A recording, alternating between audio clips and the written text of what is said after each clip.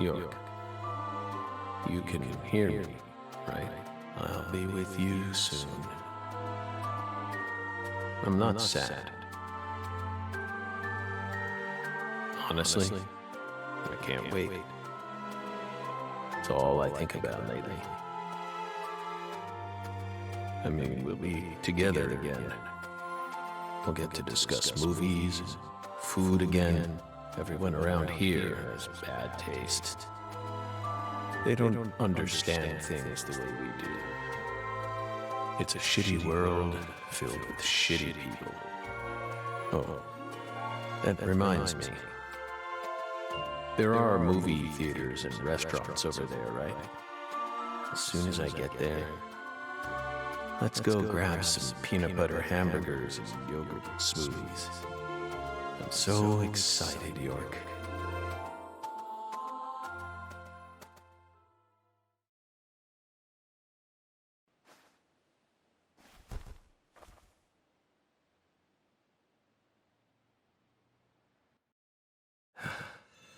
Please, York, don't rush me.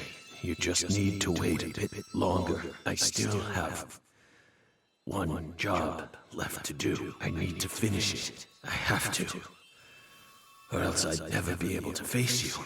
Just give me a little more time, okay?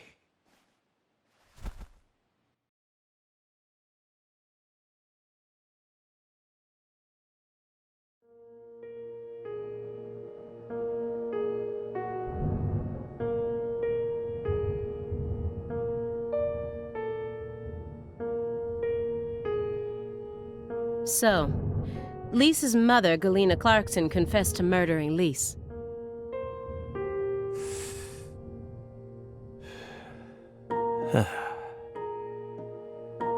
But then immediately afterwards, she went insane. So you had no choice but to detain her.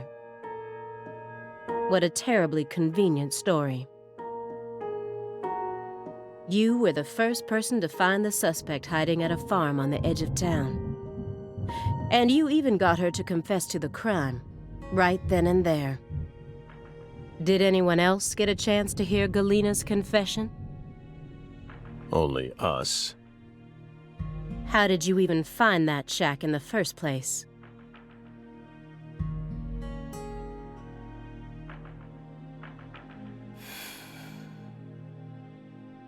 Metaphysical offender profiling.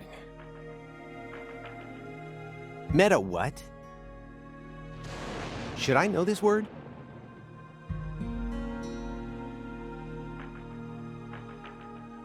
Metaphysical offender profiling. The term appears 6 times in the Le Carré report and 14 times in the 2010 Greenvale report.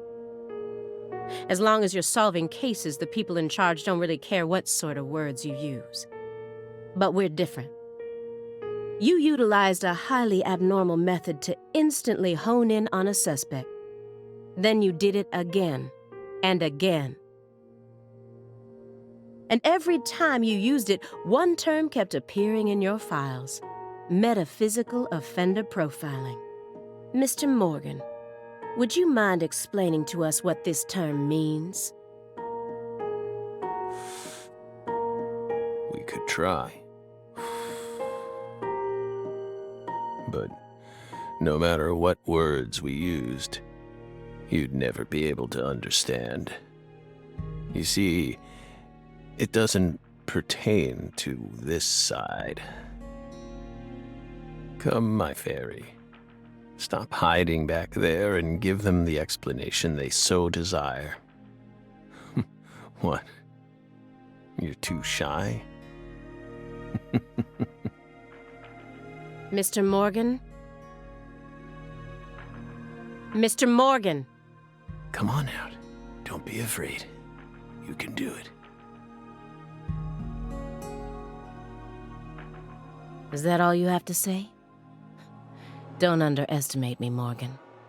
I know you and the Clarksons share a deeper connection.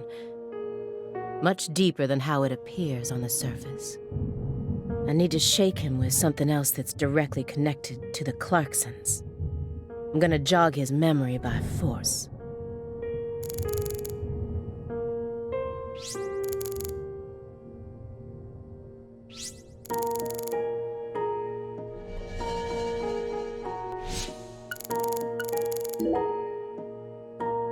Mr. Morgan, according to you, at the beginning of this case, the victim's body was being stored in the warehouse on purpose. Is that the truth? They really put her body there alongside food and other perishables? It's in the report. No. The report only says it was stored using the most effective and shockingly inhuman method possible. If you can think of a better phrase, we're all ears. The report isn't wrong, you know. In fact, that might actually be the most accurate way of describing it. It's precise, and it's also kinda poetic, you know?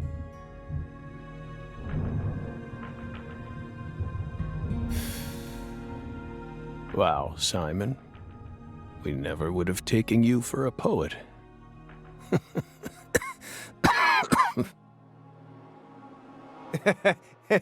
Right? You two think this is a joke? Lise Clarkson's body was discovered in that cold storage warehouse after 14 long years. If you'd only done a proper investigation, we probably would have found her much sooner. That poor girl. We still regret the fact that we never got to meet her. We're sorry, from the bottoms of our hearts. I only hope it didn't happen that way by design. Will you comfort me? Thank you, my fairy.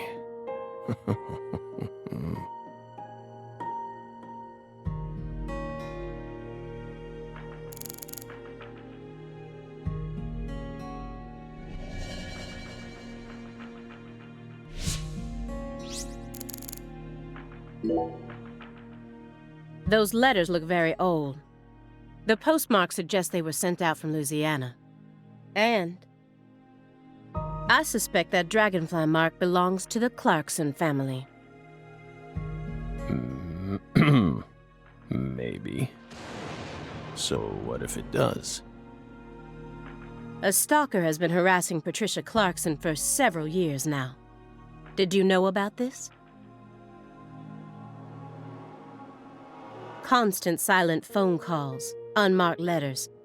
She also spotted a suspicious figure lurking near her mansion several times.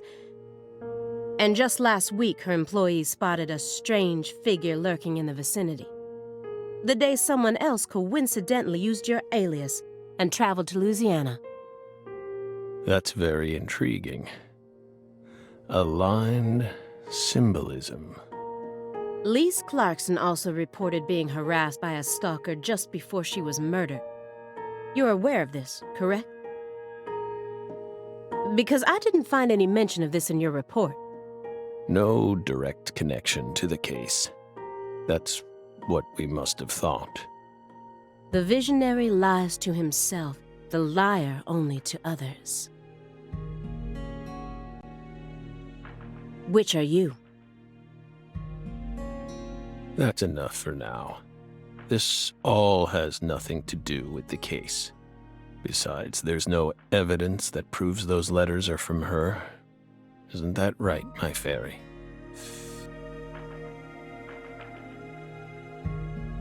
I knew it wouldn't go that easily. Maybe I should try asking my questions in a different way.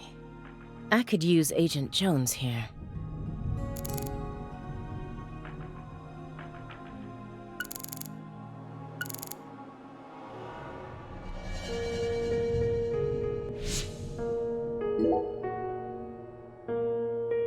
Agent Jones. Are you paying attention? Or do you intend to waste Mr. Morgan's precious time? No. Sorry. I'm just a little tired. I'm listening. Take your hand out of your pocket. Didn't they teach you any manners at Quantico? Oh, right. Guess they slipped my mind. My bad.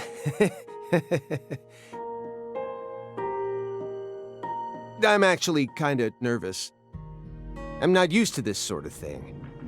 Data analysis is my specialty, you know. I'm sure I'd be able to calm down a bit if I had some pizza, though. The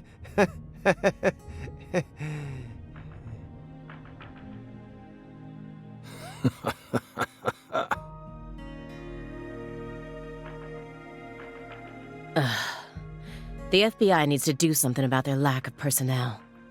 I'll have to ask the questions myself. But how should I start? Maybe I should look back over the files and calmly reassess the situation.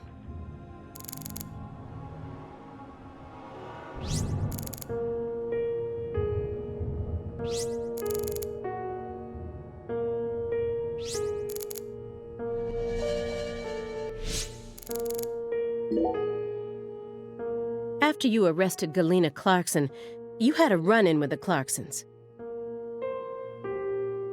At least that's what it says in the report. What exactly happened there? Just a simple run-in, that's all.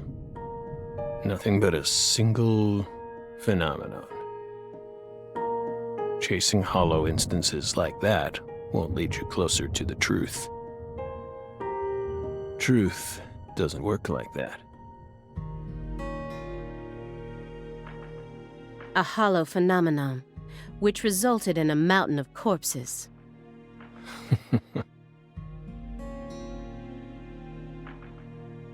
Oh, Belle. We think we finally understand what you're trying to say. But don't be so voracious.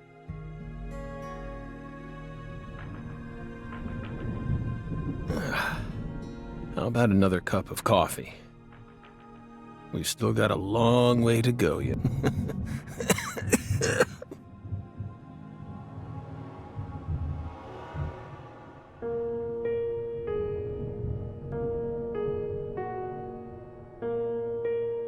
Yes, it's coarsely ground, so there should only be 4 teaspoons per cup. No more, no less. Next, the coffee travels from the funnel to the siphon. Simon, normally you only do surveillance in order to gather data, correct? Hiding microphones and cameras, sifting through garbage, wiretapping, shadowing, tracing credit card histories. You'll do whatever it takes to gather data in order to prevent crimes. That's how the FBI works. Well, yeah, you're right. No reason in hiding it now, I guess. Why do you ask? Our Southern Belle has adopted a very peculiar MO. It's almost like she has a special power, just like us.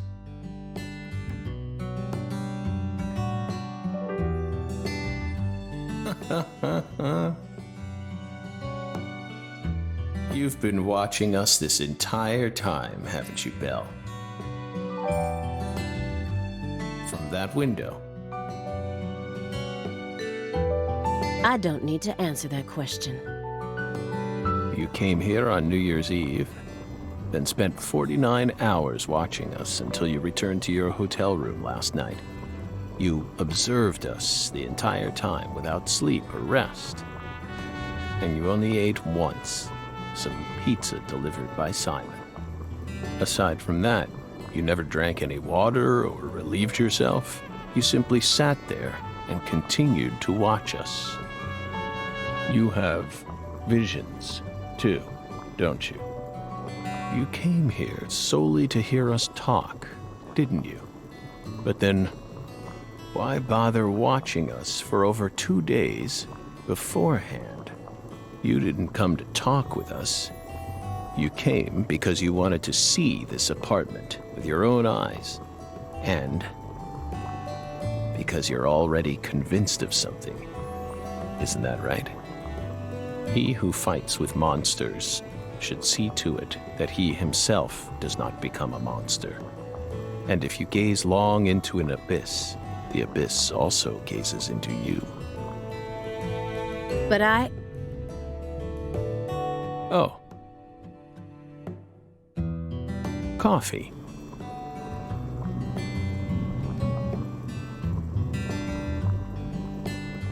Thank you, my fairy. If you hadn't been paying attention, this coffee would have all gone to waste. The pus in our brains. It really has a way of interfering with our lives. Didn't remember. This came along. No, what's... Coffee. Yes, coffee.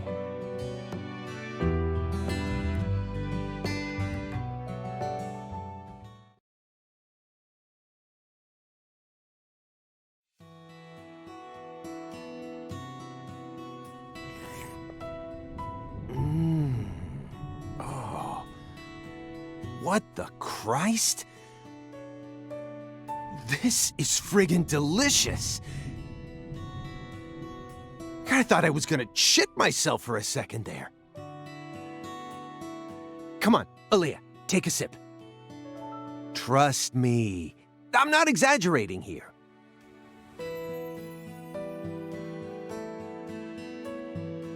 I don't believe it.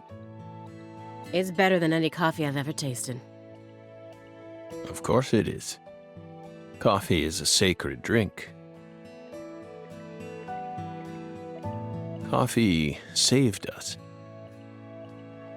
If not for its oracle, we would be on the other side right now. So I never forget to pay my respects to coffee, especially at critical moments like this.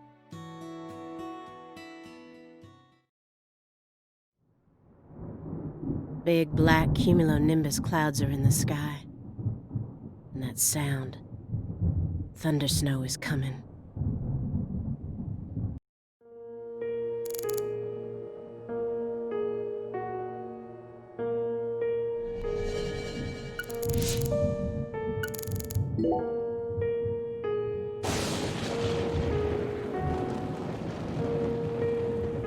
Do you hear that thunder? It's probably gonna snow soon. We're in Massachusetts. That's the norm for this time of year. Well, I'm not used to the cold. If possible, I'd like to finish this up before we get stuck in a snowstorm. Agent Jones, after we're done here,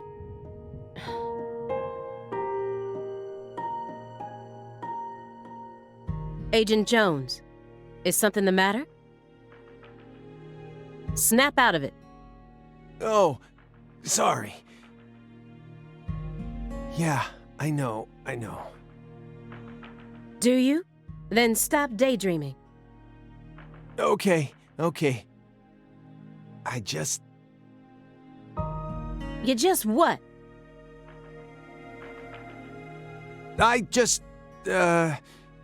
My stomach's been letting some thunder loose, too.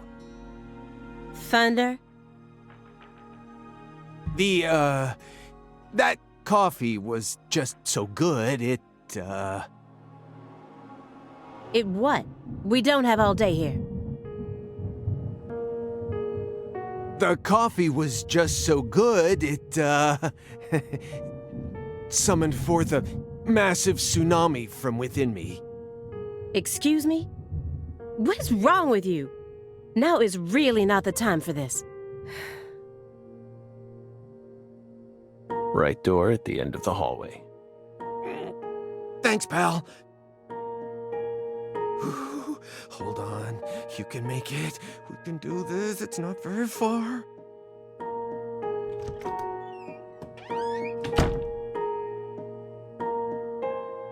We promise you. We did not put laxatives in the coffee. Coffee is a sacred drink, remember? Motherfucker.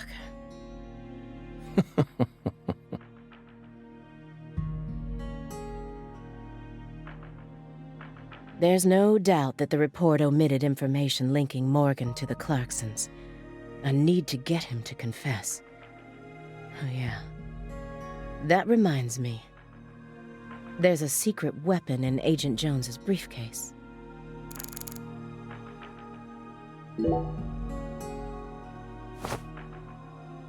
Have you ever seen this before? And please, don't say no.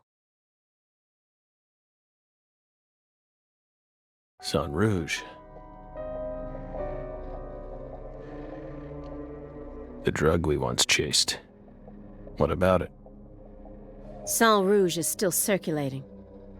It's changed shape and its composition is slightly different now, but it's still very much alive. But only in a very limited part of Louisiana. You aren't surprised? Did you somehow know this would happen?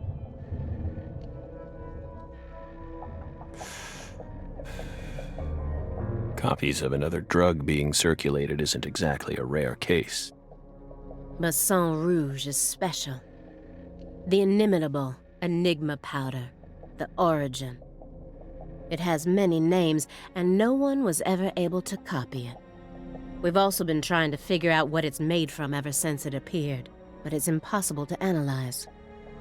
After all, it appears to be made from common ingredients that can be found anywhere. But if you try to use those ingredients, all you'll end up with is a mundane hallucinogen like DMT. If you're lucky. No. Sang Rouge requires a special recipe. The original recipe, which someone's been guarding this entire time. Someone who survived the incident in Le Carré.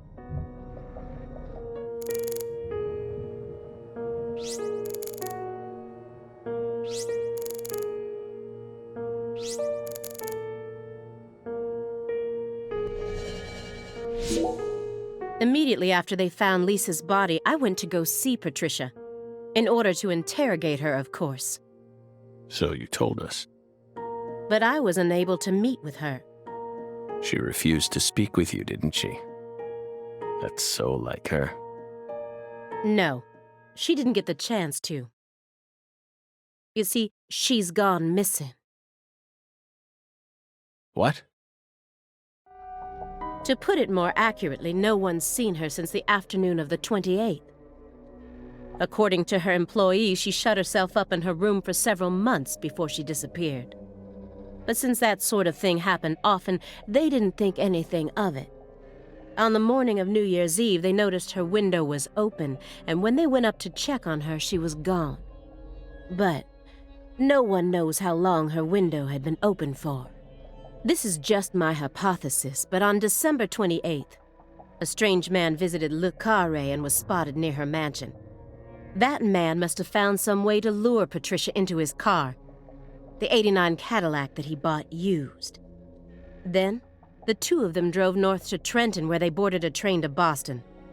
They would have arrived here around midnight on the 29th, or perhaps early morning on the 30th. I believe this man is the same Billy Bishop whose name was previously recorded by the airline. So, what do you think of my guess? I'd love to hear your opinion as a former FBI special agent. Now we get it. We aren't persons of interest. We're the suspects. But what about our alibi? What alibi? I've had enough of your bullshit. You expect me to believe you haven't taken a single step out of this room? That Agent Jones is your witness? Surveillance cameras can easily be tampered with, especially by someone like you, who knows all about how the FBI works. You're possessed by death. Go and take a look at your own face in the mirror. You look like the Grim Reaper. After you visited both Le Carré and Greenvale, you left a mountain of corpses in your wake. You can make all the excuses you want. I'm immune to them. Right here, right now, I want to know everything. You tell me the truth. Yes! You're good, Belle. Damn good. You're brimming with potential. Don't you think she's the perfect partner for our last dance? What do you say, my fairy? Don't you agree? She's good. So good. What do you want to know? We've got nothing to hide. Go on. Question us. This is how it's got to be. Doesn't this remind you of something? You know what I mean, my fairy?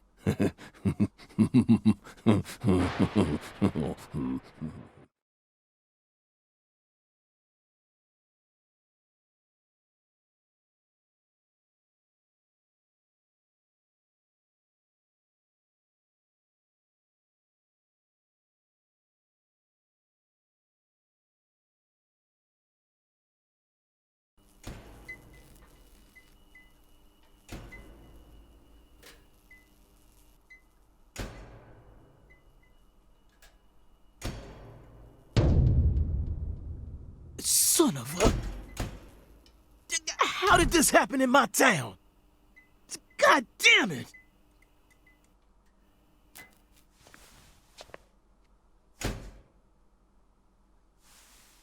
The head and limbs were severed and lined up, according to the lines that were drawn with her blood. Just like migratory birds flying systematically across the sky. Hey, Zach, what do you think this means? They're severed roots. Severed roots? This is the way the Clarksons kill someone when they want to cut 'em off from the family. And how do you know about this? Everyone in town knows about it. They're just too scared to talk. What does the V stand for, then? Beats me. What, you think I know everything now? Vilitatio. It means quarrel in Latin. That's what the V stands for. Latin. Intriguing, isn't it, Zach? There are no defense wounds on the corpse. In other words, Galena showed no signs of resistance when she was amputated. But, strangely enough, there are small traces of subcutaneous bleeding around the wounded areas. That's a vital reaction, which means she couldn't have been dead. You mean... Yes, that's right, Patty. Galena was amputated while she was still alive, and she never resisted. Is that even possible? It certainly isn't impossible. For example, if she was put to sleep with a drug, or if she desired the amputation herself. Why would she ever desire that? Mr. York, I'm sorry, but there ain't no way that could have happened. How can you be sure of that, Melvin? Our world contains phenomena that could never be explained with logic. This is especially true for phenomena in which humans are involved. Do you really think all the facets of love and hate can be explained with logic? Well, no, I don't reckon I do. Yeah, might be too early to rule out those possibilities, just like you say. Zach, now we truly know just how deeply the Clarksons are involved with this. Patty, how long does it take to reach the Clarkson estate? Just a short drive. You just gotta head west along the Mississippi. You can't miss it. Got it. Thank you, Patty. By the way, Melvin, no matter how accelerated Patty may be, don't you think she's still a bit too young to see something like this? For the record, I have no intent to instruct others on how to raise their children, but... Holy moly, you're right! Patricia, CLG! Come on, sweetie. Kids shouldn't have to see stuff like this. Daddy, it's too late now.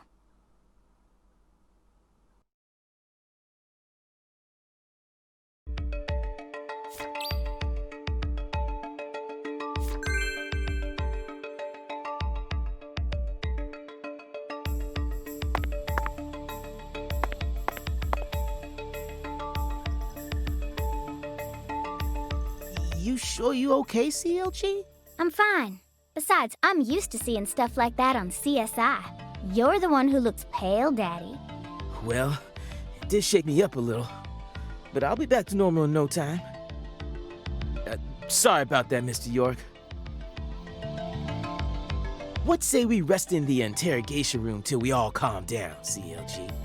Sure thing, Daddy. I'm gonna go sit with Daddy for a bit, Agent York. We can join back up later.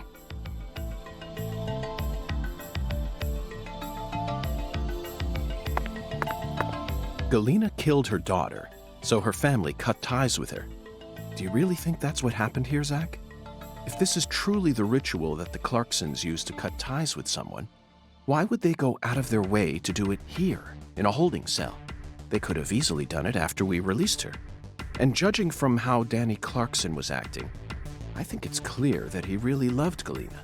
How could he accept this grotesque butchering, even if it was for the sake of the family? There's no point in ruminating on this. We should get back to the investigation. As long as we keep moving, the answer will inevitably fling itself straight at us.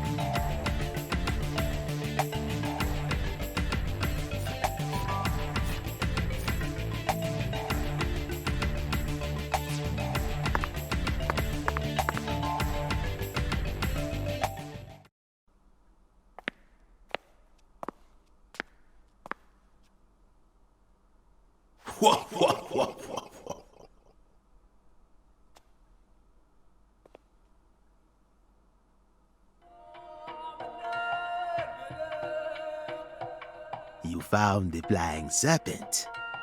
But now, the flying serpent will come to find you.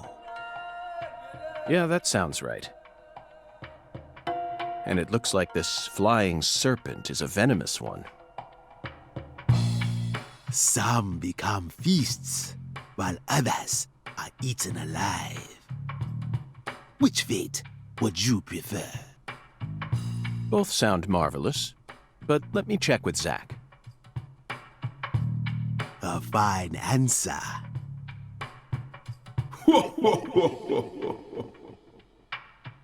Find the one who fired the pistol at heaven. Within the white hall of beds, brandish the ticket to the goddess. And once again, you will see the other world. Do you comprehend the oracle? Zach, it looks like he's hell-bent on leading us back into that other world. Follow the oracle. Oh, I will, Hungan.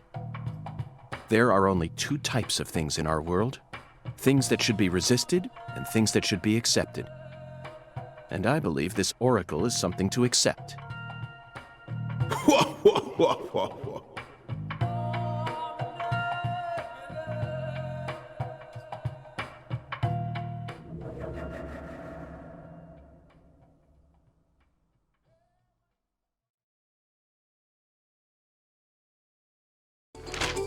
Do you think we're crazy for believing everything that skeletal gentleman says? No, we're not crazy. Not one bit. This is our destiny, that's all. But I shouldn't need to explain that to you, Zach. The one who fired the pistol at heaven. Firing pistols at the sky might be a rather common occurrence for the South. Remember?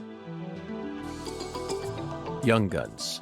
1988, directed by Christopher Kane. There's that great scene where Emilio Estevez keeps firing his Colt M1877 up at the sky. Well, but that film took place in New Mexico, didn't it? And the Oracle probably isn't referring to a situation like that. It's got to be for some purpose other than an attack or a threat. Raising a pistol up to the sky, then slowly pulling the trigger, kind of sounds like the start to a race. Don't you agree, Zach? Bingo, Zach. We're currently running a race here, and the one who started this murder investigation is indeed the one who fired the pistol at heaven. In other words, the person who first discovered the body. According to the files, Lisa's body was discovered by Chuck Thompson, a crawfish farmer. He apparently works out of a fishing hut located in the marshes south of the bayou. Let's go pay him a visit. Who knows? We might even get to see some crawfish. What? Why isn't the murderer the one who started this race? Zach, this isn't like you. Of course the murderer isn't the one who started the race. The murderer's running it. They're currently in first place, and they're breaking all the rules. Any more objections, Zach? Within the White Hall of Beds. This one is even easier. There are only a few establishments that have a whole hall's worth of beds.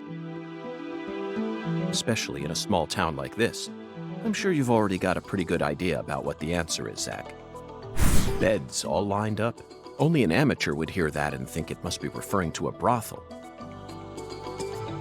I mean, come on. Who would ever use White Hall as a symbol for a bordello?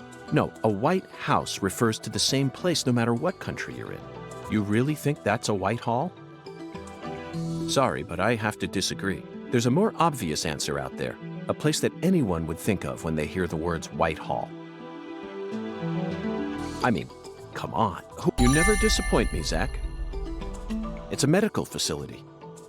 They invite their patients into rooms full of beds where they're tended to by doctors and nurses clad in white. It's definitely a White Hall, where people are invited into beds. You always manage to impress me with your intuition. I'm really counting on you here, Zach, and I know.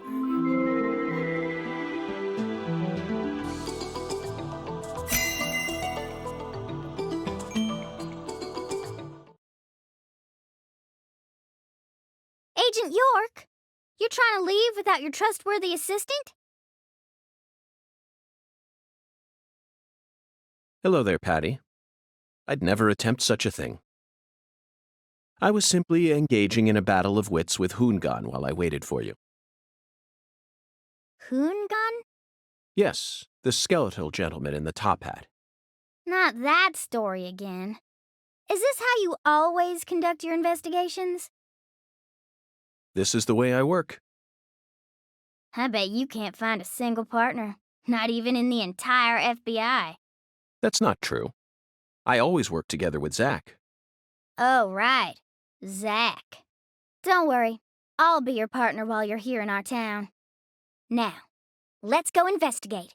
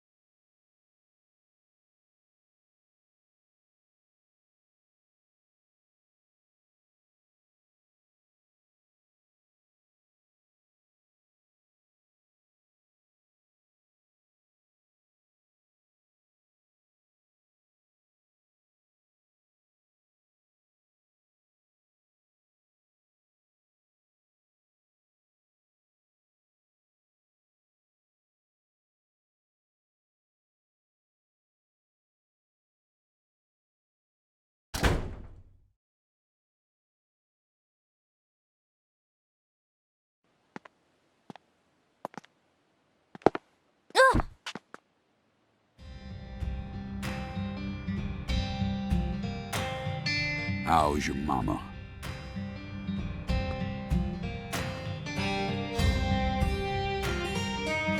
So, you're that hotshot FBI agent I keep hearing about. And who might you be? I came to claim the body of my daughter. My daughter, who was murdered in a holding cell after you detained her yesterday.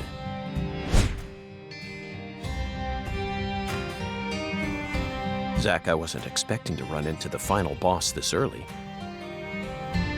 You must be the head of the Clarkson family, P.J. Clarkson. And you've come to claim the body of Galena Clarkson, whose dismembered corpse was found early this morning. Is that correct? Where did you learn that Galena had been murdered? Zach and I just learned of the news ourselves. This is Luke Corey. And I am P.J. Clarkson. There ain't a single thing I don't know about this town. I see. So then you must also know about the Severed Roots ritual. I have a question for you, Philip. We suspect that Galena was murdered by someone from the Clarkson family. Have you given that possibility any consideration? Listen up, you FBI piece of shit. You better watch your manners around my pa. Shut up, Daniel. But, sir... My bad, sir. I'll have you know I once had 3 children. But I must not have raised them very well, because my son and my eldest daughter both ran away and never came back to me. The only one who stayed by my side was my second daughter, Galena. Then she done married Daniel here into the family and presented me with both an heir and a granddaughter. Seemed for a while as if things were finally starting to calm down. But then, someone corrupted both Galena and Lise. And I lost everything. Well, aside from my shit-heel son-in-law, that is. You understand me, FBI? Galena's death is nothing but a loss for the Clarkson family. That doesn't mean the Clarksons are automatically innocent, though. Humans don't always act out of self-interest, do they? That mouth. You're starting to sound more and more like your mother.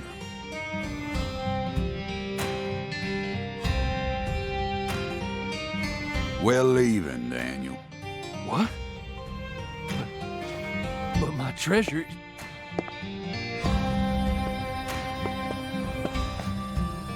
Now, whether you end up being an angel or a demon, I reckon you're the man I've been waiting for all this time. Once you finish that autopsy and we're clear to take her home, I want you to give me a call. They're phenomenal, Patty. So perfectly rural. Ominous statements, foul-mouthed insults.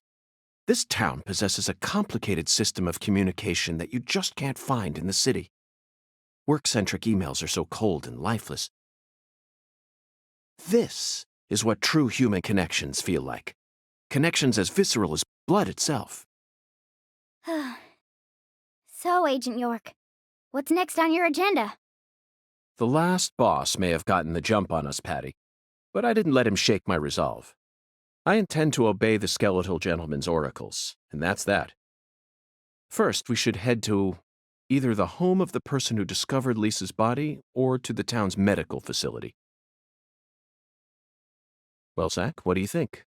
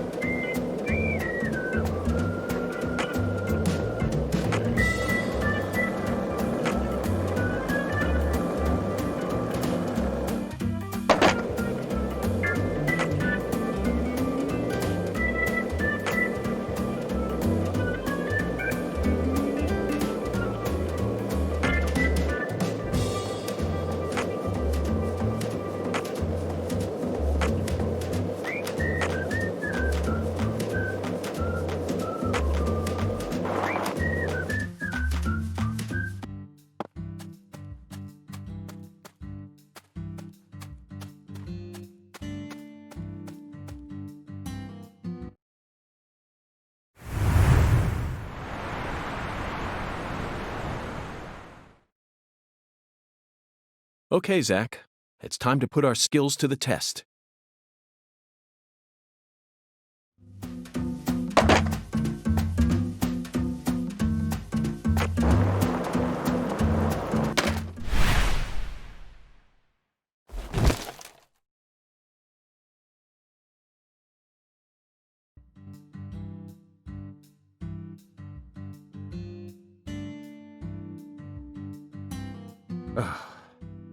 Well, Zach, it seems as if we've reached an impasse.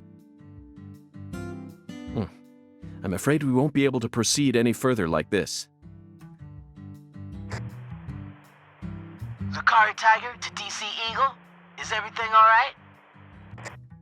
Hello, Melvin. Sadly, my darling just gave out on me. Your darling? You mean... Yes, that's right. My beloved skateboard. I know the chances are slim, but do you happen to know of any establishments in town that can repair skateboards? Please, I hope this doesn't offend you. Neither Zach nor I would ever dare to assume that a remote country town like this would have a skateboard shop in it. But perhaps you have at least one eccentric who likes to tinker with them in their spare time. I know just the person. Double bass player by night, trick master by day. God blessed her with 2 talents, and her name is Emma Sanders. Emma? That's right. She's Pastor Sanders' adopted daughter, and was also Lise Clarkson's best friend. Emma really knows her stuff. She's got tools and a mountain of parts, so I'm sure she'll be able to help. I owe you one, Melvin. Zach, I never thought we'd find our very own skateboard mentor out here in the sticks. Let's head straight to Emma. What is it, Zach? Why didn't I just ask the sheriff to tow away the old cars? But isn't it obvious? I want to overcome this obstacle using my own strength. In fact, I want to soar over it.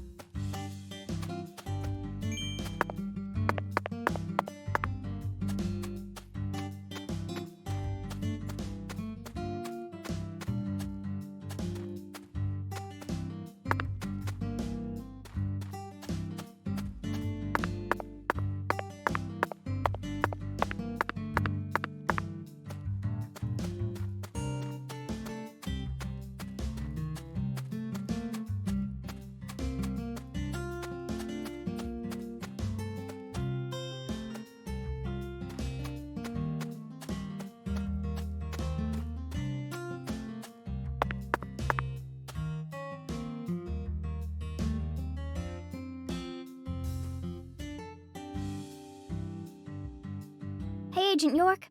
I feel like someone's in there. Let's go and see.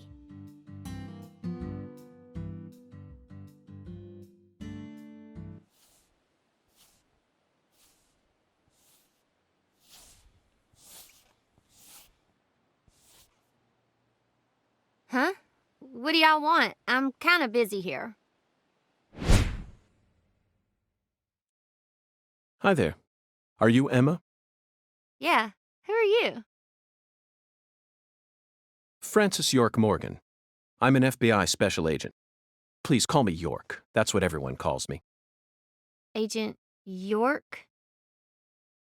So, what does the FBI want with little old me? I already told the police everything I know about Lise. Emma, I haven't come here to talk to you about Lise. Although I suppose it's sort of connected in a way. My darling is broken, and I need you to fix her. You call your board your darling? I never heard that one before. All right, let me see it. I'll try and assess the damage.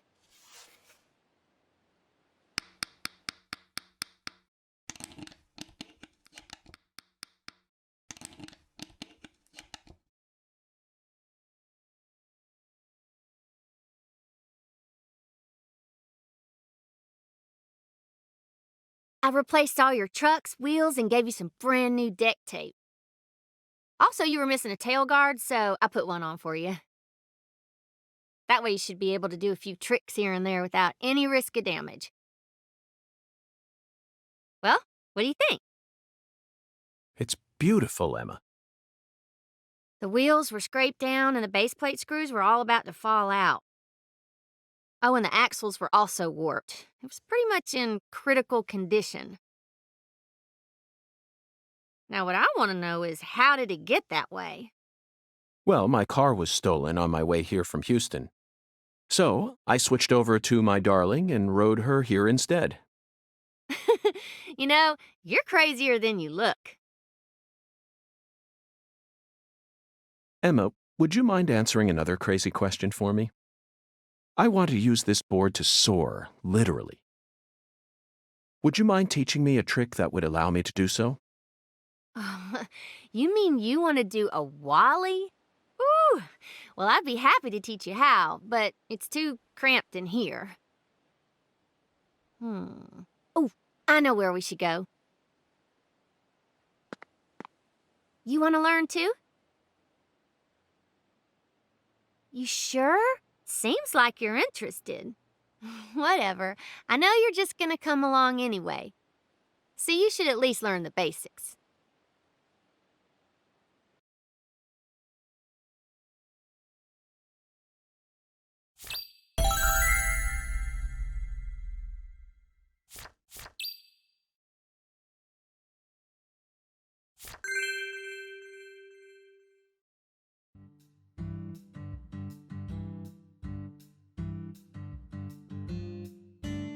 Okay, Agent York.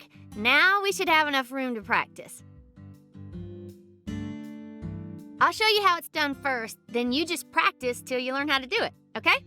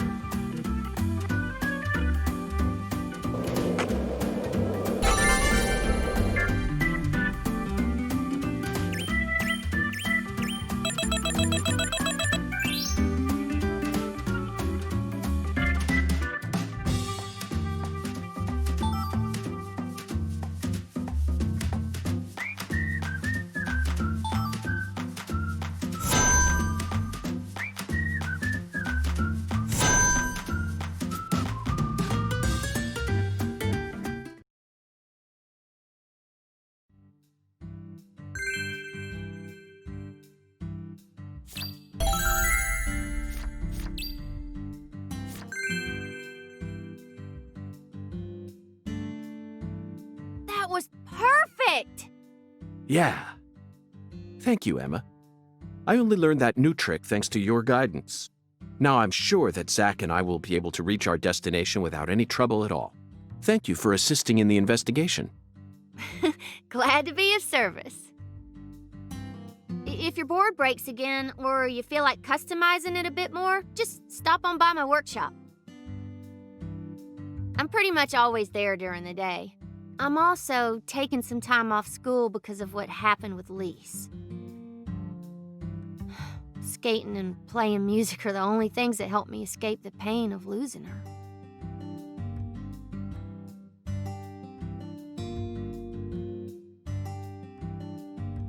Zach, did you see the expression on her face just now? She works hard to act cheerful, but she's yet another person who was hurt by the tragedy. Lisa's death is like wildfire, spreading embers of sadness throughout the entire town.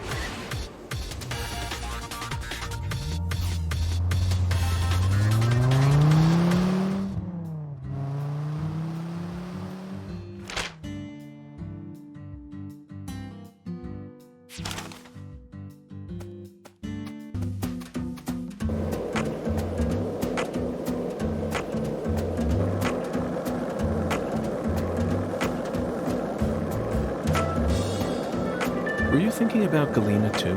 And all the other women we've seen so far on our travels across the states? Zach, I'm right, aren't I? This is a vast country. Incredibly vast. And it's mostly composed of mountains, deserts, and farmland, with small towns scattered about here and there. That's how America looks to me. Compared to the scale of this entire country, New York, Chicago, and LA are all microscopic. Sometimes they even feel like figments of my imagination. Think back to what Las Vegas looked like when we were driving up I-15. It was a mirage. The TV and movies dress up those mirages and broadcast them to people all around the world. Meanwhile, American women become fascinated by the gorgeous...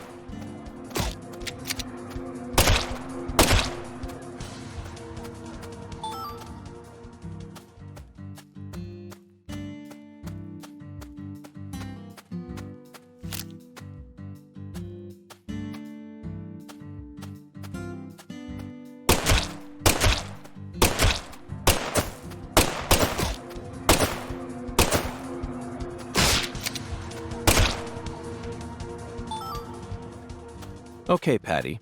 I'm going to try asking you that question again. What do you do when you're at home? What?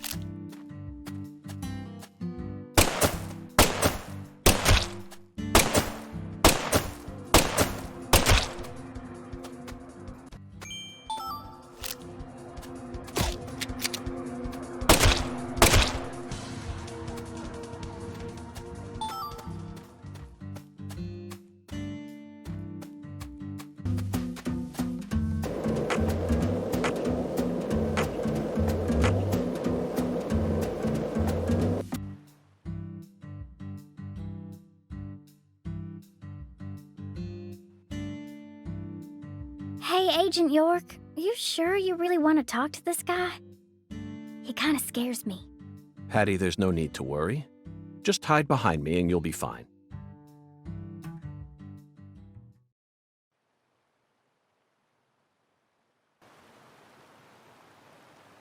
Chuck Thompson, you were the first person to find Lisa's body, correct? I'm FBI Special Agent Francis York Morgan. Please, call me York. That's what everyone calls me.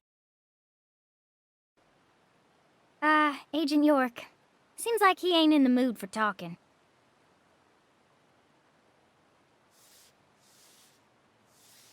Chuck Thompson, may I have a word with you?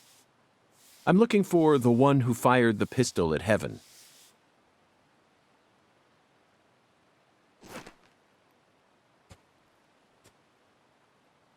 You trying to say I gotta aim up to shoot 'cause of my height?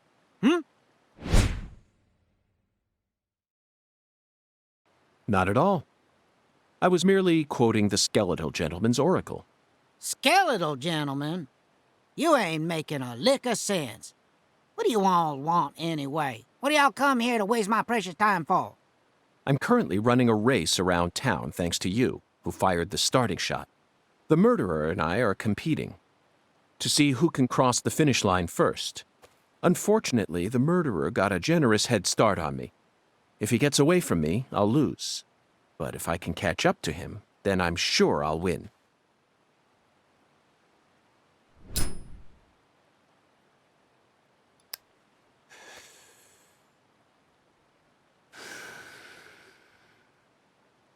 So please, Chuck, tell me, how did you find Lisa's body?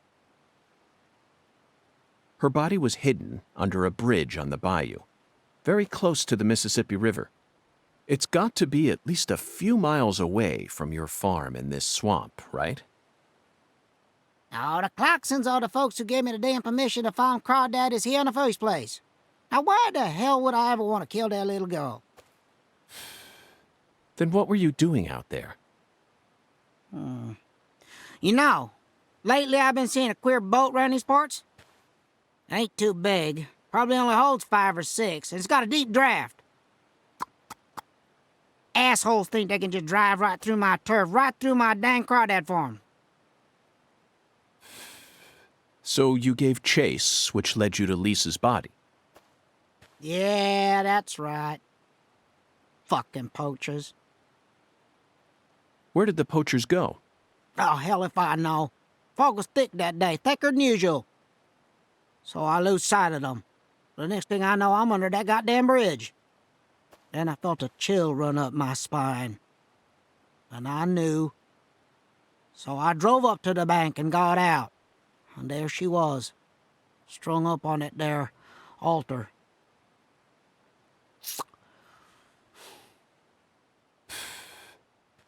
Did you know Lise personally? Yeah, I knew her a little. She never showed me no disrespect, unlike the rest of those damn Clarksons. They so rotten I can smell it from here, same as the shit at the bottom of this here swamp. Heavy. Yeah. They was a little better when their boy Lenny was still around. Lenny? Yeah, Leonard, PJ's son. He never showed me no disrespect neither. And he's the one who gave me permission to farm here. But, well, ever since he left home, his whole family's gone straight down the shitter. Lisa was the only decent one left. She was wise, just like Lenny. Ain't right, I tell you. Heavy. Now I'm done talking, goddammit. Now go on, get the hell out of here. Philip mentioned something about his son leaving home. That must be Lenny. Did you know about that, Patty? Everyone in town knows about it. By the way, Zach, do you remember what we saw when we were skipping stones? That boat with the dragonfly crest. Zach, no matter where we go in this town, we're constantly assaulted by information related to the Clarkson family. Just where is that skeletal gentleman trying to lead us?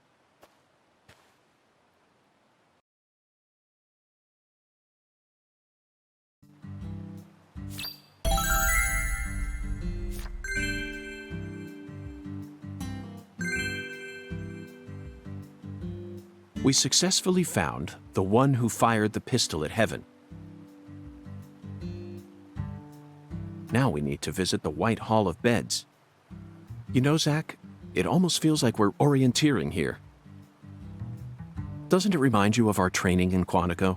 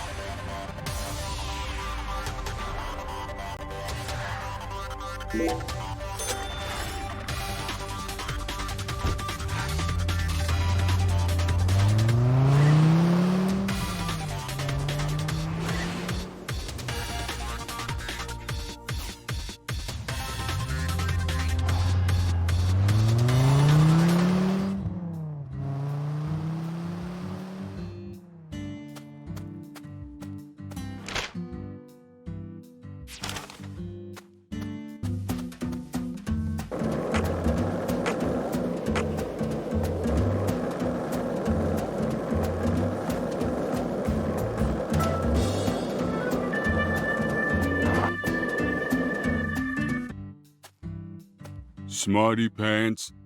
What you want?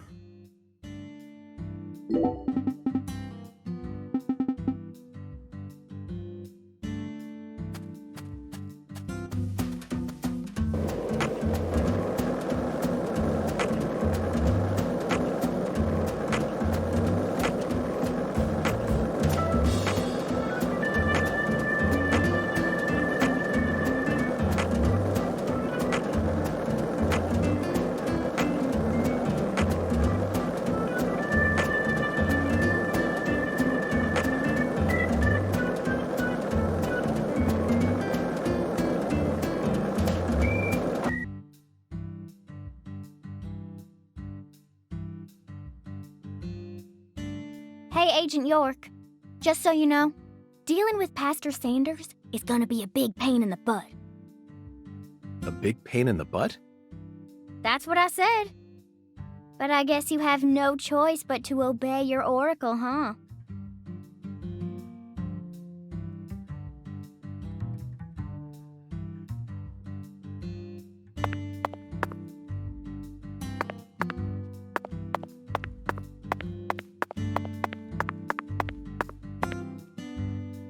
Have you come seeking salvation? I'll be happy to guide you.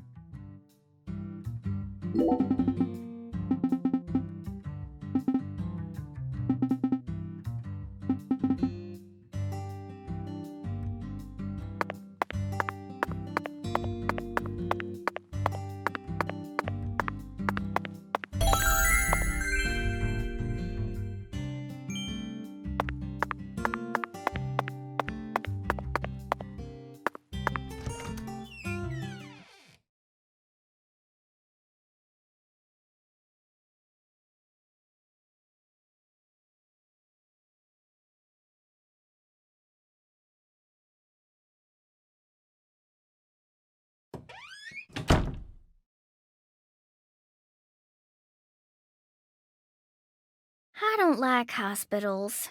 Why not? They soup folks up with medicine, cut 'em up, and then they try and act like they're your friends. Something ain't right about that, you know. It goes against the laws of nature. Plus, this is a church. So you got a pastor, a servant of God, actually playing God with his patients. I think you have a point there, Patty. These days, we can neither determine death nor reproduce without the help of modern medicine. Yeah, our world's become quite an unnatural one. Oh, excuse me. This is Lucare. You need to watch where you're going, or someone might end up tripping you.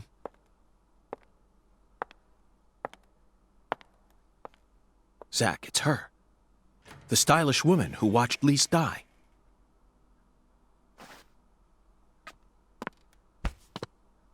I've been waiting for you, lost lamb.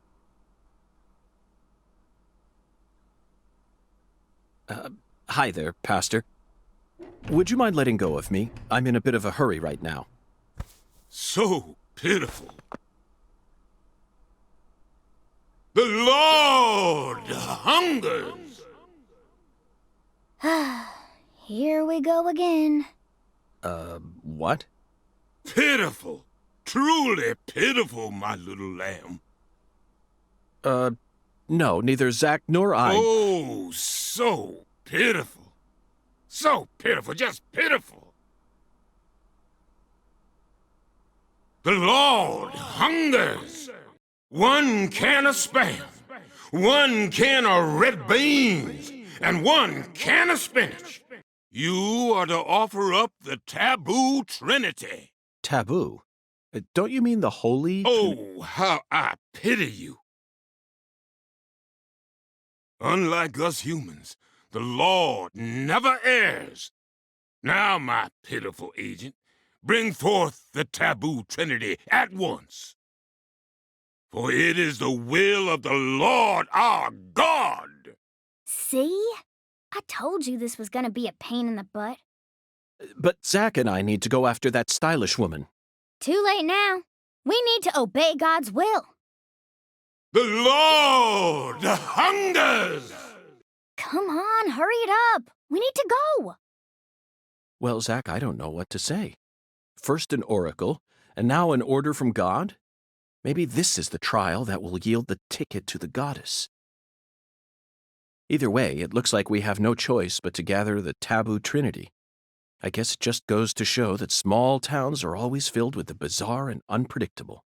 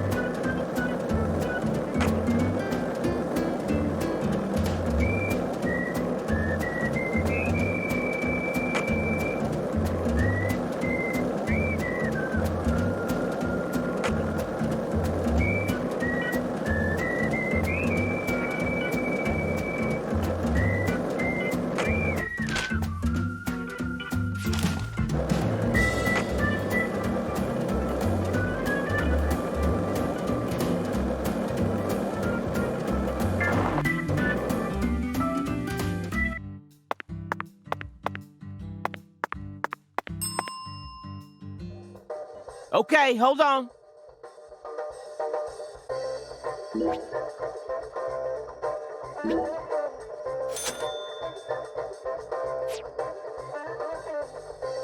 Mr. York. Spam, huh? You a pot of meat kind of guy? No, Melvin. I've simply gotten myself tangled up in a little mess. Oh, I get it. Mr. York. The Lord hungers, right? Yes, apparently the Lord is starving, and I'm a lamb with no sense of direction.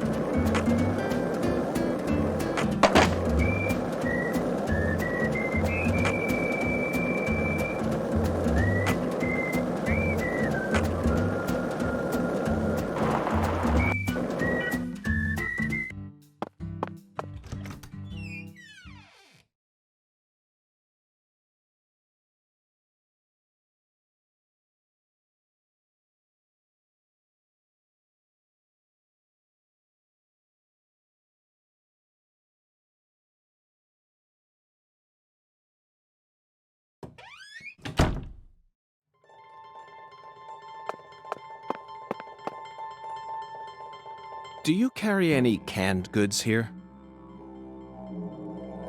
Canned goods? The vermin of the grocery store? Nay, I think not. Understood, Mirror.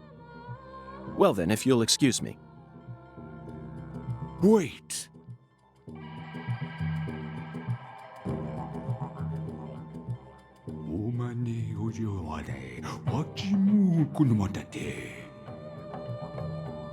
Yes, I can see it. I can see the canned good thou seeketh. How intriguing. Well then, where is the canned good I seek? In a place where no man could ever peddle it. I see. In a place where it can't be bought from a person. Got it. 'Twas but a trifle.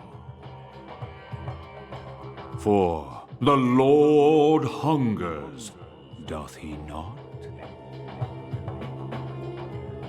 Zach, it's in a vending machine. It appears that God wants us to go on a wild goose chase all around town.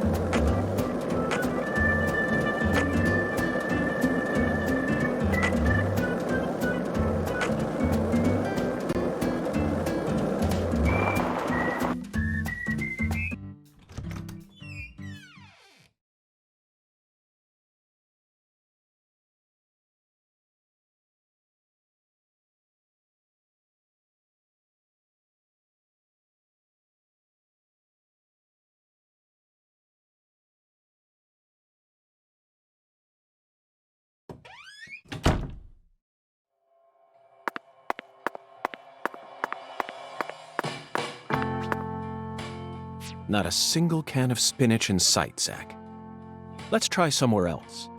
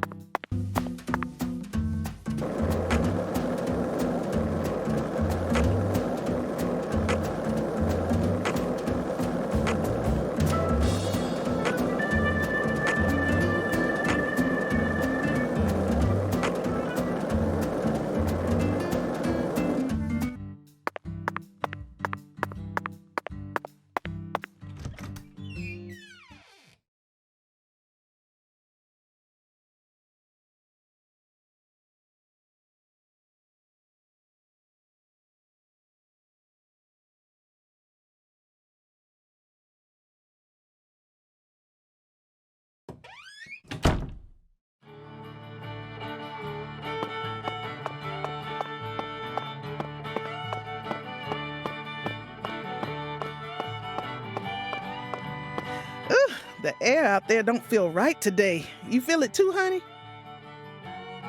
Is this place a bowling alley or a restaurant? Oh, my Lord, what's wrong, honey? Can't tell the difference? It says restaurant right there on the outside. And how do you explain that then? That's so the customers can bowl while they eat. Convenient, ain't it? If you want to bowl, honey, you'll have to ask Mrs. Carpenter to open up the lane for you. But if you just want to eat, then all you need to do is call my name. Got it? Oh.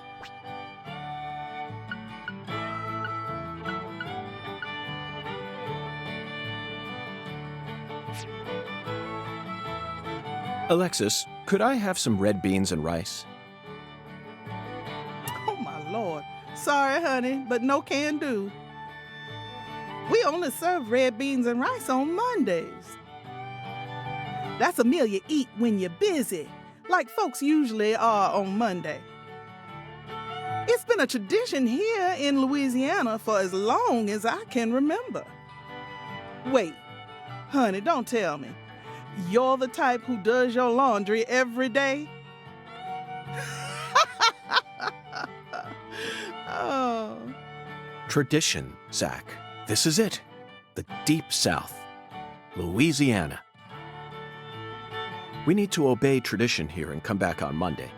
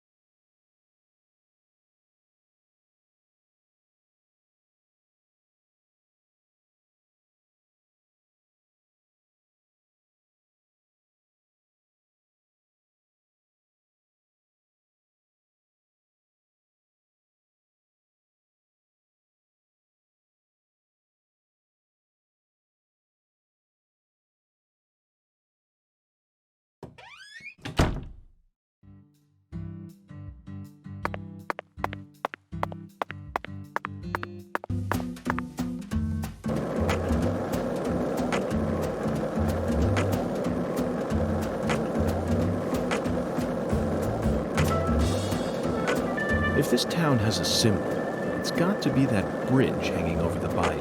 Lift bridges are truly a rarity. Reminds me of Duluth, Minnesota. Remember what happened there?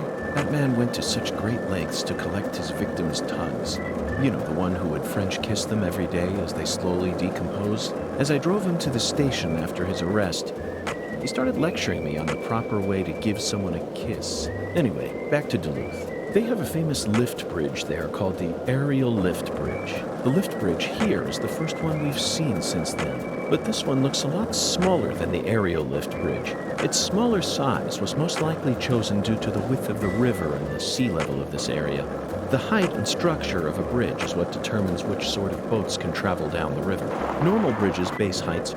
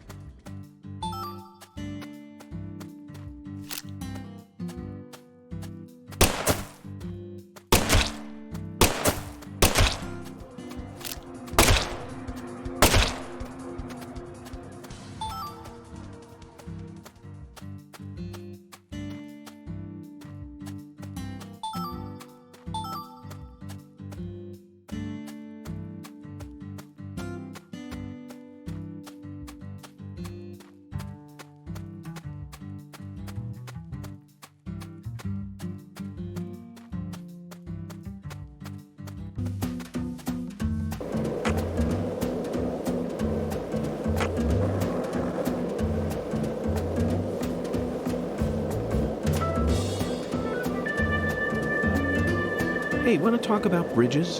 Why? I've become obsessed with bridges, Zach, and there's no turning back now. Remember what we saw on our way here? Back when we were driving that hybrid car before we switched over to the skateboard. We passed over the Lake Pontchartrain Causeway, the longest bridge over water in the entire world. Remember the sudden downpour that made it impossible for us to see the road? The rain was so torrential that we couldn't see more than a few miles ahead of us. I'm sure local drivers are used to that sort of thing.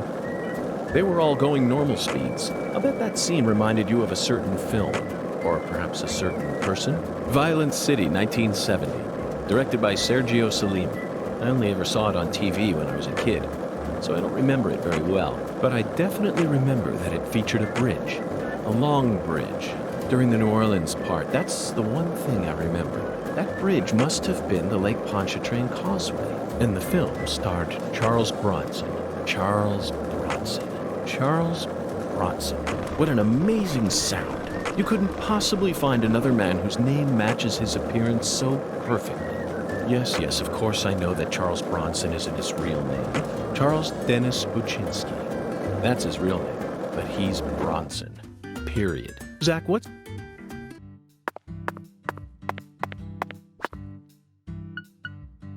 I think we've got the wrong vending machine.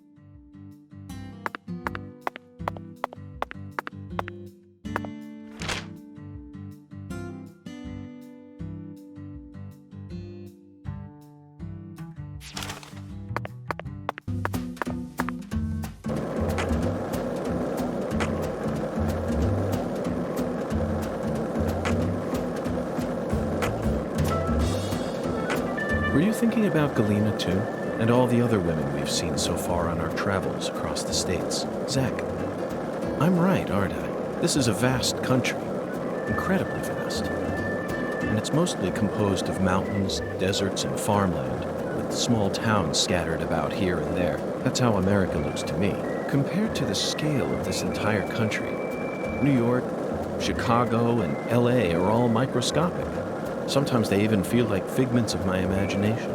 Think back to what Las Vegas looked like when we were driving up I-15. It was a mirage. But TV and movies dress up those mirages and broadcast them to people all around the world. Meanwhile, American women become fascinated by the gorgeous city lights and are drawn toward those illusions. The very same women who are chosen as prom queens in their small towns. In the end, all they find are ghosts.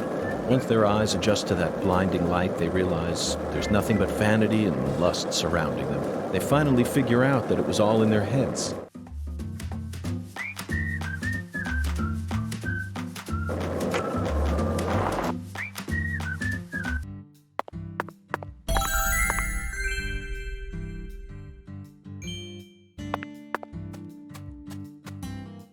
Zach, it appears to be closed.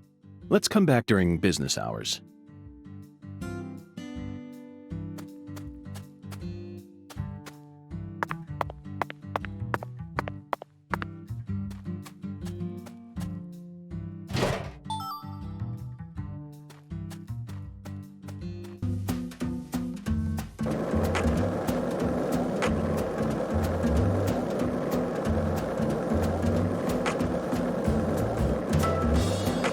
Hey, want to talk about bridges? Why? I've become obsessed with bridges, Zach, and there's no turning back now. Remember what we saw on our way here? Back when we were driving that hybrid car before we switched over to the skateboard. We passed over the Lake Pontchartrain Causeway, the longest bridge over water in the entire world. Remember the sudden downpour that made it impossible for us to see the road? The rain was so torrential that we couldn't see more than a few miles ahead of us. I'm sure local drivers are used to that sort of thing. They were all going normal speeds. I'll bet that scene reminded you of a certain film, or perhaps a certain person. Violent City, 1970, directed by Sergio Solima. I only ever saw it on TV when I was a kid, so I don't...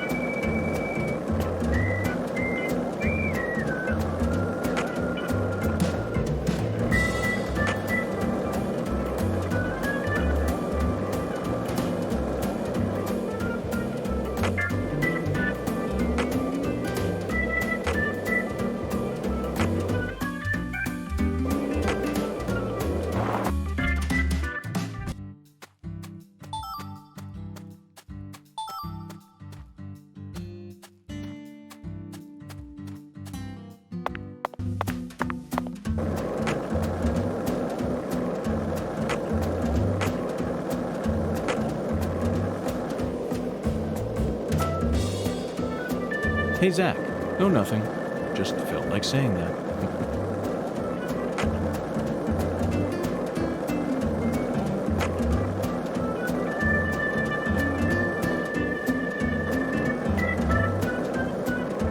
Hey, Zach. No, nothing. Just felt like saying that.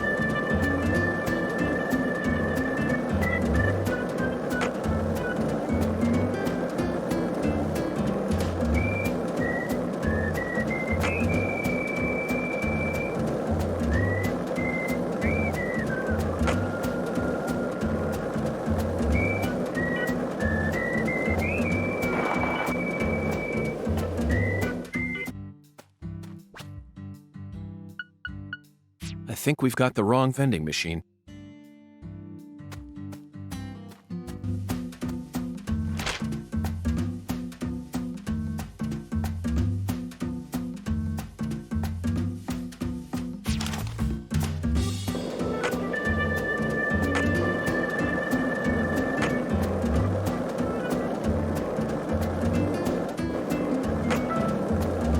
This is the Deep South. I feel it every time that molten hot sun pours down on me. Don't you, Zach?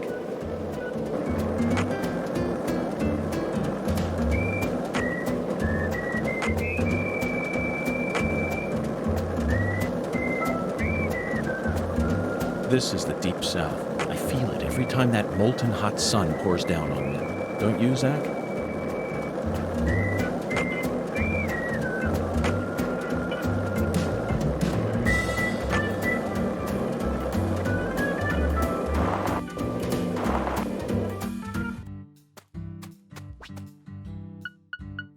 This vending machine does not carry what God seeks.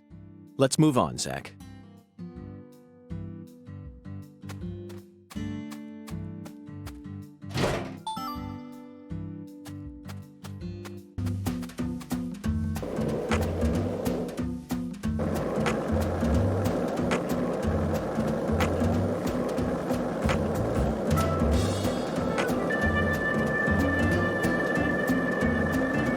Hey, Zach, it looks like we were right on the money. Tracing the son.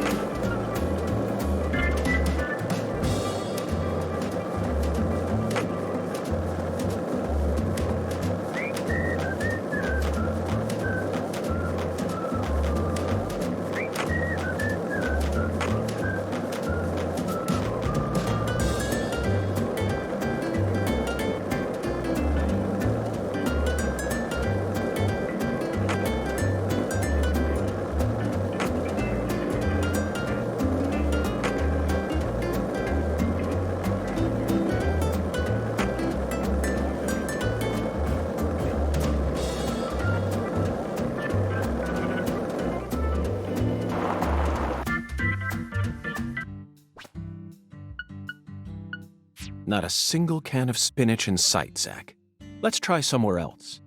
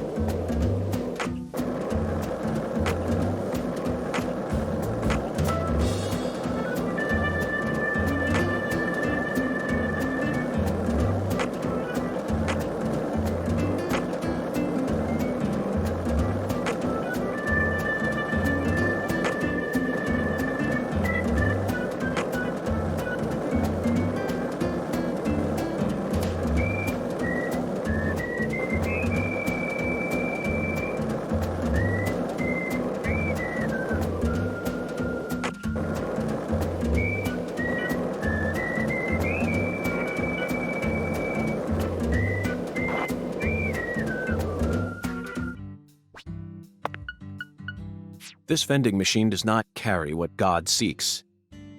Let's move on, Zach.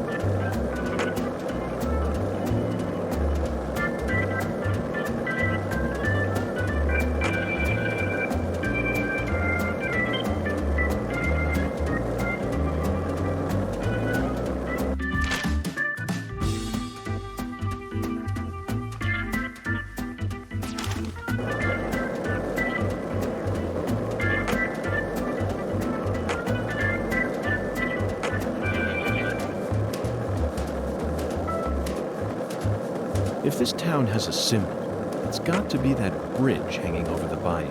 Lift bridges are truly a rarity. Reminds me of Duluth, Minnesota. Remember what happened there? That man went to such great lengths to collect his victims' tons. You know, the one who would French kiss them every day as they slowly decomposed. As I drove him to the station after his arrest, he started lecturing me on the proper way to give someone a kiss. Anyway, back to Duluth. They have a famous lift bridge there called the Aerial Lift Bridge. The lift bridge here is the first one we've seen since then, but this one looks a lot smaller than the aerial lift bridge. Its smaller size was most likely chosen due to the width of the river and the sea level of this area. The height and structure of a bridge is what determines which sort of boats can travel down the river. Normal bridges' base heights are set at a higher point so that boats can freely pass underneath them. But I imagine it would be difficult to create a bridge with a large arch here due to the river width and the sea level. That's why we're seeing all these mobile bridges, such as lift bridges and drawbridges around here. As far as Louisiana goes, It appears that they've built mobile bridges over most of the bayous. Fascinating, isn't it, Zach? So many different types of bridges. I'm curious to learn even more about bridges now. Let's do some detailed research next time we get the chance.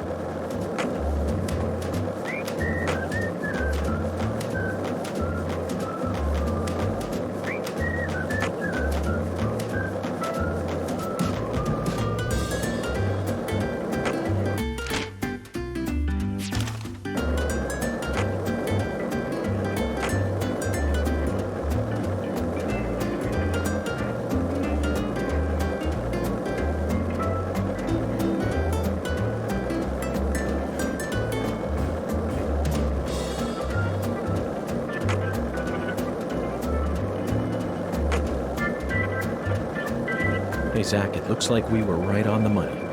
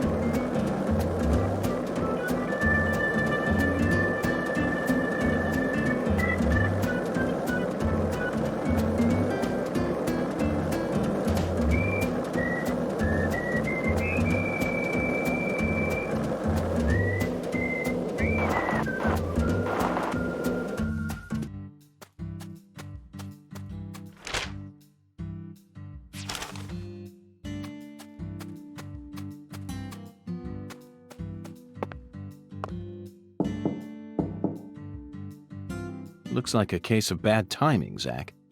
Let's come back later.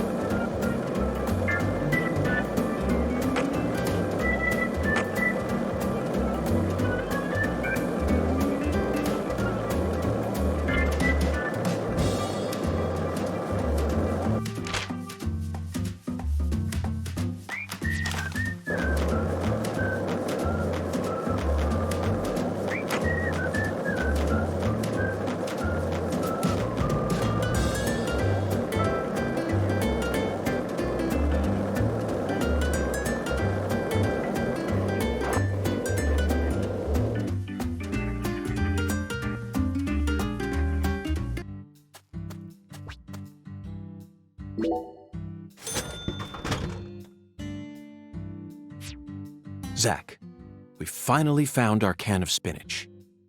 Look, Zach, even this vending machine is managed by Clarkson Food Delivery Services. But who in their right mind would sell canned goods in a vending machine in the middle of nowhere?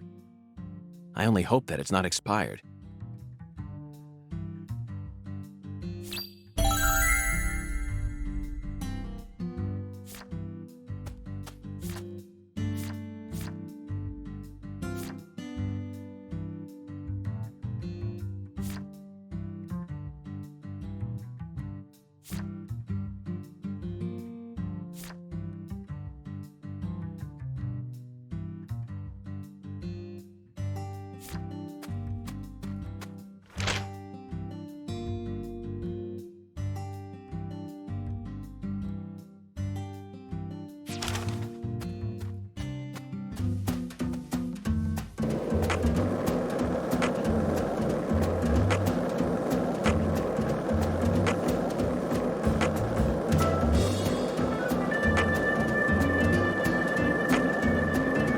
One lollipop?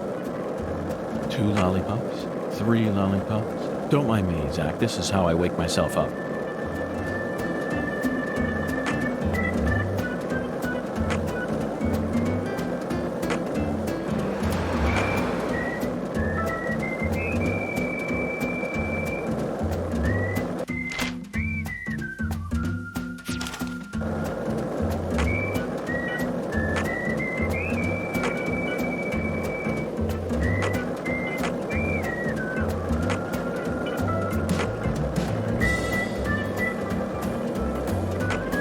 Were you thinking about Galena too? And all the other women we've seen so far on our travels across the states? Zach, I'm right, aren't I? This is a vast country. Incredibly vast. And it's mostly composed of mountains, deserts, and farmland, with small towns scattered about here and there. That's how America looks to me. Compared to the scale of this entire country, New York, Chicago, and LA are all microscopic. Sometimes they even feel like figments of my imagination.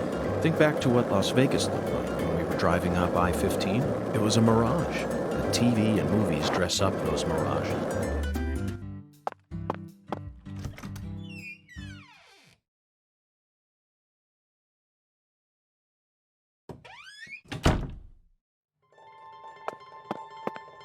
Thou art a... Verily, much shall serve thee well here.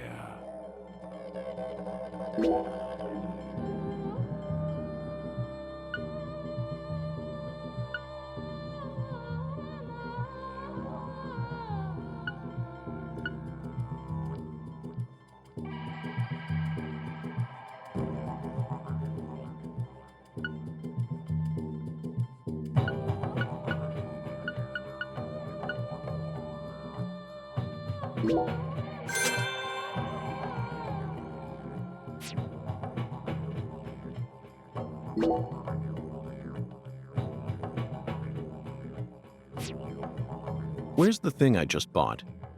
All awaits thee at the altar. Altars exist, whether thy needs exist. The bedchamber of thy hostelry doth possess one therewith. So where's my thing?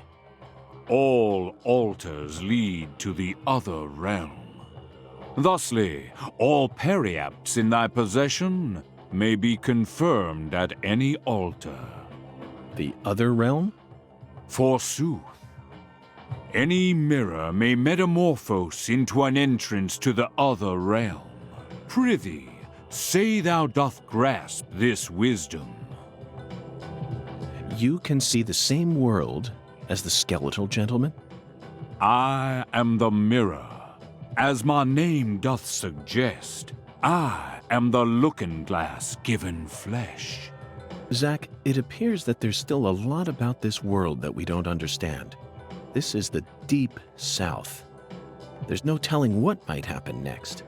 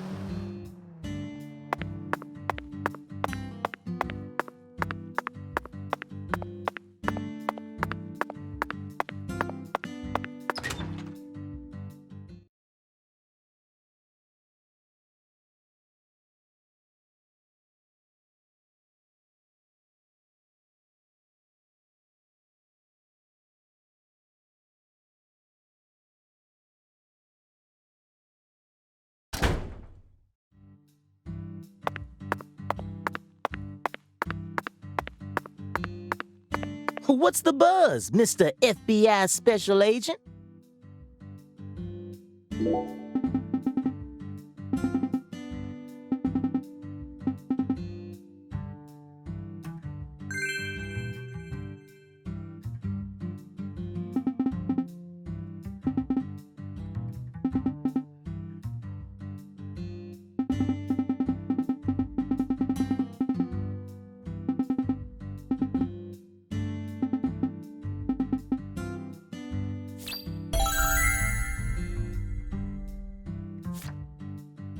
What's the buzz, Mr. FBI Special Agent?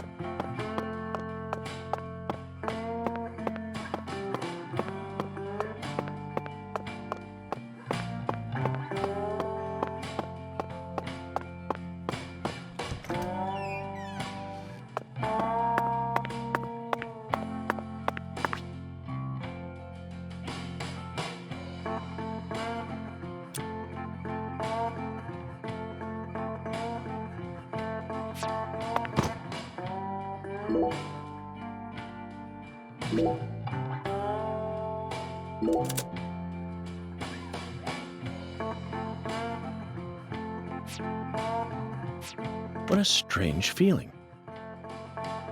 It looks like there are spots to place other items as well. If we find anything that seems like it might fit, let's bring it back here. After all, what? You think that sounds like a pain in the neck? Come on now, Zach. Surely you know that all rituals work this way. Blessings from beyond will only come to those who exhibit the finest level of courtesy and reverence. In short, they're reflections of the self. Only with a mind deep in the dirt will you know true tranquility. Then your body will turn to dust and dance with the wind.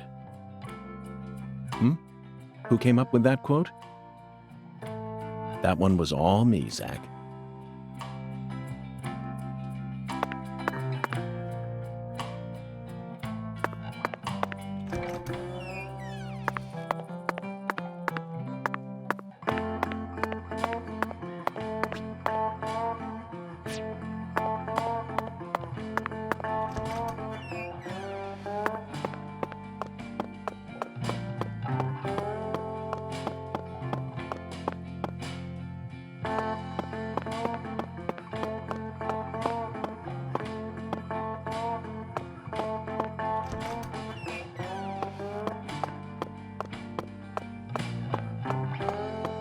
Gonna be another hot one today.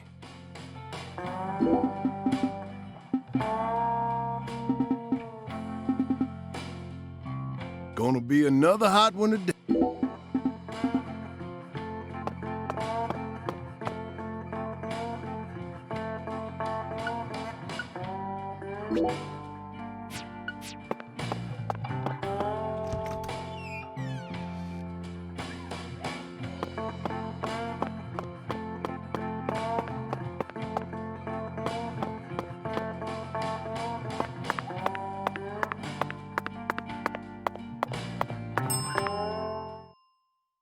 Very good, sir.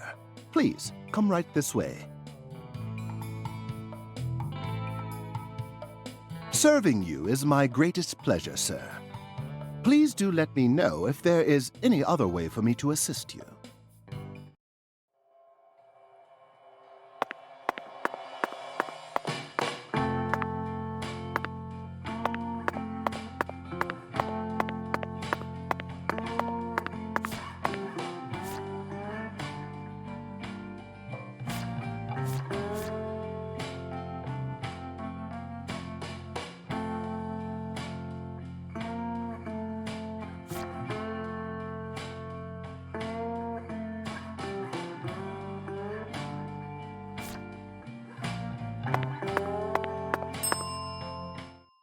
What? You need a ride? Okay, I'll call her in a jiffy. Why, Vern, the new cutting-edge transportation service. We'll come to you wherever you are.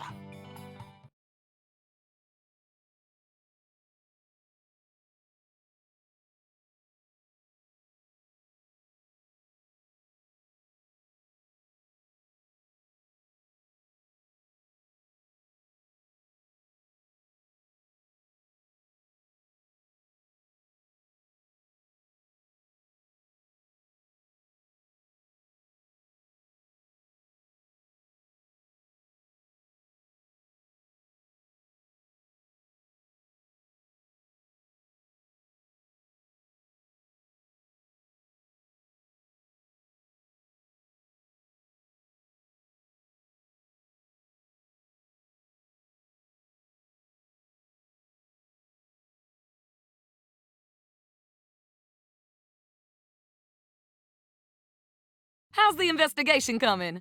Must be going well if you're on the case. That's what I'm talking about. Come on, get in, get in.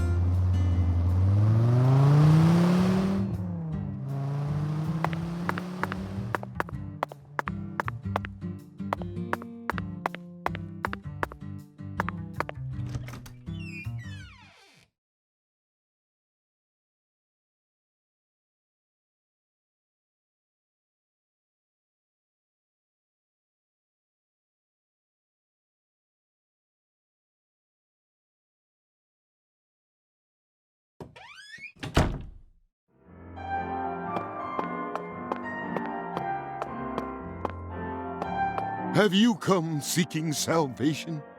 I'll be happy to guide you.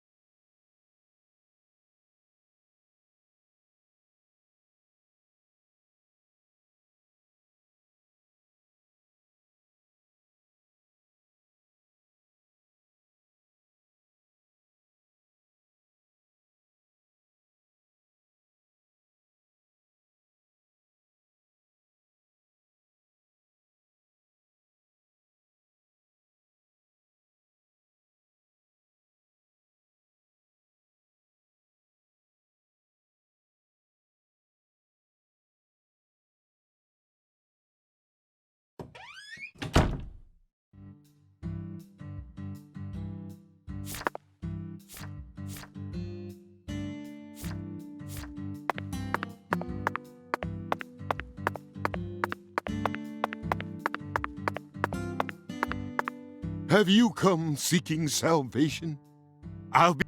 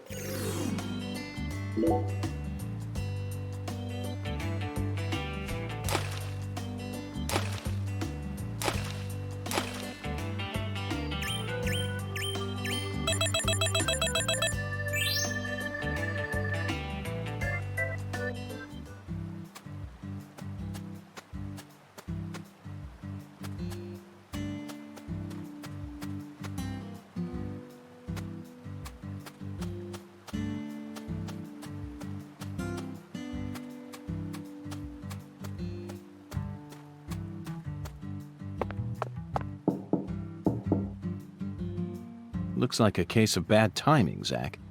Let's come back later.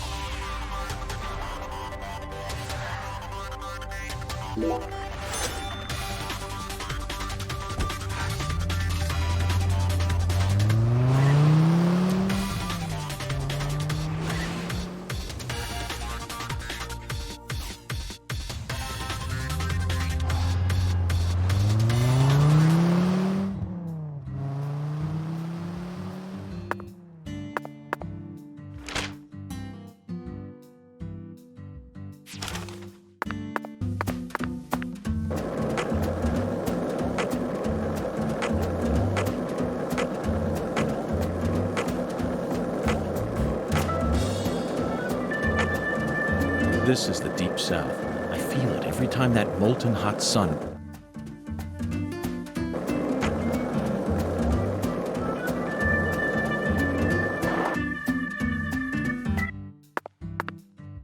How's the investigation coming? Must be going well if you're on the case.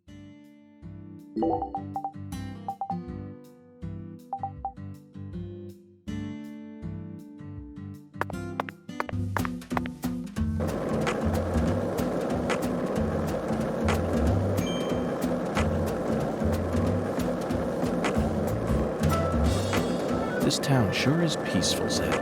Yes, I know. I know what you're about to say. But that's why we're here. To protect this peace. Isn't that right, Zach?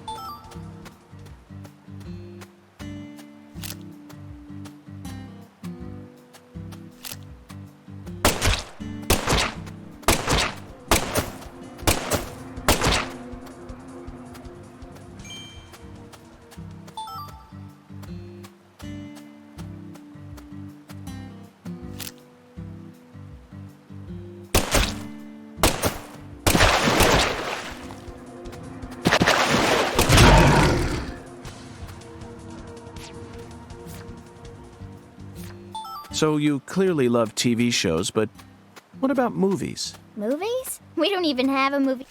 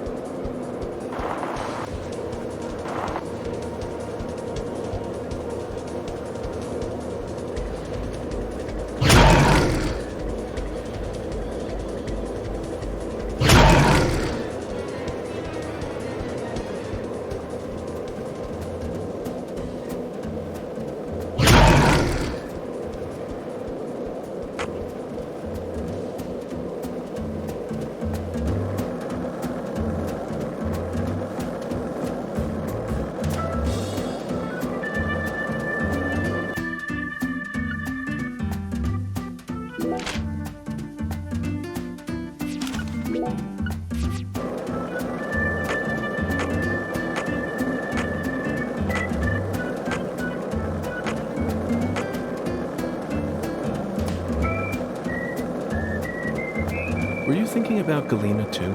And all the other women we've seen so far on our travels across the states? Zach, I'm right, aren't I? This is a vast country. Incredibly vast. And it's mostly composed of mountains, deserts, and farmland, with small towns scattered about here and there. That's how America looks to me. Compared to the scale of this entire country, New York, Chicago, and LA are all microscopic. Sometimes they even feel like figments of my imagination. Think back to what Las Vegas looked like when we were driving up I-15. It was a mirage. But TV and movies dress up those mirages and broadcast them to people all around the world. Meanwhile, American women become fascinated by the gorgeous city lights and are drawn toward those illusions. The very same women who were chosen as prom queens in their small towns. In the end, all they find are ghosts. Once their eyes adjust to that blinding light, they realize there's nothing but vanity and lust surrounding them. They finally figure out that it was all in their heads. Then they quickly try to satisfy themselves with something else. Drugs. And drugs are the gateway to a whole pantheon of crime. Zach, remember what you told me once? The women who turn to crime aren't the evil ones. The drugs aren't evil either. They're nothing but chemicals. The ones who feed off those women and use them. They're the ones to hate. Let's go, Zach. We need to find the person who's hiding behind Galena and drag them out into the blazing southern sun.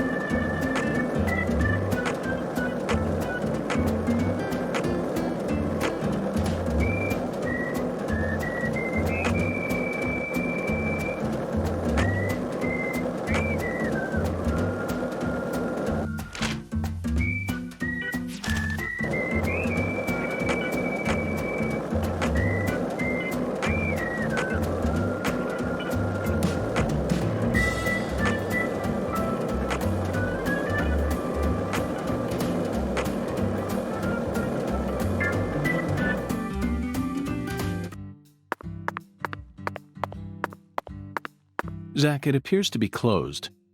Let's come back during business hours.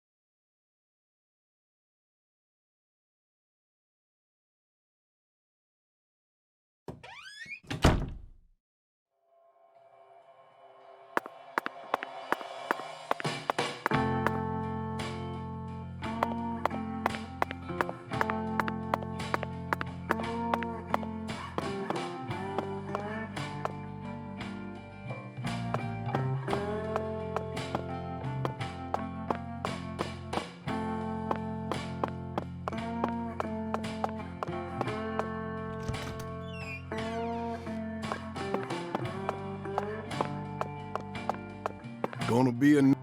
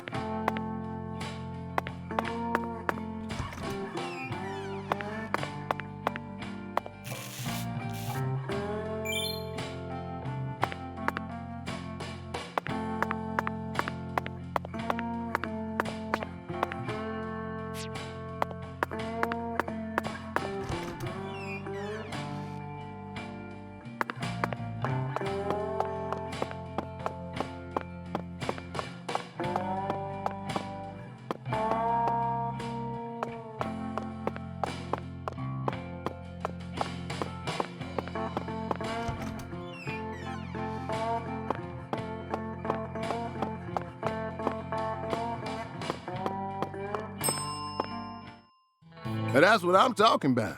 You can't get fine eating like this at any of those diners out there, so make sure you enjoy it.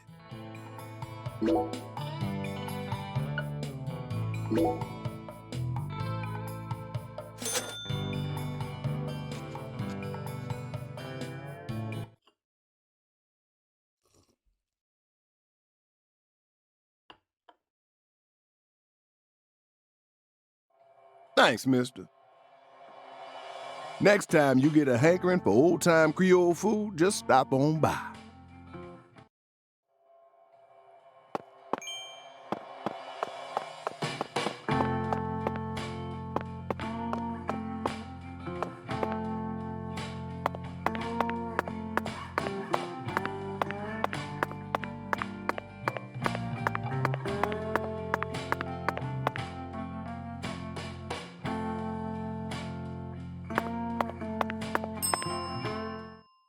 What? You need a ride? Okay, I'll call her in a jiffy. Why, Vern?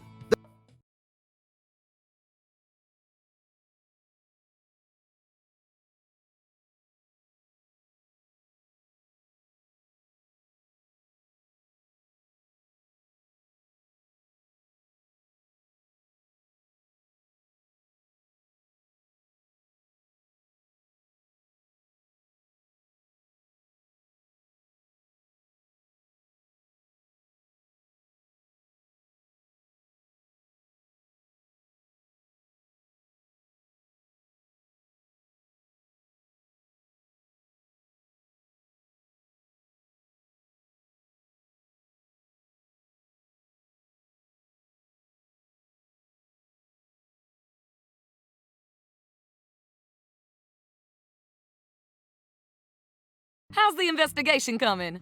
Must be going well if you're on the case.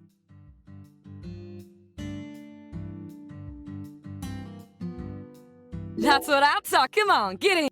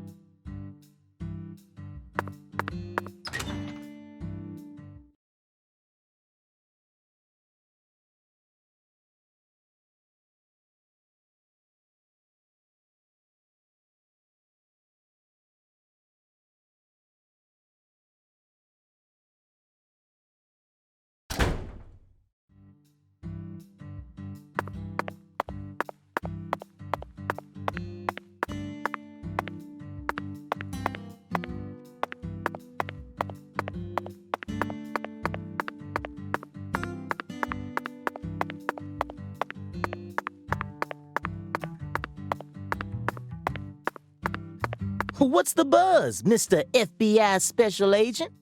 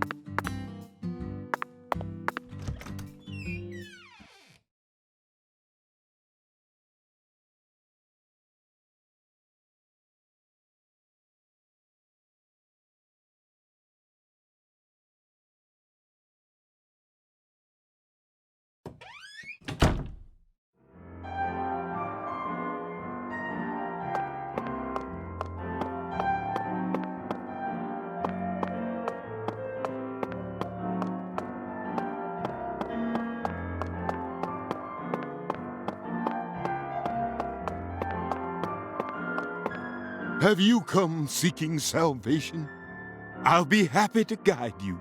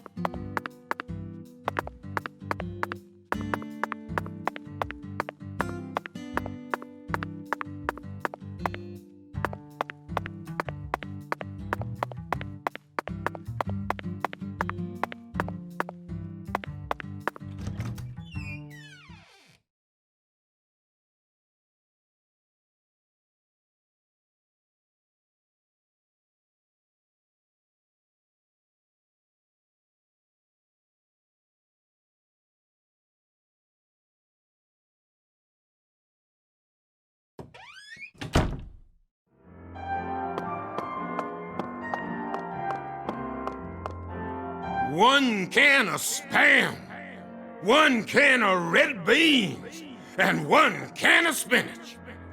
You are to bring forth the taboo trinity, for it is an offering to the Lord. Hey, Tyrone. Pastor? One can of Spam, one can of red beans, and one can of spinach. The Lord hungers! I suppose that even an FBI badge is powerless in the face of God. It's no use, Zach. We'll just have to go out and assemble the taboo trinity.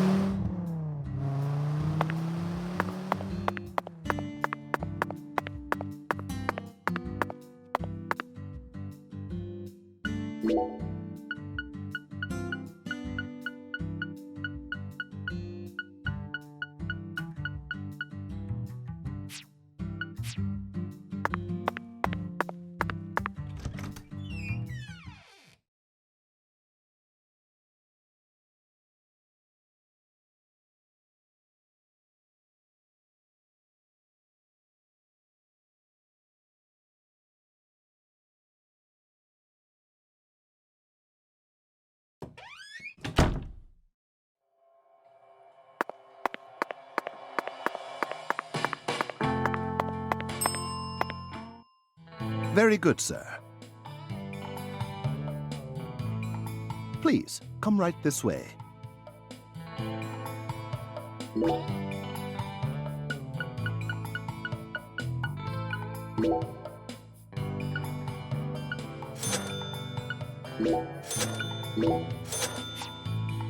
Serving you is my greatest pleasure, sir. Please do let me know if there is any other way for me to assist you.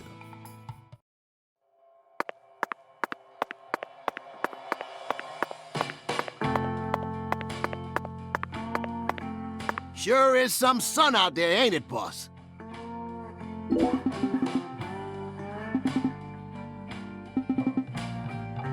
How's the investigation coming?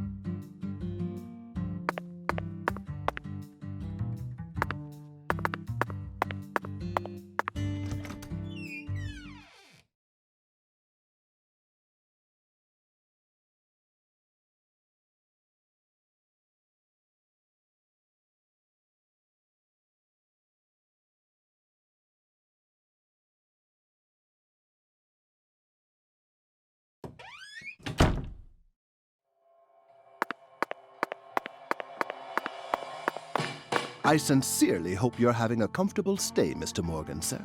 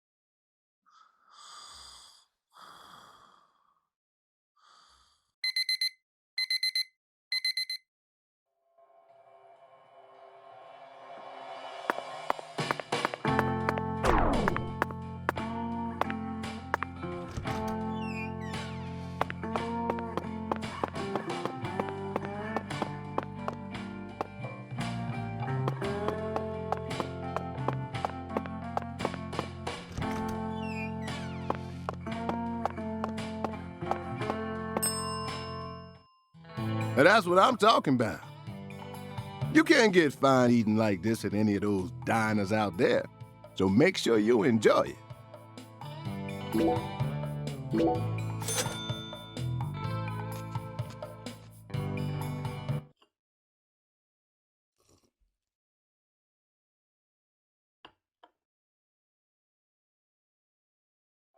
Thanks, mister. Next time you get a hankering for old-time Creole food, just stop on by.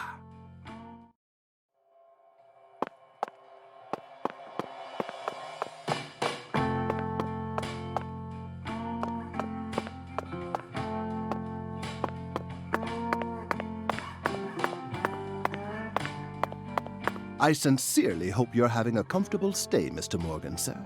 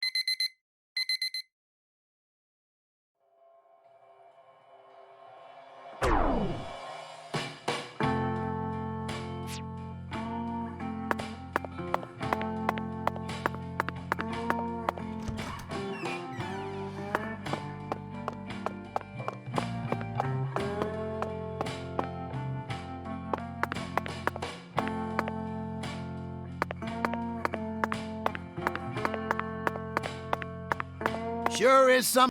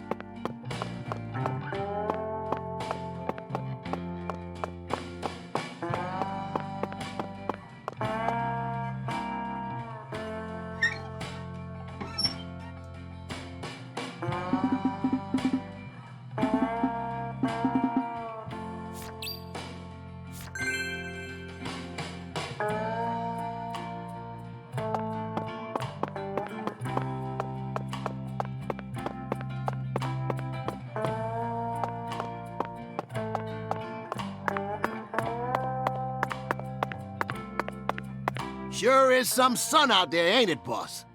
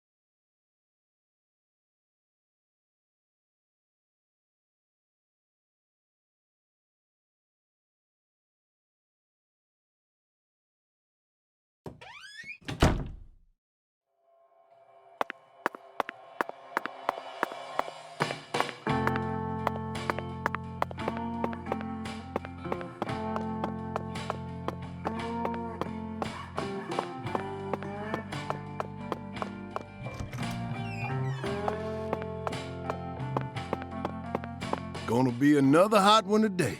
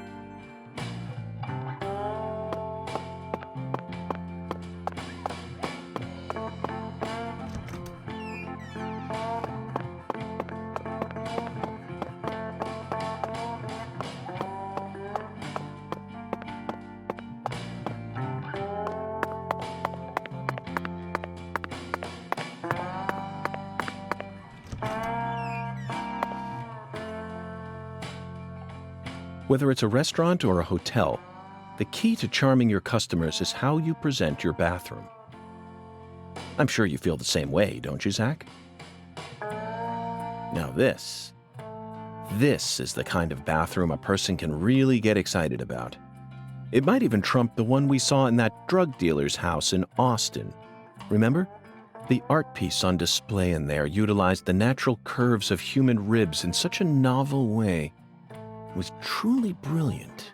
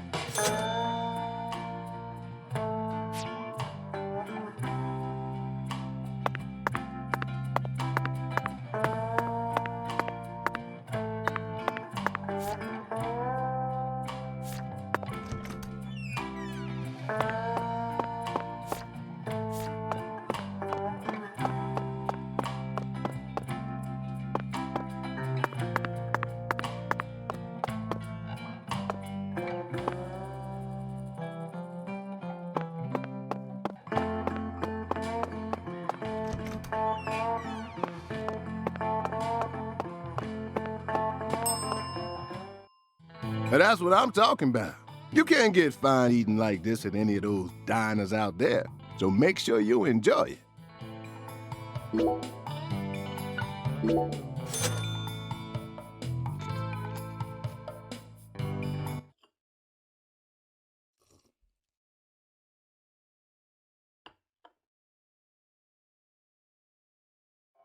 Thanks, mister. Next time you get a hankering for old-time Creole food, just stop on by.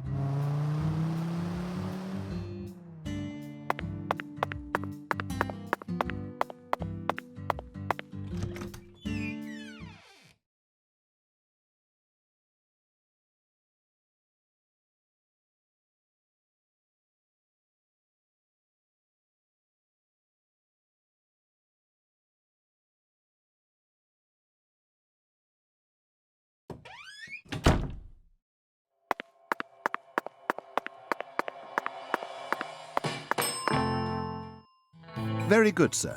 Please, come right this way.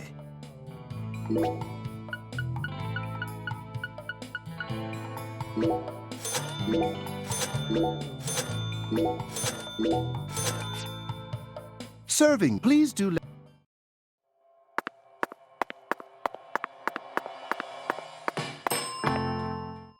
What? You need a ride? Okay, I'll call her in a jiffy. Why the...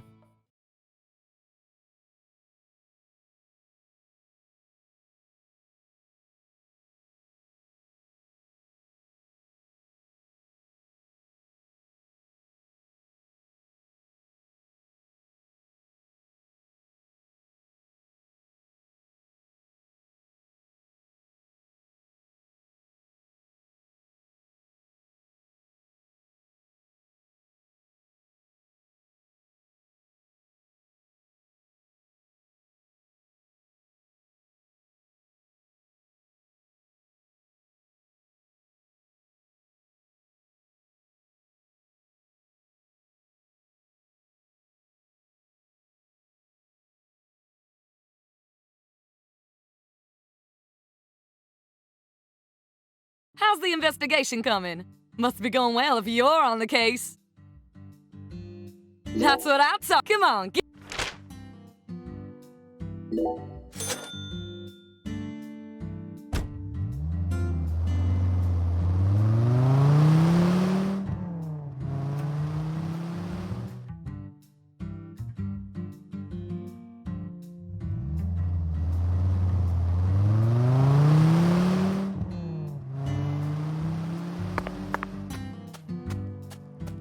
Zach, it appears to be closed. Let's come back during business hours.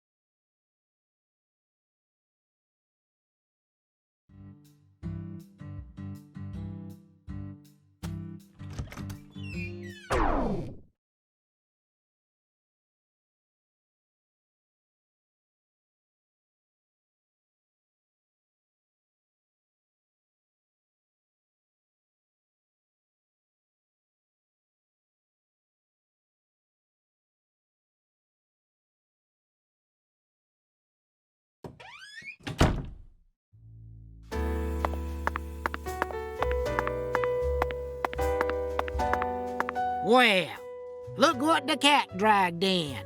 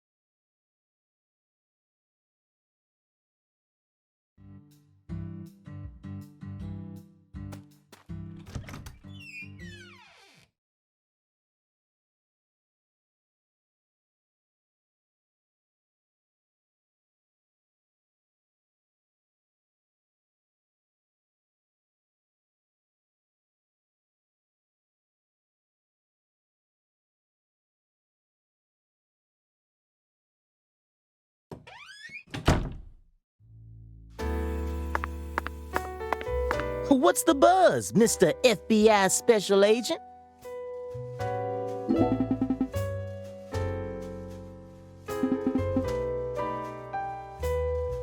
What's the buzz?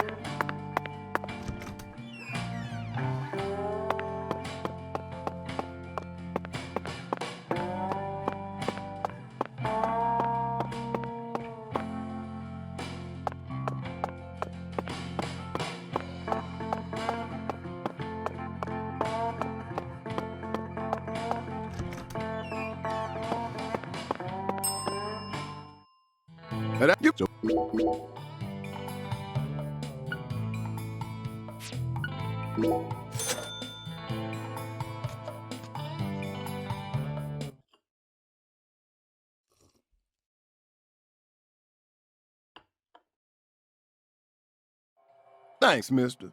Next time you get a...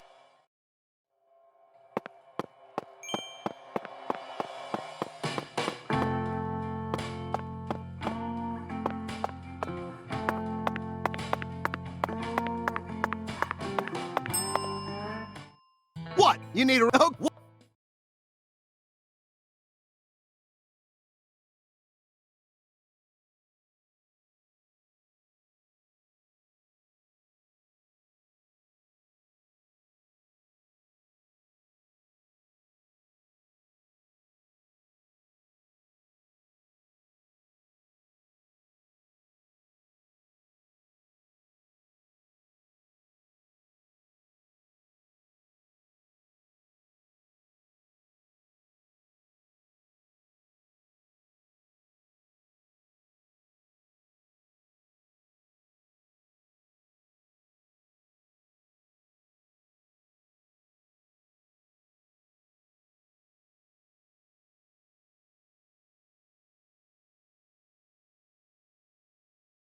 How's the investigation coming?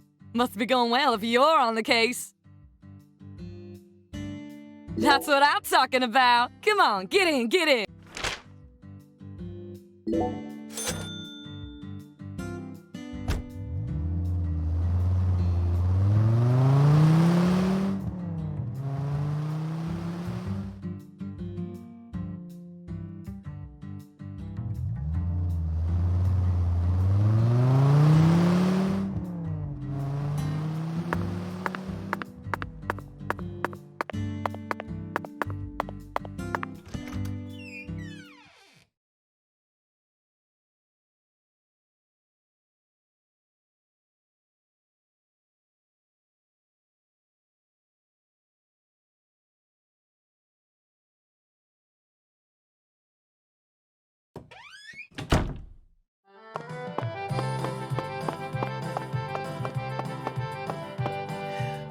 The air out there don't feel right today. You feel it too, honey?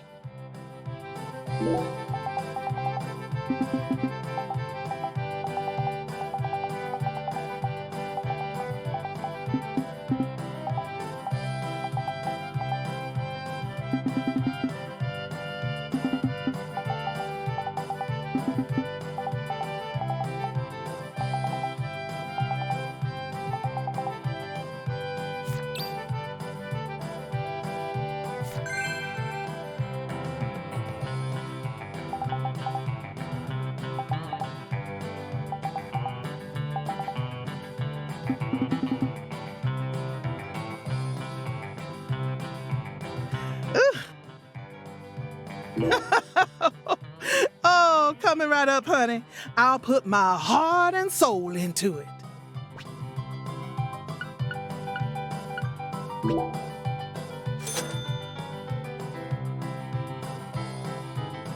Alexis, would you mind keeping the red beans in the can?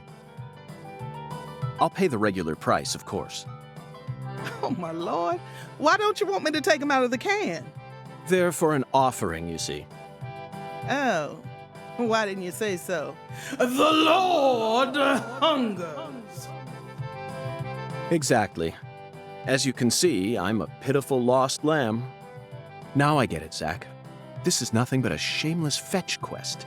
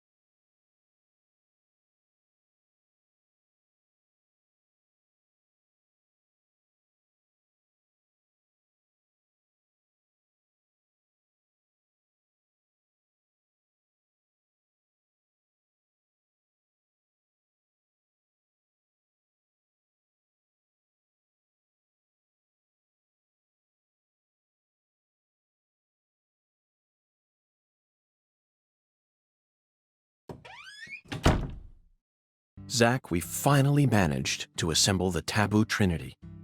And it was certainly no small task. I just hope it rewards us with some data that will help us push this investigation forward.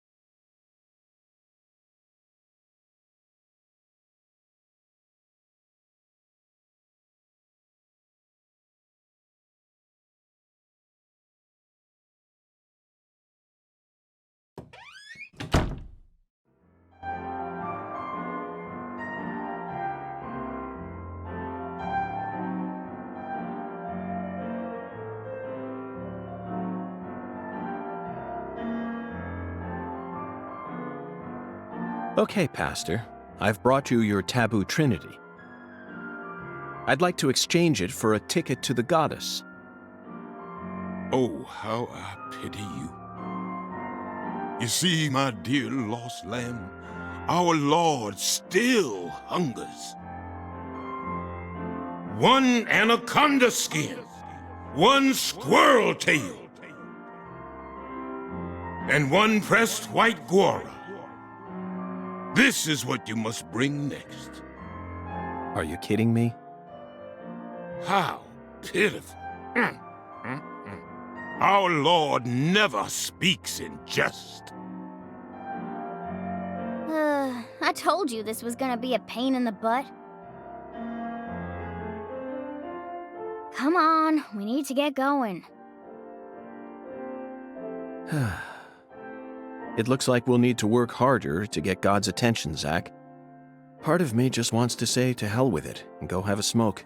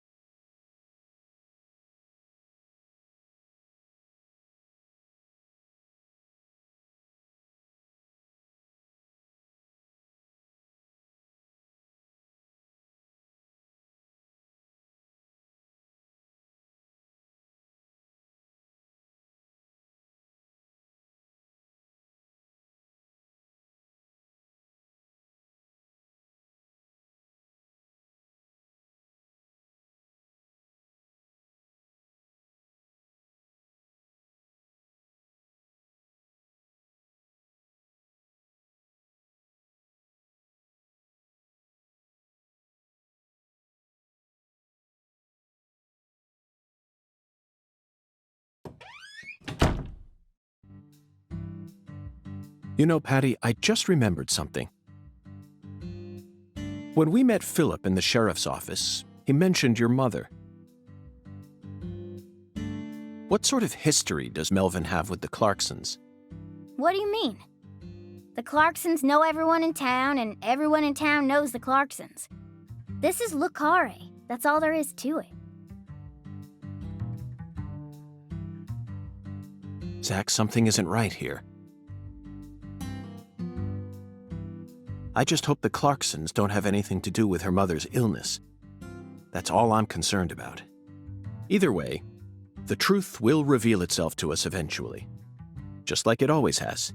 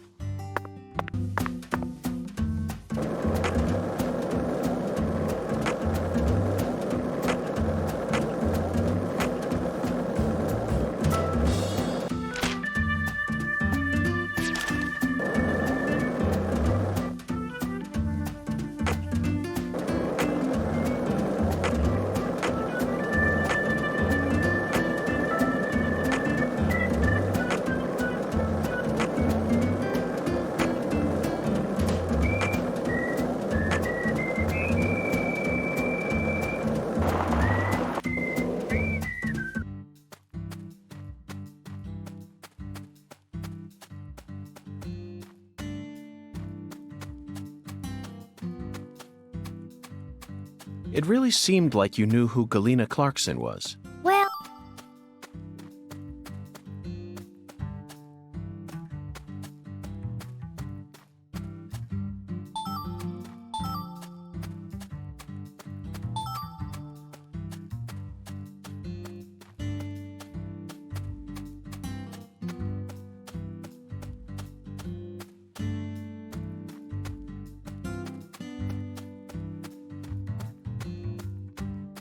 You didn't even twitch when you saw Galena's body. Why would I? Dead things can't hurt us, right? Girls your age don't usually think that way. Do you have kids, Agent York?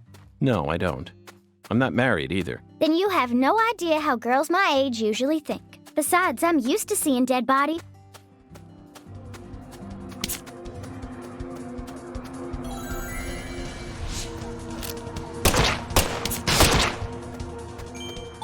What else? Hey, Zach, remember this movie? 1997, directed by Luis Loza. Anaconda, the movie where the famous John Voight goes crazy with a rifle. Jennifer Lopez, Eric Stoltz. Even Owen Wilson and Ice Cube were in it. Is that an all-star cast or what? The scene in the beginning where Danny Trejo climbs up a ladder with a pistol in one hand is a must-see. It stole my heart within the first 5 minutes. Okay, back to the real world. We're on an important mission right now, aren't we?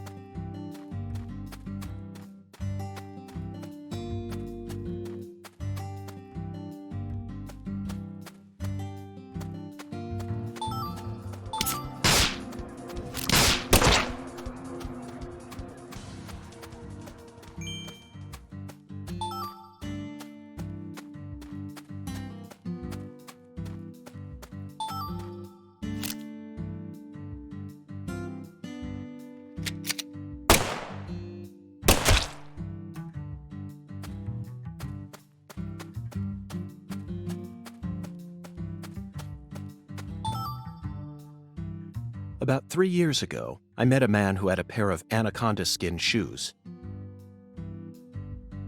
He said they were a trophy from a snake he hunted and skinned all by himself. Could you kill something and then wear its skin?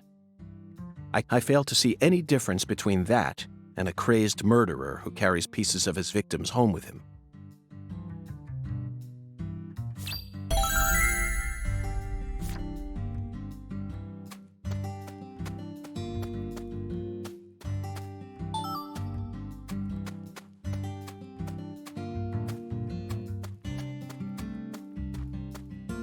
Hey, Patty. What, Agent York? Nothing. Just felt like saying that. Hey, Patty. What, Agent York? Nothing. Just felt like saying that.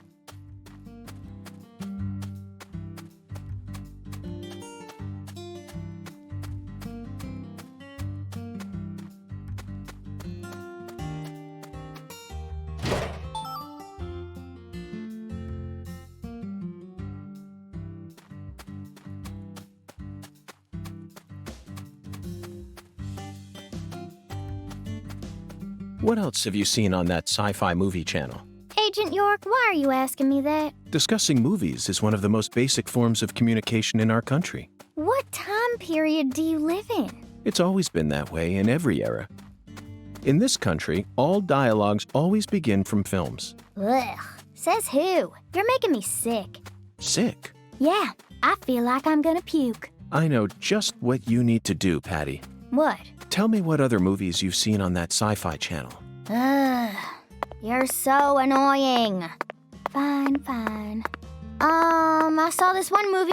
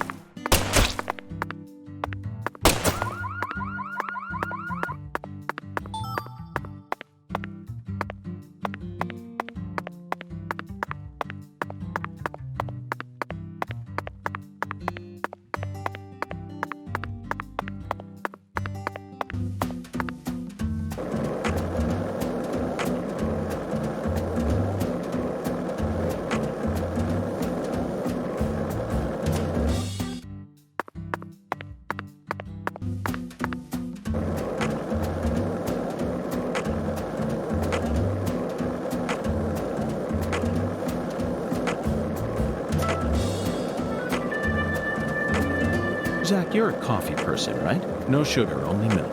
Yes, I'm completely with you on that one.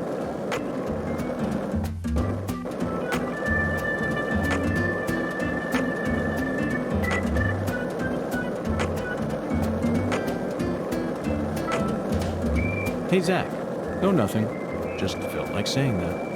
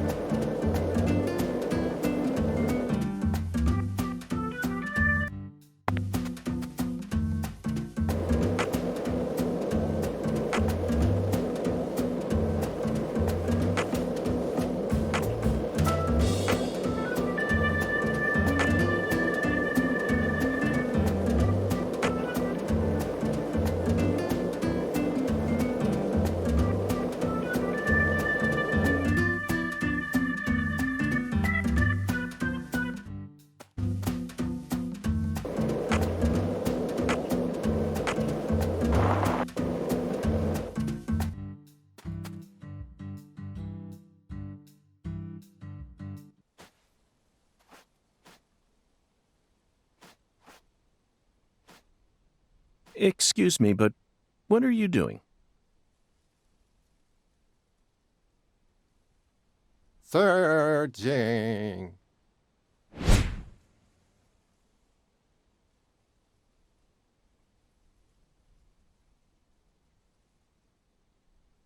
What are you searching for? Unknown. You don't know? Interesting.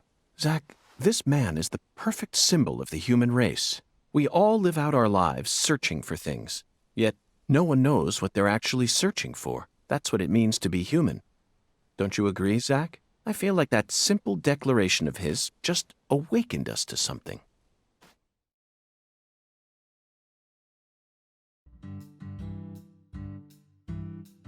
Receiving transmission beat.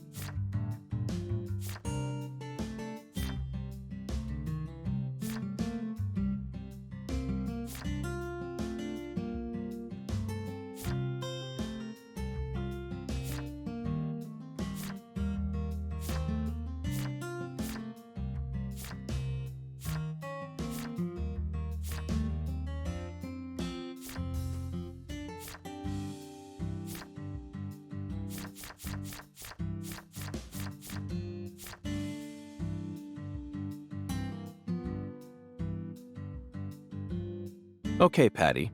I'm going to try asking you that question again.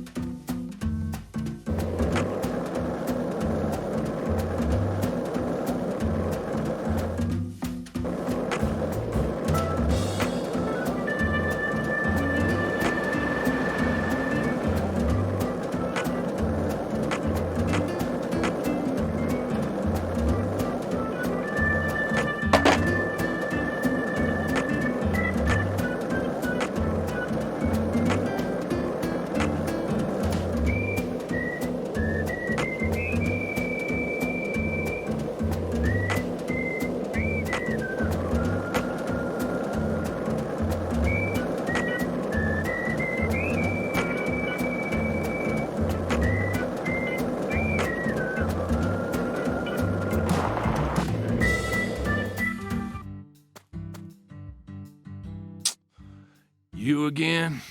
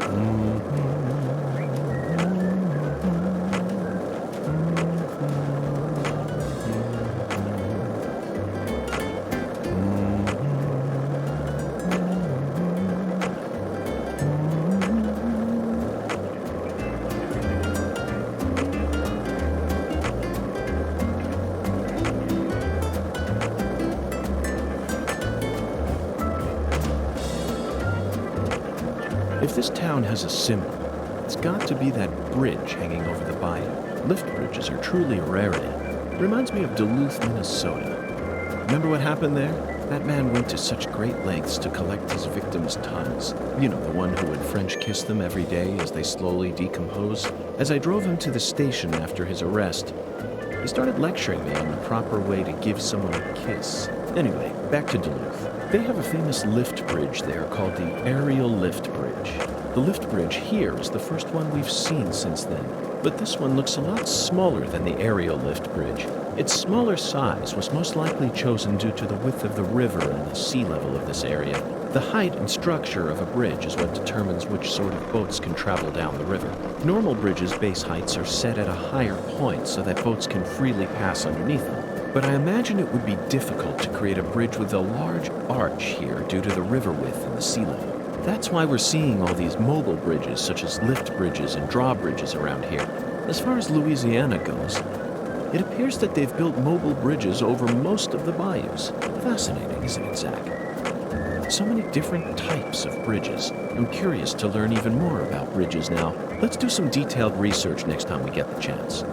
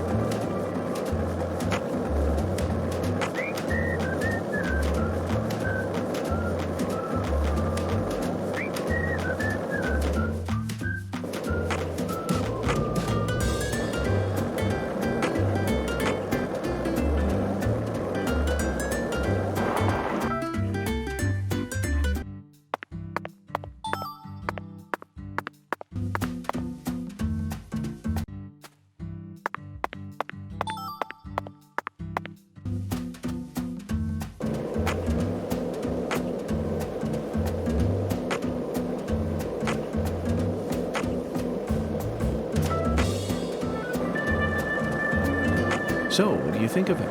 Yes, I'm talking about him. Undan, is the skeletal gentleman friend or foe? Or does he merely exist outside the realms of Uther? Still too early to tell. But it's clear that he'll be the key to uncovering this case's mysteries. That's what my soul tells me. By the way, Zach, Hungan feels very familiar to me. You might even say he reminds...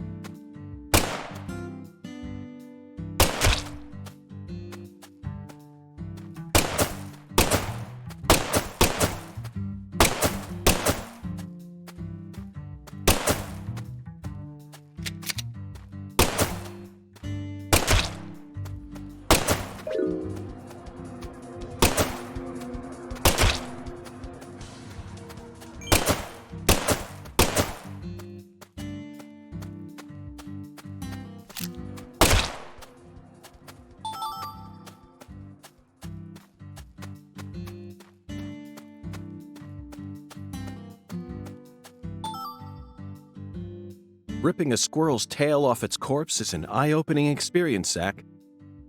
I don't care if God commanded us to do this, it's pure butchery. But we'll just have to live with it. After all, humans are wild at heart.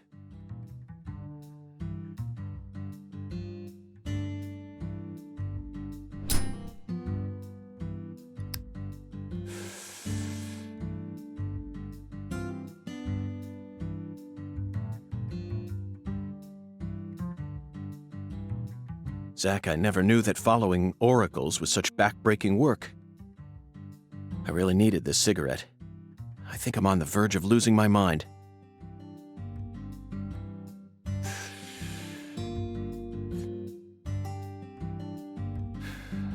Now we just need to find one pressed white Gora. He was very clear that it had to be pressed. Do they sell pressed flowers in stores here? I think I'm stumped, Zach. Perhaps we better go ask our well-informed concierge for help.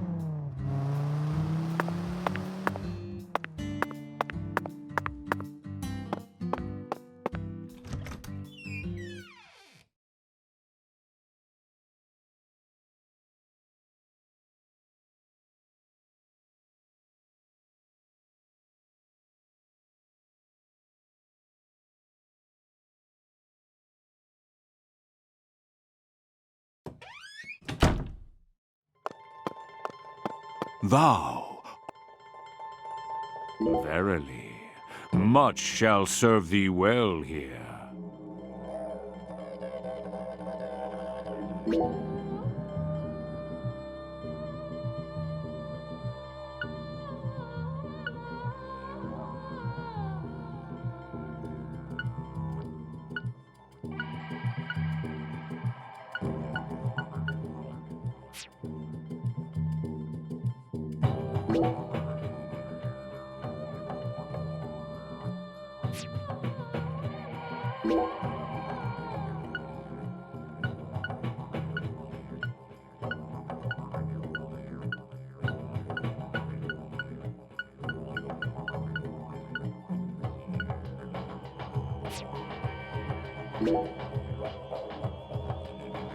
I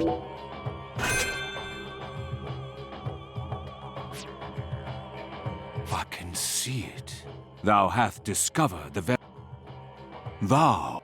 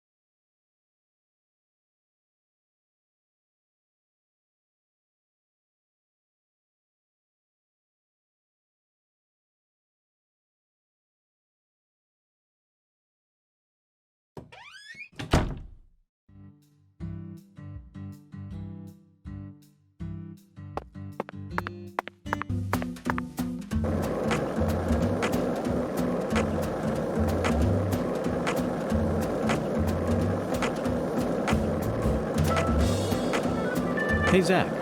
No, nothing. Just felt like saying that.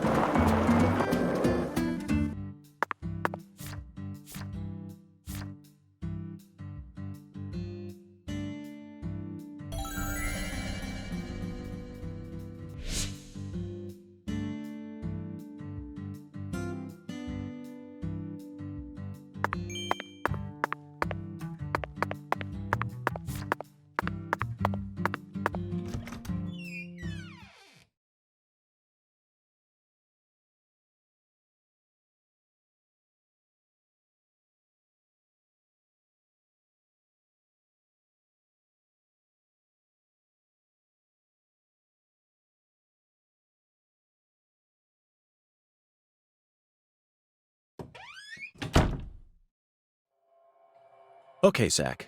Let's go talk to our concierge. It'd be impossible for us to find a white Gora all on our own in such a vast area.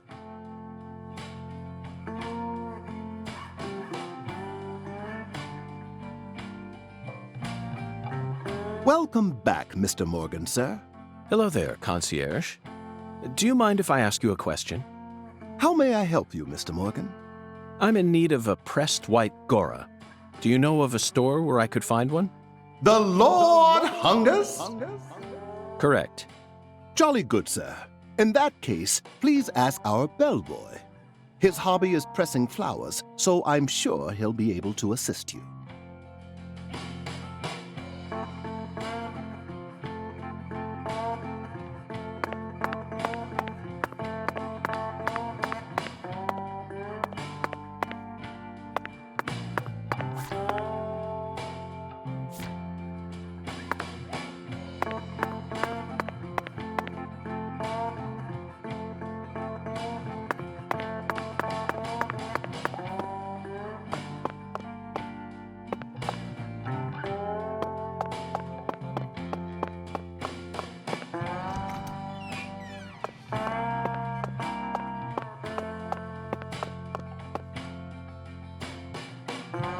Got a minute, Chef? What is it, mister? I got my hands full here. Do you know where I might find a pressed white Gora? Now, what did I tell you?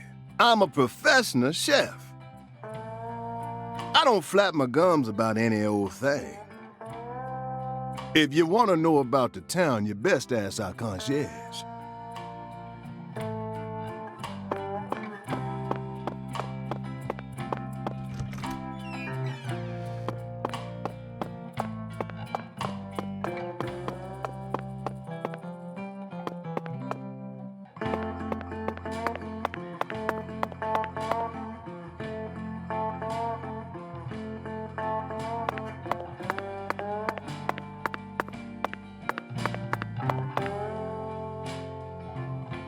May I ask you a question?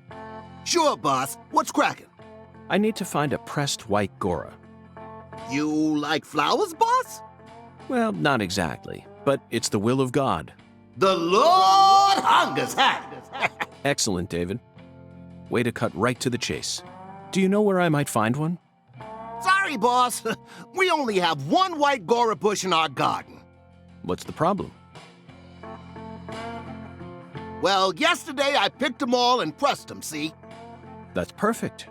Would you mind giving one to me? Sorry, boss. No can do. What do you mean? I used all the pressed flowers I made to decorate a very special spot, see? What spot? The bedroom on the first floor. The bathroom. Yes, sirree. So, I don't have a single pressed flower left now. Well then, I'll just go and grab one from the bathroom. I wouldn't do that if I were you, boss. Taking a pressed flower from a bathroom into church? Jesus ain't gonna like that.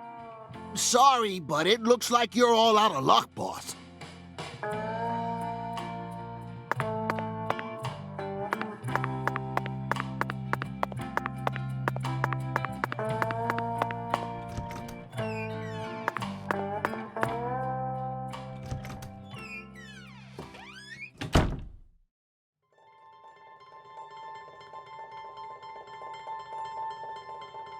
Zach. Deep South.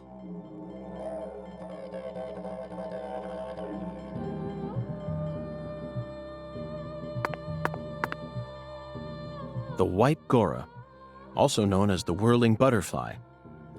They certainly look just as beautiful as one. Never thought I'd ever have to pick a flower from a bathroom and deliver it to a church. But he left us no choice. Did he, Zach? God himself commanded us to carry out this very act. Therefore, I'm simply doing as I'm told. My own will has nothing to do with it. We never get to engage in adventures like these while living in the city, do we, Zach? No, the cases of the city are honestly quite boring. Who wants to fish through the garbage for a missing corpse's genitals? Or chase a stray bullet that got lodged into a moving taxi? Talk about stupid. And usually, it's all just a formality so that we can accuse a criminal who's been obviously guilty since day one. If I have to search for something, I'd much rather search for something out here. It's just so much more dramatic. This is the countryside, and it's sensational. You know what I mean, don't you, Zach?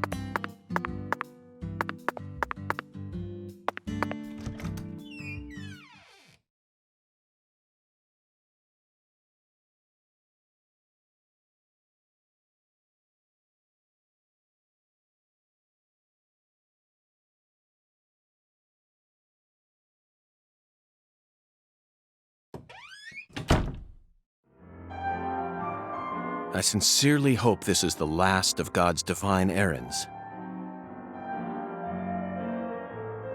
That makes two of us.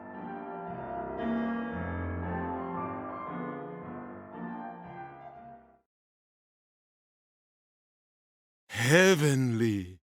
Truly heavenly. He threw away all the spam, the red beans, and the spinach. I don't believe this. All this time he was only after the cans? Shh, be quiet, Agent York. He's doing holy work. Just be quiet and watch. What a fragrant pressed flower. Thank you for this blessing, O Lord. Yes, Zach. As fragrant as a urinal cake. Shh! Behold! It is finished!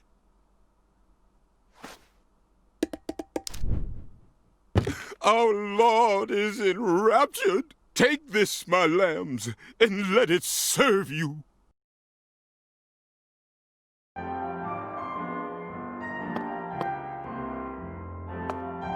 Just take it, Agent York. Folks say Pastor Sanders' instruments have special powers. Special powers? Yes, it is the truth, my lost lambs. Have faith. The Lord guides me to create the perfect instrument for each citizen of our town. Each instrument's effects differ by person, too. In your case, you were blessed with 3 drums and a special flower. This is the will of the Lord. You must accept it and have faith.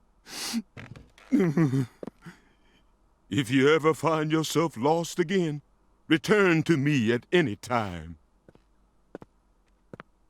Patty, I'm curious. Do you have an instrument too? Huh? Me?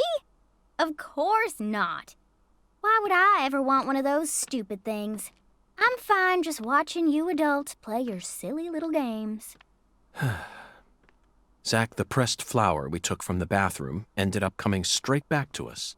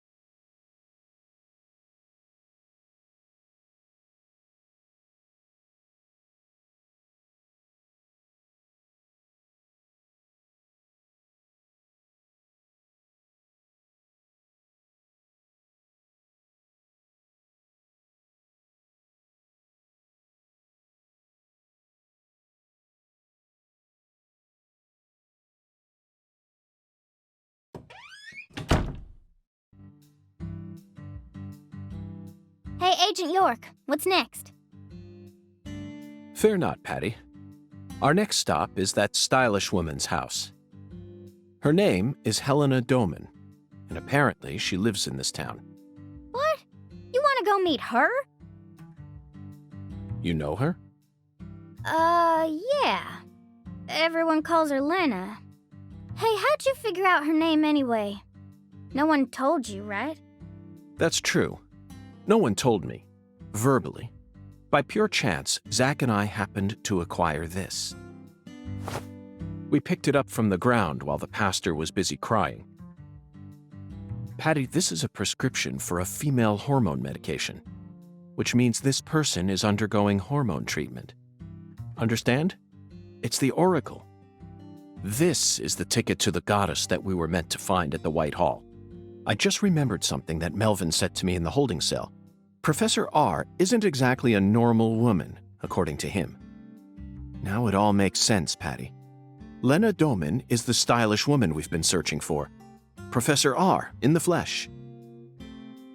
You know, Agent York, you might actually have some talent after all. Yes, I'll be honest with you, Patty. Both Zach and I are extremely talented. So I hope you can trust us and continue working as our assistant.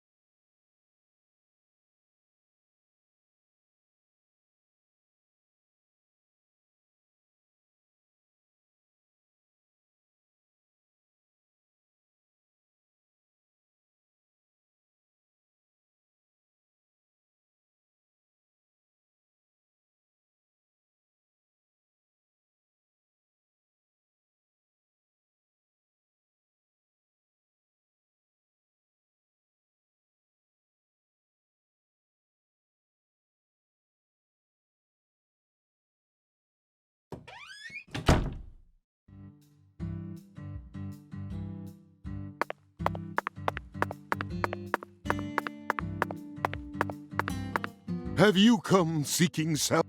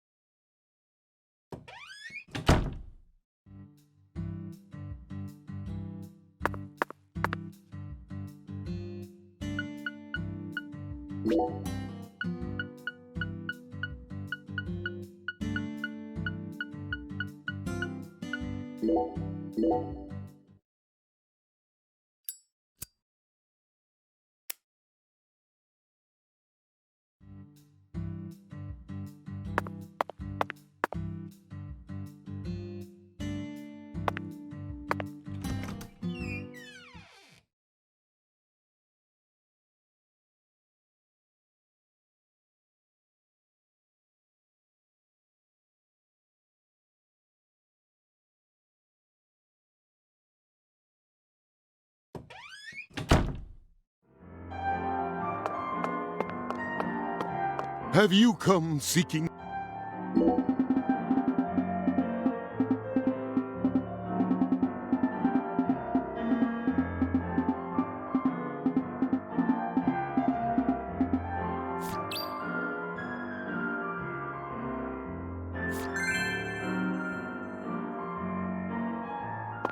Have you come? You did well to come here. As pitiful as it may seem, we humans have little control over the state of our own health. Someone may seem very healthy, only to find out they're suffering from a severe disease after taking a test. I've encountered many lost lambs who fell into that very predicament. Allow me to pray that the same doesn't happen to you, my son.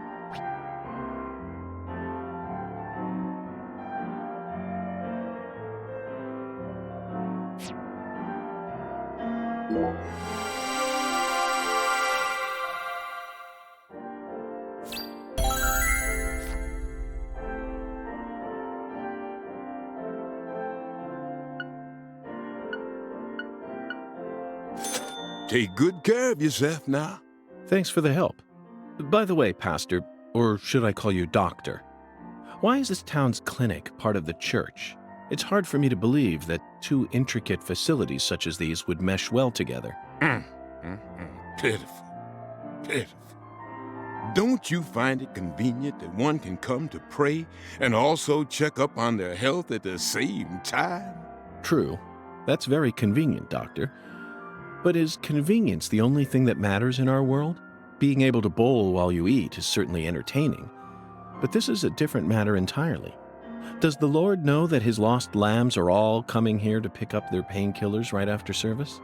Do the coughs and moans ever mix in with the hymns? Doesn't the smell of antiseptics or the ambulance sirens ever interrupt morning prayer? Pitiful. Pitiful. The will of the Lord is far greater and far deeper than what we could ever comprehend.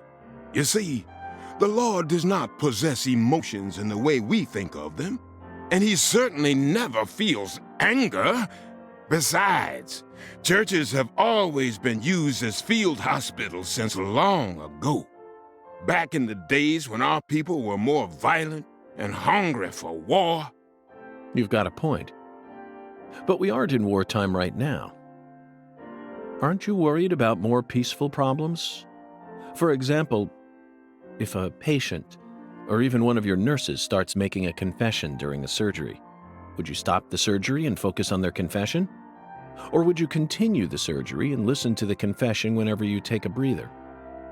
I would focus on the surgery, of course. After all, there is no need for me to listen to any confessions personally. The Lord listens to them all himself. Then what about this? During surgery, a patient asks you to euthanize them. What if they beg you to let them die so that they can go and be with God? You pitiful lost lamb. I'm not trying to give you a hard time. I'd just like to clear up all the questions that popped into my mind. Answer me, Doctor. Would you let them die, or would you ignore their pleas? Regardless of the case, I would never abandon any life I encounter. Not as a servant of God, nor as a human being. And I'm sure the same goes for you, Agent York. Besides, I'm only a physician. I may bandage up wounds every now and then, but I never perform surgeries. I see. Another perfect answer. Well then, Doctor, or should I say Pastor, whatever you are, please just allow me to ask one final question. How do you use the profits you earn from the clinic? They aren't offerings or donations. It's nothing but pure profit, yes? I'm just wondering about how you deal with this in terms of U.S. tax law. Oh, so pitiful. Oh, Lord, please save this poor lost lamb. Pitiful.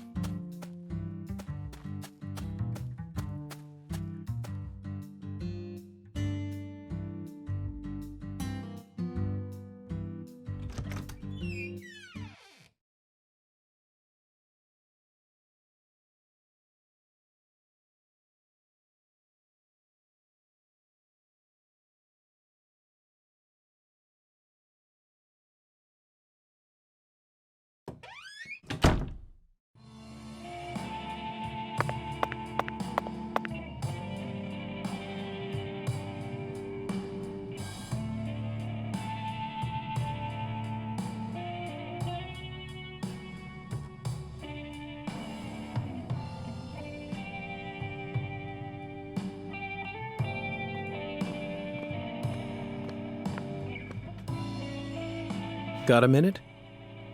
I'm the bartender here. I ain't gonna stop you from talking to me. This is America, land of the free. So folks just do whatever the hell they want. That's one of the beautiful things about America. Yeah.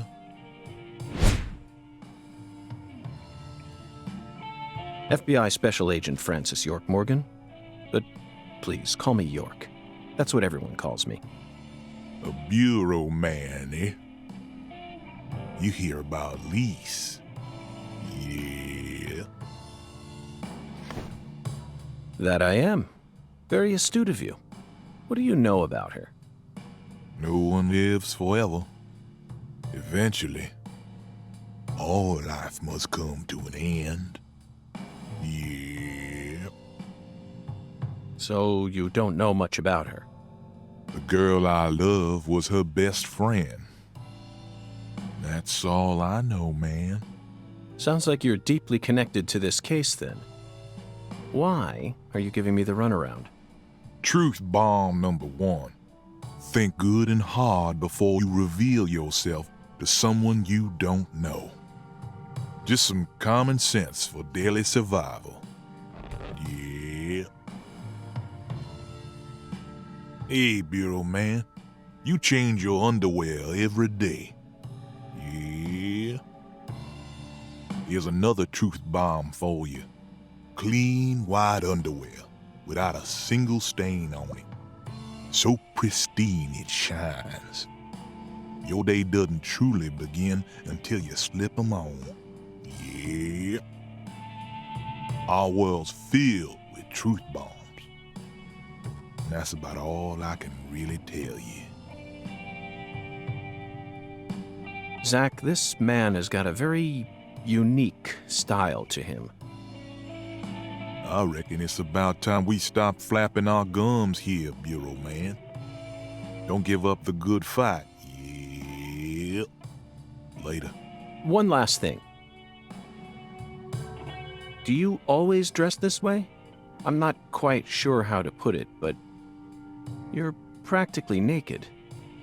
This is America, land of the free. I'm simply exercising my freedom. And as my fellow American, you need to respect my freedom.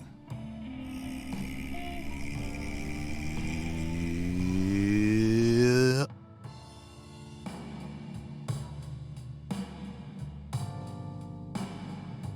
Well, Bureau man, you ever catch them crooks?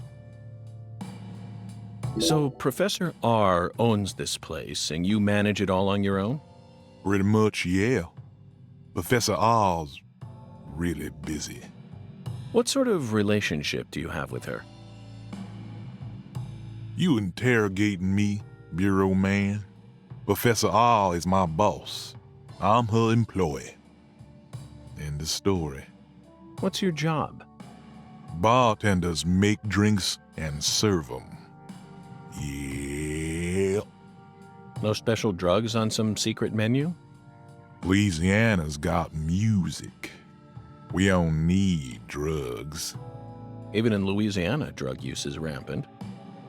Not here, it ain't. Folks come here to enjoy a drink and listen to some jazz. I came across this spot when I was looking for a place where my buddies and I could play. Professor R happened to be looking for a bartender to sell some drinks and keep track of the money.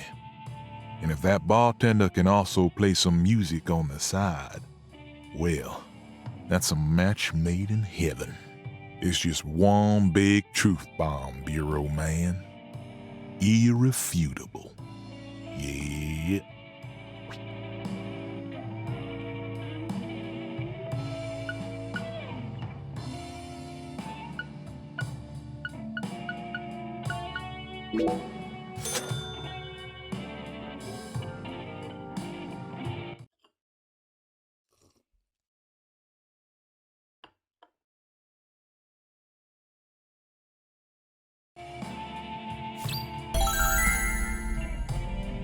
Now you're a man that can hold his liquor, Bureau man. You know, you remind me of someone. Who? A historical figure from another country. Oh? Well, I'd certainly like to hear about him. Michelangelo Buonarroti, the Italian sculptor. You know of his work? The Pietà, David, Laocoon and his sons. If I listed everything, we'd be here all day. He's famous for his sculpting work, but he was also a fantastic painter. The Sistine Chapel ceiling is definitely one of his best. It's on a whole nother level. Yeah. I completely agree with you, bartender. But why did you bring up Michelangelo? When Michelangelo painted that ceiling, he did it standing up, looking towards the heavens, for 4 long years, little by little. The ultimate task a single human can achieve over a period of 4 years. It truly is a masterpiece, worth every compliment. But why do I remind you of Michelangelo? Bureau man, what are you in such a hurry for? All right. What I've been trying to say is, I bet it was a real pain in the ass to draw that whole thing. And your job is a pain in the ass too. Yeah. Yeah, I guess you could say that. Well, there you have it. Have what? Just another truth bomb.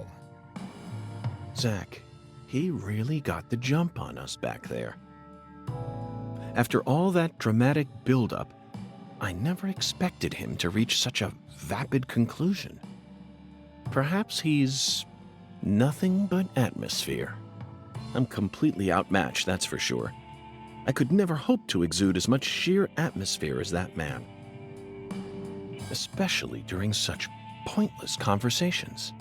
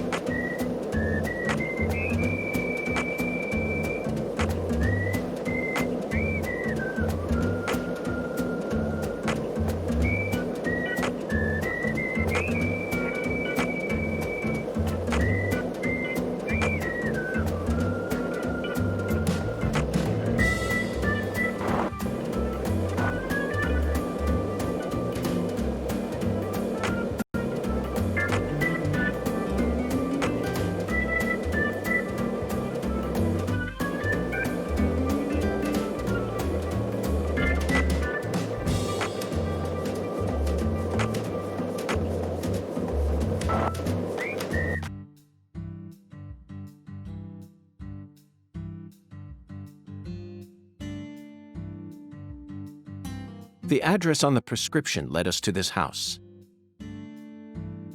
Seems like she ain't home. No lights on either.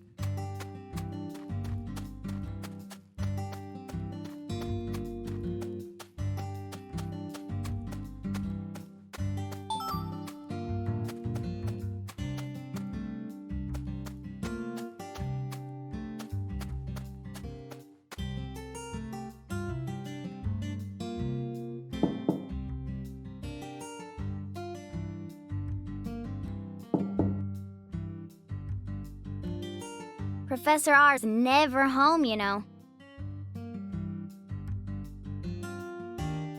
Patty, why do you know so much about Professor R? I don't know that much, really. But you're the first person in town who mentioned her name to me. You also knew about San Rouge, didn't you? And when I tried to ask you more about it back then, you gave me an evasive answer. You're my assistant, aren't you? If you are, then you need to tell me everything you know about this case. Daddy don't like Lena. He said it's stupid for a man to want to turn into a woman. What? And he told me I ain't supposed to talk about her. He said that if you knew someone like her was living here, Agent York, you'd start to hate this town. That's ridiculous. Why would I ever hate this town? Because one of its inhabitants is transgender? Why in the world would that make a difference to me? The other folks in town said the same thing as Daddy. They all know about Saint Rouge and Professor R, and about how she's waging war against the Clarksons. But they all say we ain't supposed to talk about it. So And here I'd assumed that ignorant way of thinking died out with the 20th century. I guess I really am an outsider after all. I thought that everyone was cooperating with my investigation, but it turns out they were all hiding key information from me. Damn it, Zach. This just made me hate the countryside for the first time in my entire life.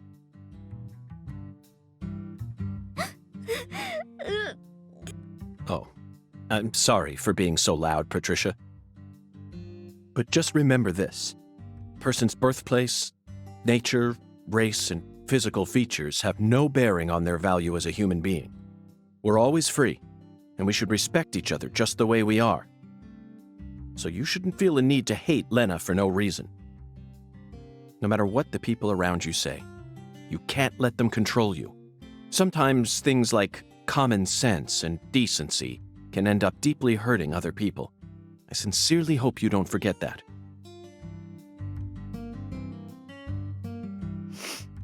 Okay, I won't. But if Lena's committed a crime, that's a different story altogether. She may be a social minority, but she's still free and capable of knowing the difference between right and wrong. Professor R. I sincerely hope she's smart enough to understand that.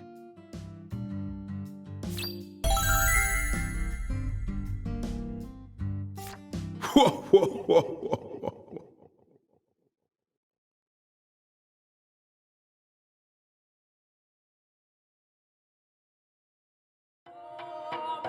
Listen to the two ends and drink dry the firewater.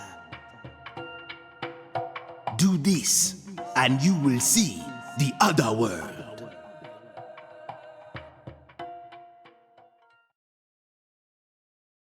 Zach, did you hear that? It's another oracle. I assume this means we're getting closer to the truth. Well, this is good. We don't have any other big clues at the moment. What do you say we continue the skeletal gentleman's game?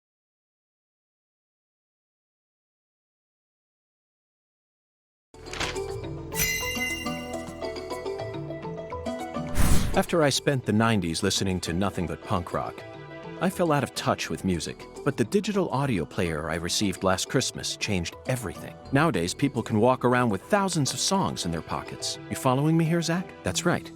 This oracle is connected to music. The two N's refer to neither periods nor a movie's credits.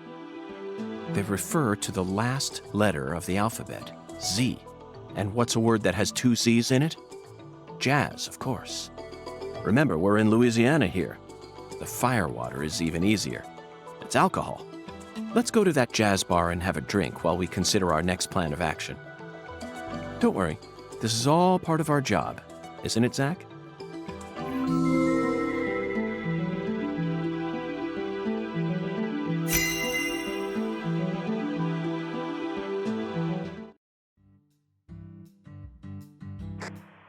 Lucari Tiger to DC Eagle.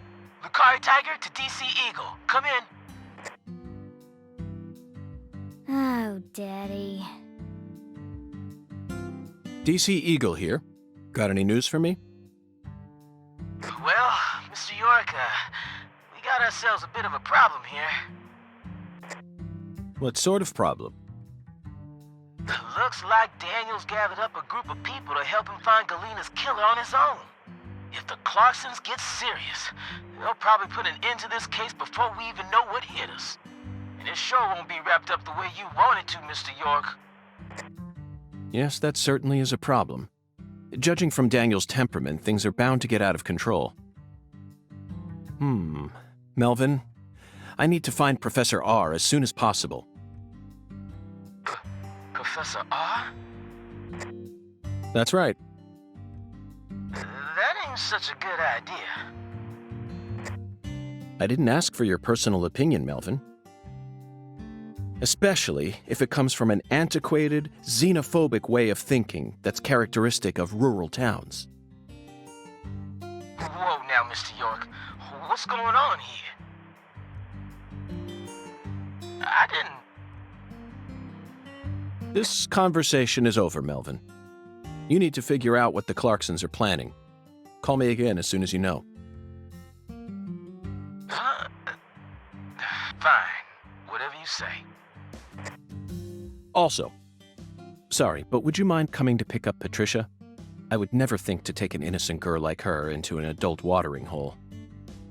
Yeah, you're right. CLG's still too young for that. Wait, Daddy! Agent York! I'm going too! Don't leave me out of this! No, Patricia. You signed a contract with me, remember? I promise to protect you from all the evil in our world. That's not what it means! Patty, you're smart. Shockingly so. But you're still a child. And there are certain things a child like you doesn't need to learn about yet. Just go home for today. Zach and I are both in agreement on this one.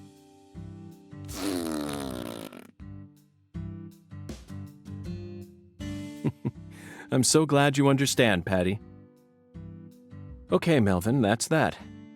I'm leaving her here. The rest is in your hands. Roger that. I'll take care of her, Mr. York.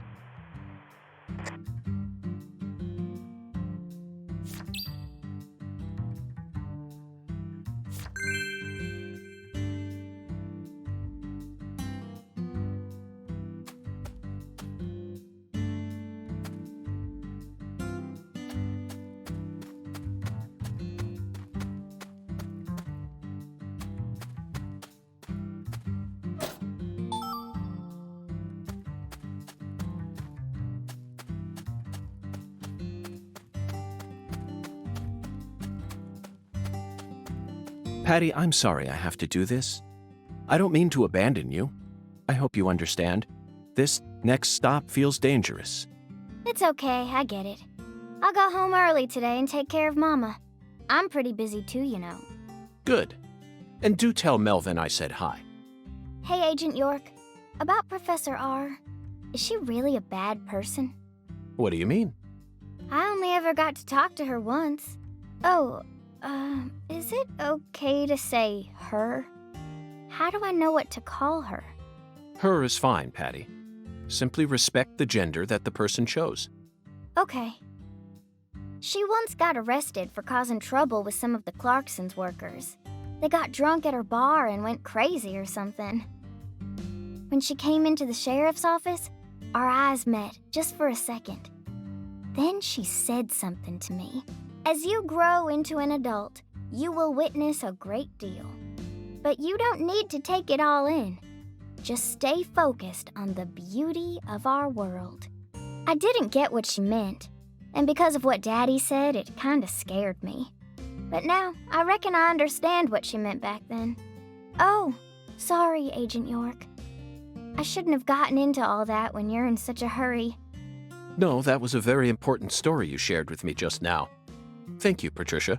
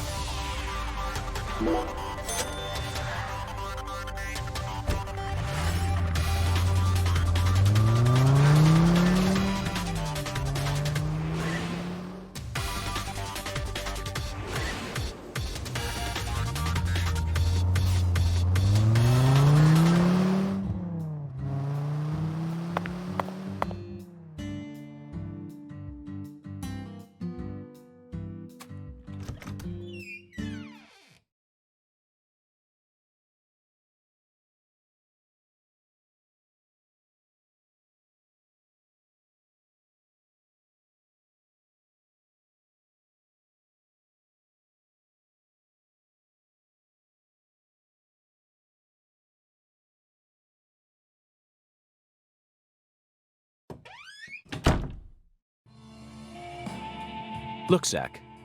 That seat is beckoning us.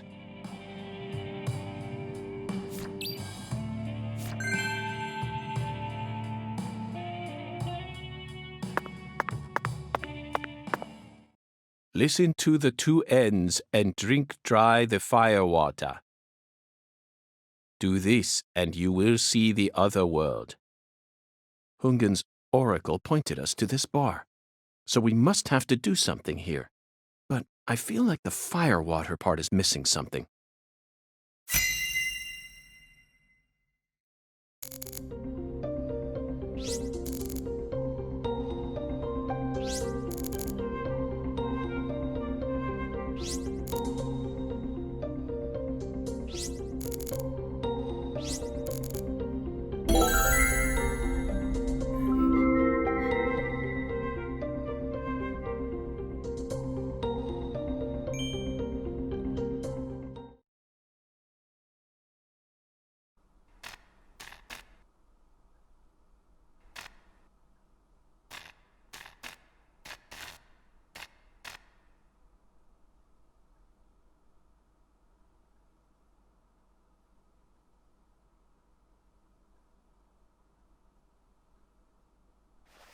Zach, do you see that? It's a gigantic go sign. I think someone's trying to send us a very powerful message here. That settles it. This must be a singularity.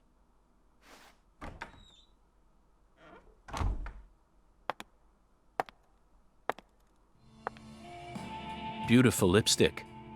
The color red suits you. Thank you. Red is the color of life. No human who knows the joy of life would ever hate this color. Or would they?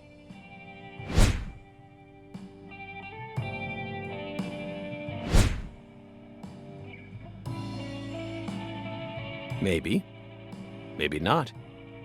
But I know of a drug with a red color that certainly doesn't signify life. It sometimes even steals the lives of those who drown themselves in it. Catch my drift?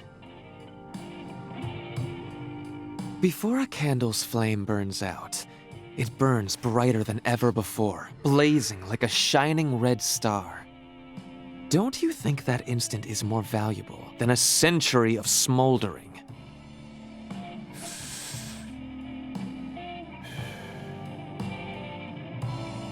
That blaze doesn't cast out the darkness. It only emphasizes it.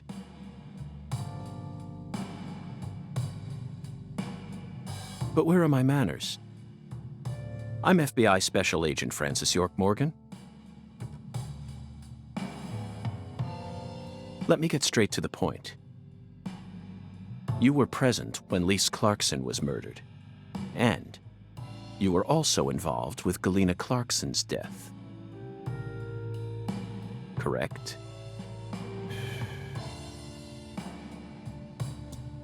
Agent Morgan, are you a man who can hold his liquor? I'd love some firewater. We're similar.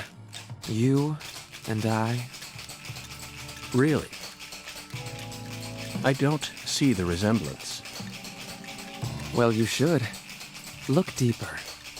Think about who you were when you were first born, and who you are now. Different selves exist inside your body. Are you talking about Zach?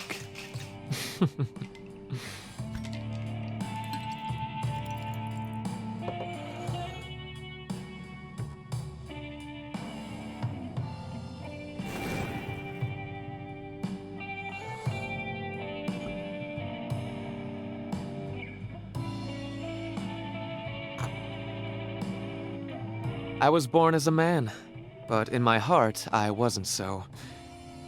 And this is a small town. I experienced far more scorn and discrimination than anyone could ever imagine. Especially from my father. Parents are supposed to raise their children with love. That's the norm, right? Not for me. I was raised by my father's flesh-seething hatred.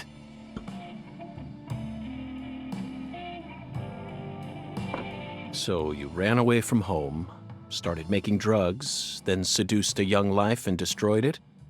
That story makes no sense to me. Think about it. They didn't burn you in a witch hunt, nor did they ever try to take your life. Yet here you are, letting your selfish fantasies drive you to torch the entire town with vengeful fire.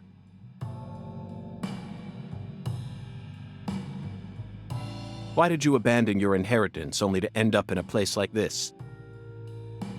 What do you hope to achieve?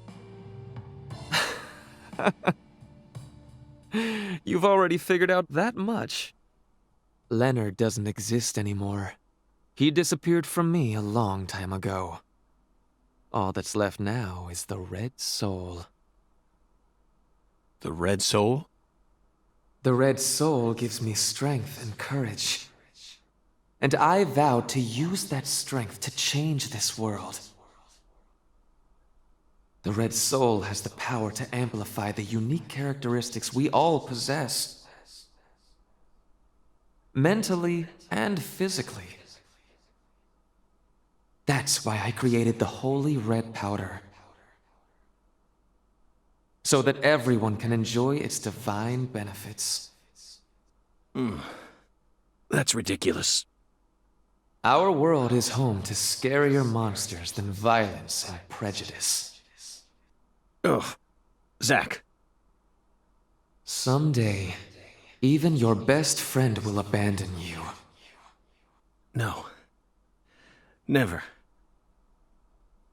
And in the end, you'll be all alone. Zach and I will always be together.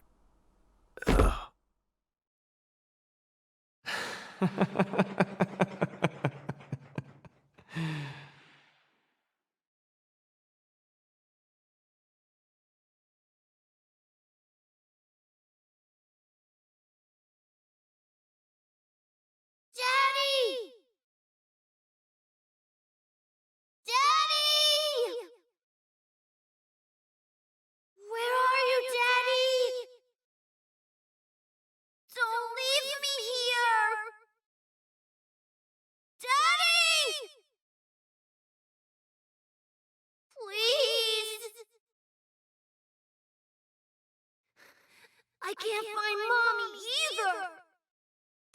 Don't leave me alone. Please? Please, Daddy. Please, Daddy.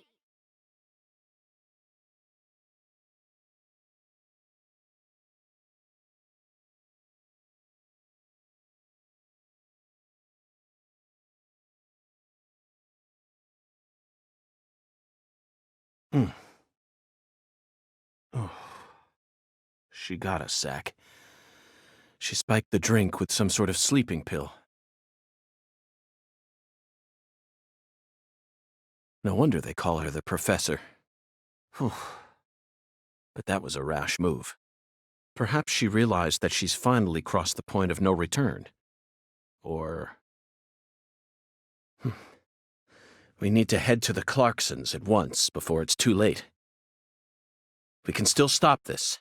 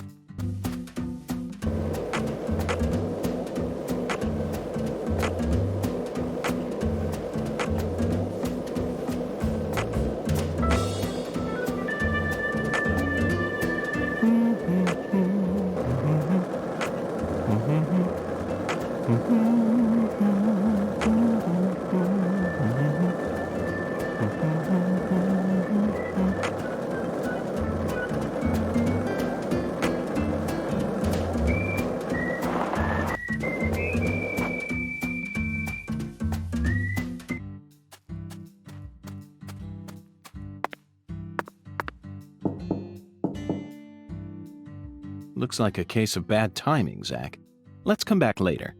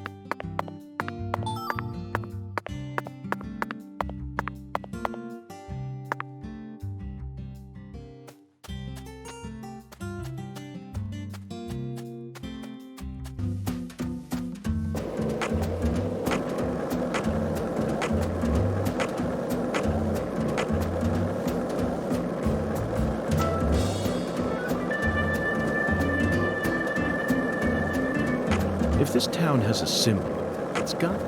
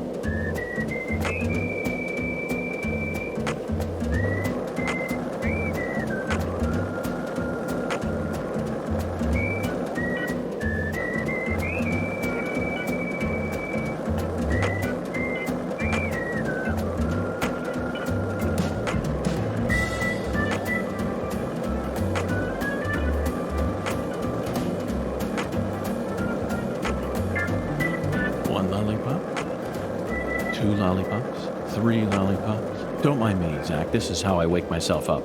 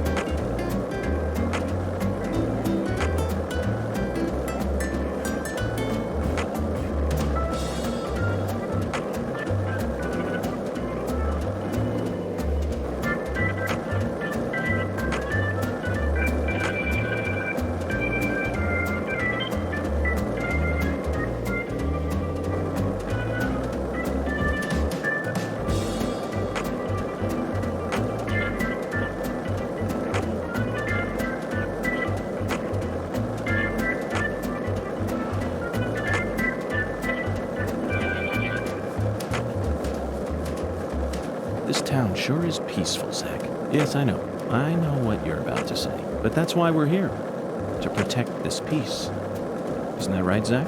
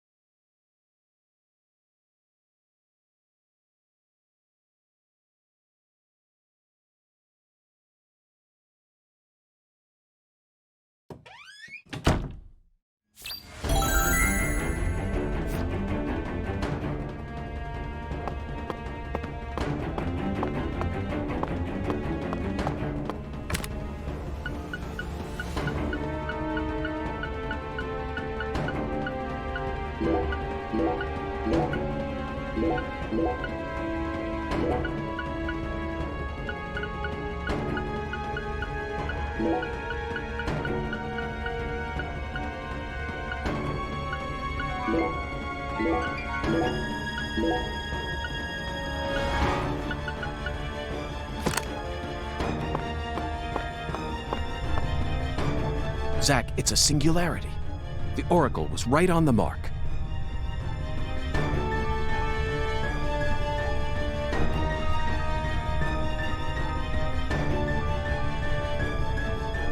The mouth to the other world is open, ready to swallow us alive. I think this case is finally starting to come together.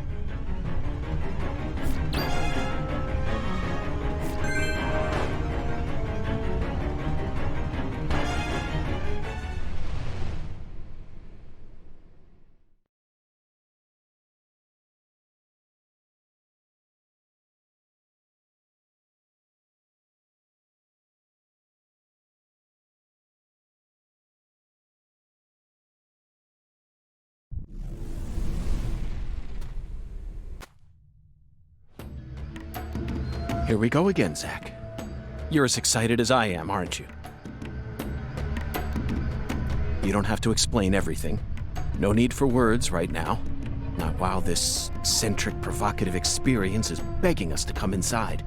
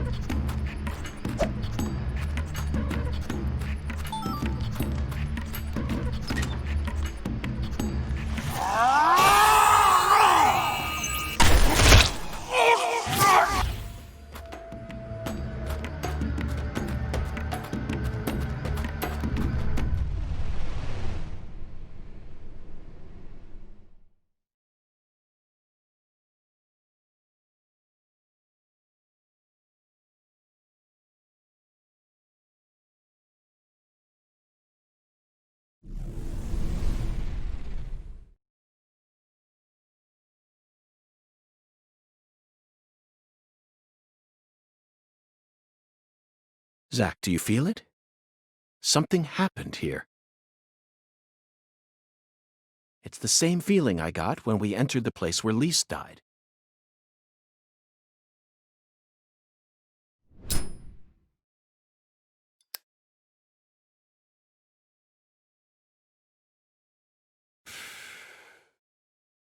Professor R., Lena, came in here alone. It looks like nothing but a suicide attempt to me. Did she have some trick up her sleeve?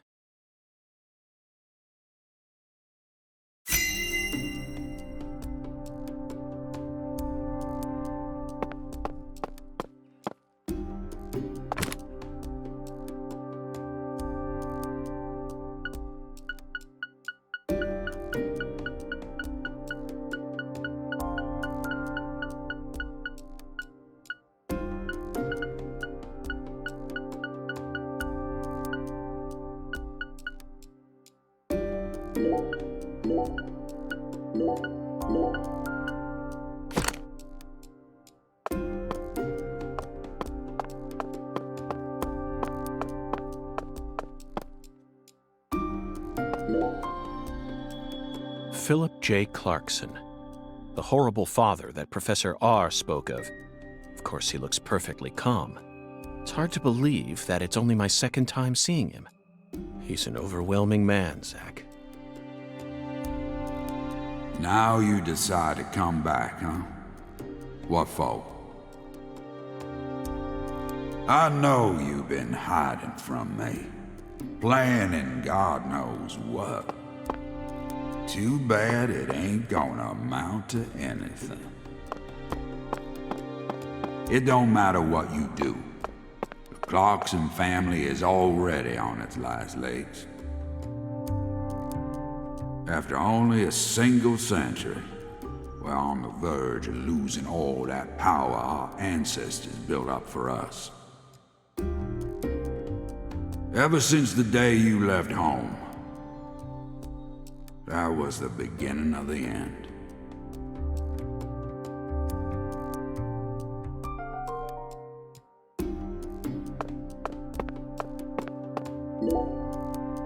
They certainly look a little rough around the edges.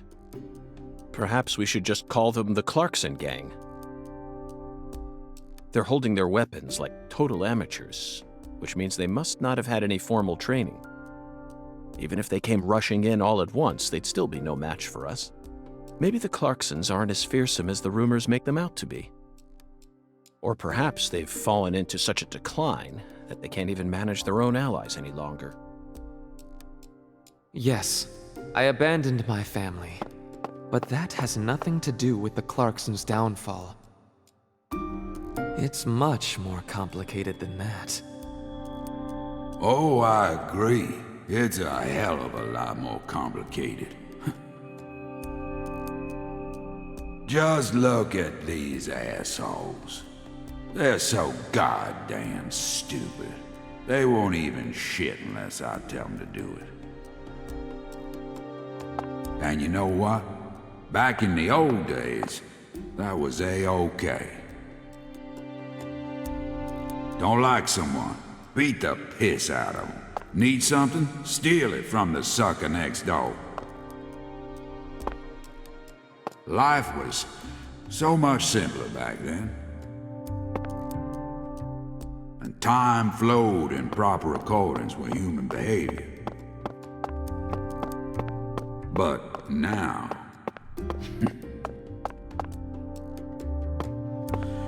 it's all so complicated now. Everything's changed.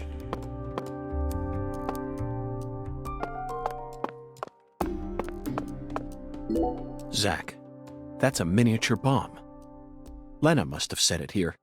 Is this her trump card? It looks pretty elaborate. Another accolade for the professor. She also displayed expert precision when she used that fire to make my cocktail. Her wisdom gave birth to San Rouge. I just hope she hasn't laid any other traps for us up ahead. The legacy of the Clarksons is like a candle in the wind, a sad vestige of what it used to be. But it's not completely dead yet. So what? You came here to snuff it out yourself? Oh, no. I didn't come to snuff anything out. I came to make it burn red once more. What in hell is with you? Did that red powder finally make you lose your mind?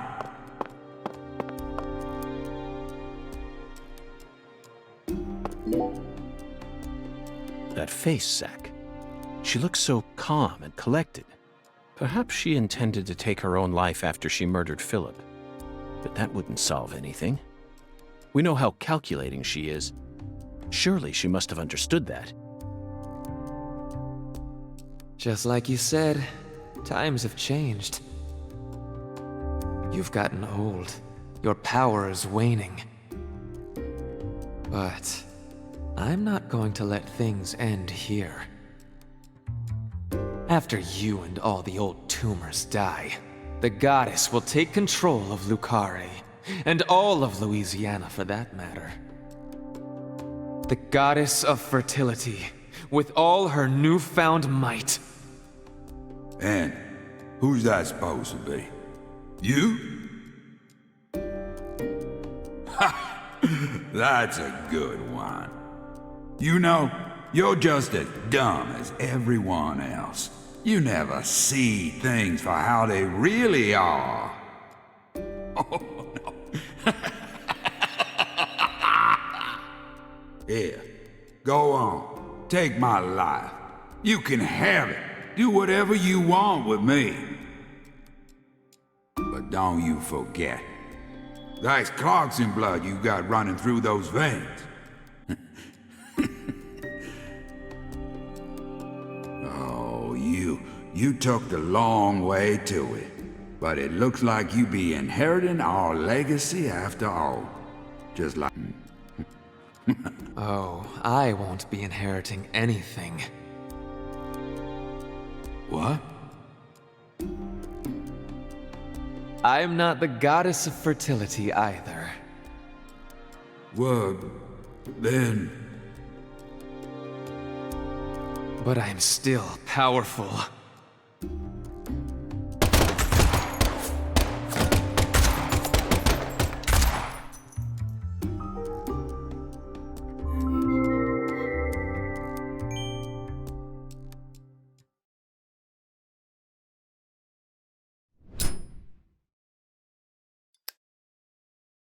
Professor R fought hard in this hall. And the last gunshot we heard sounded ominous, Zack. Everything she says seems to hint at some deeper meaning. The goddess of fertility taking over all of Louisiana with her newfound power? The details elude me, but she's clearly plotting something big. But if she dies here, she'll never be able to complete it. Why risk it then? Oh well. Let's continue on, Zack. I'm sure we'll find the answer once we reach the inner sanctum.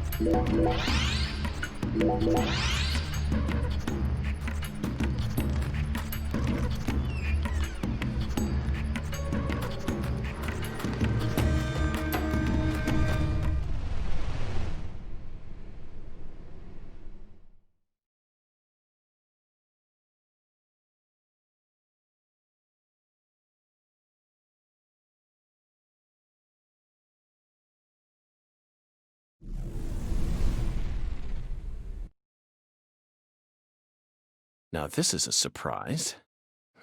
Zach. You're surprised. This.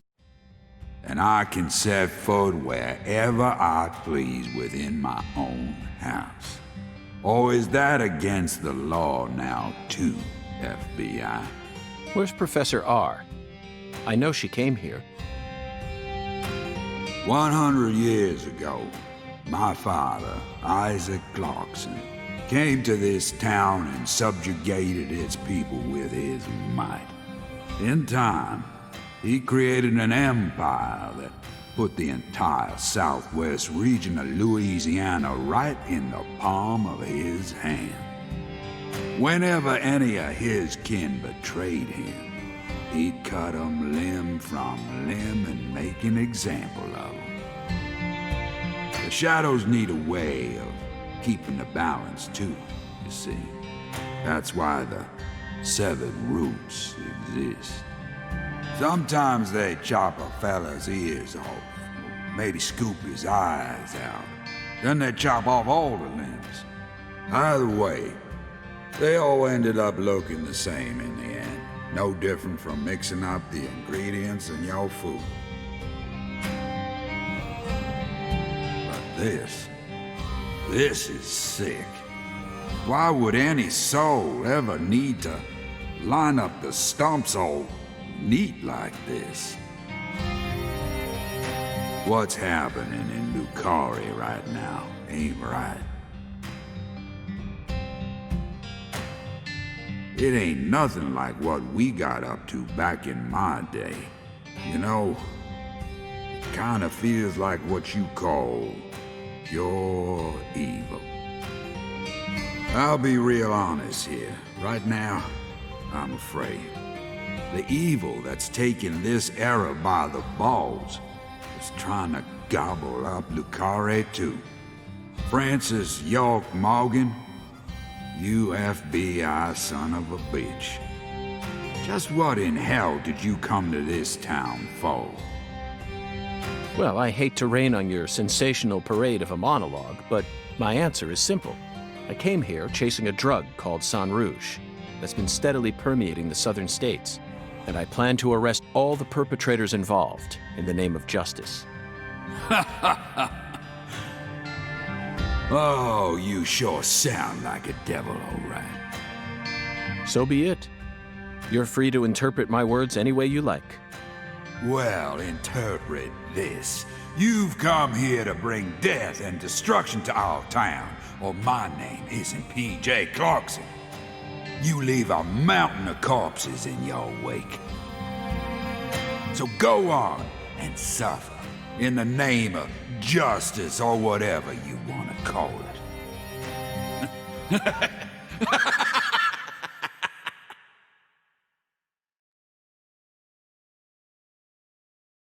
Zach, I'm willing to do whatever it takes to prove that we fight on the side of justice.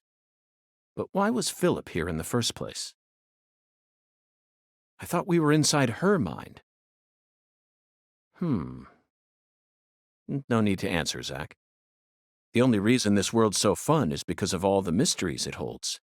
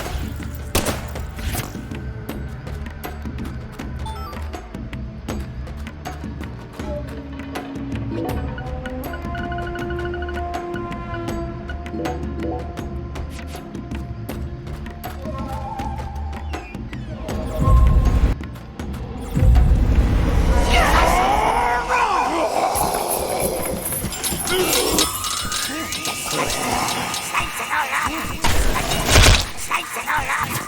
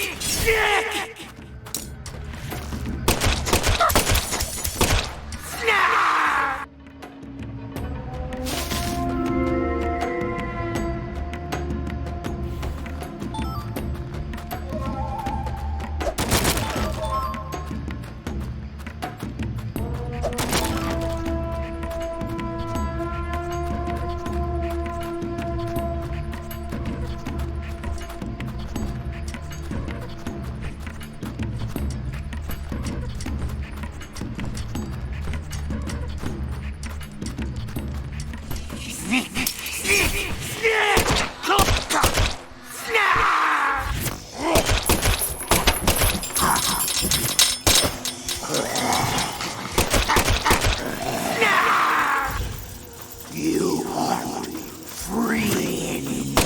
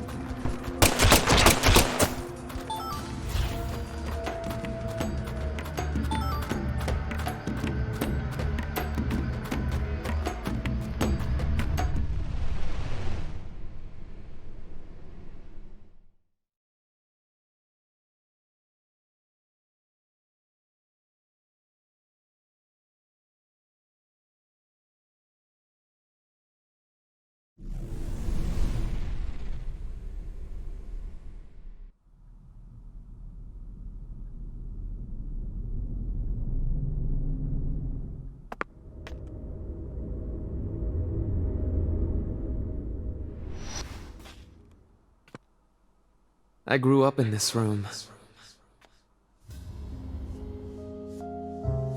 As my back broke under all my father's expectations.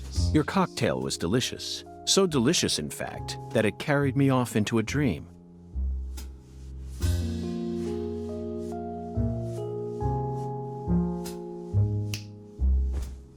Huh. Professor R., what did you hope to achieve by coming back to this house? I don't believe for a moment that you'd ever risk your life just to get revenge on your father.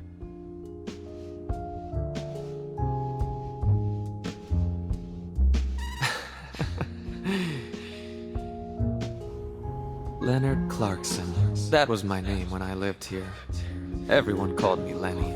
My father taught me all sorts of things so that I would grow up to become a proper heir. How to manipulate people. How to properly use tools such as violence and rewards. But I could never bring myself to care about any of it. You left this place in order to find your true self. But what did that achieve? In the end, you fell back into Lucare. And now you spend your time selling the new drug you created, preying on the weak. You and the Clarksons are exactly alike in that regard. No, you choose your victims indiscriminately, which makes you even uglier. Some people find joy in ruining themselves, offering up their lives to whatever they worship. This cycle has repeated itself since long ago. To me, it's the most noble of actions. Surely you must agree, Agent Morgan. Stop trying to rationalize your crimes with that dramatic gibberish. Vicissitudo, the Latin word used to describe a fluctuation between two polar opposites. Galena's body wasn't a declaration of war. It was this, wasn't it? Those severed roots were fakes. Who did you force to kill Galena? I can't believe you figured out that much. You're dangerous. What you're talking about is true madness, not some noble fairy tale. You're going to shoot me. Okay. Go ahead and shoot. Come on! Shoot me! The Clarkson bloodline is cursed. It needs purification. A blood purge!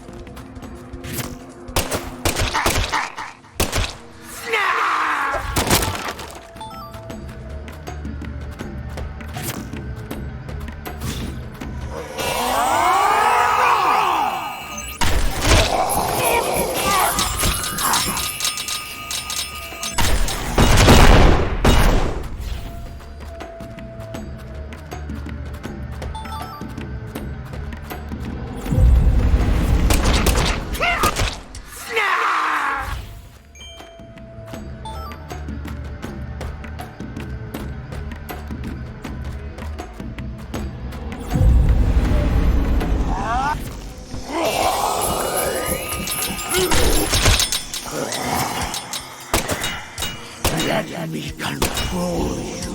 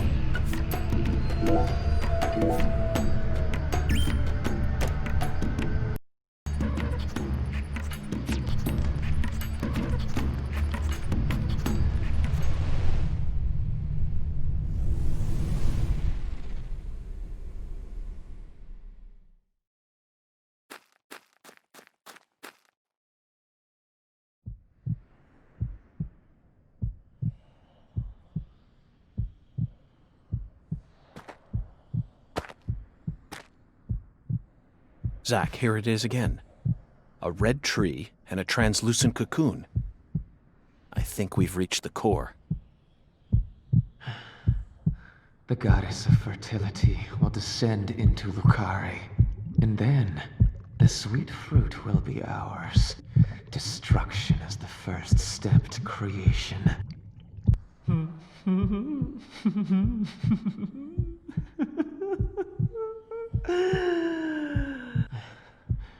Lisa's death sent everything into motion. There's no stopping it now. Her death proved how determined I am, how dedicated I am to all who trust in me. Galena and Lise, their deaths were not in vain. They led us to the harvest. The Clarkson blood curse will be washed away. Life must be sacrificed. Blood purge. Blood purge. Blood. Blood. I need blood!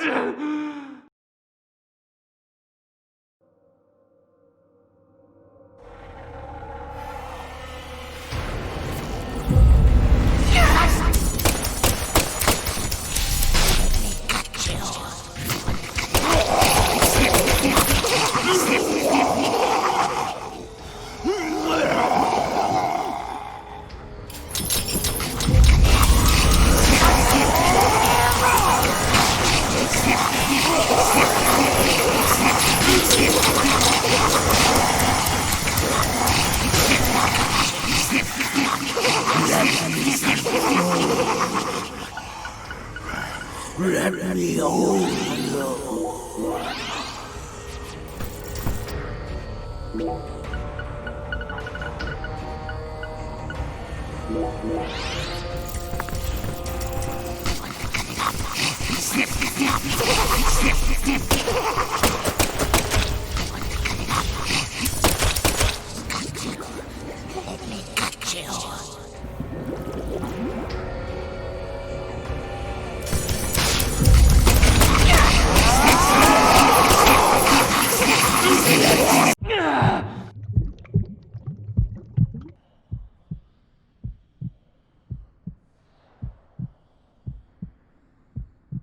Galena and Lise, they're both dead. I can't turn back now! The Red Soul can't die here! You can't erase it! Blood Purge! The Blood Purge! We will create a new world!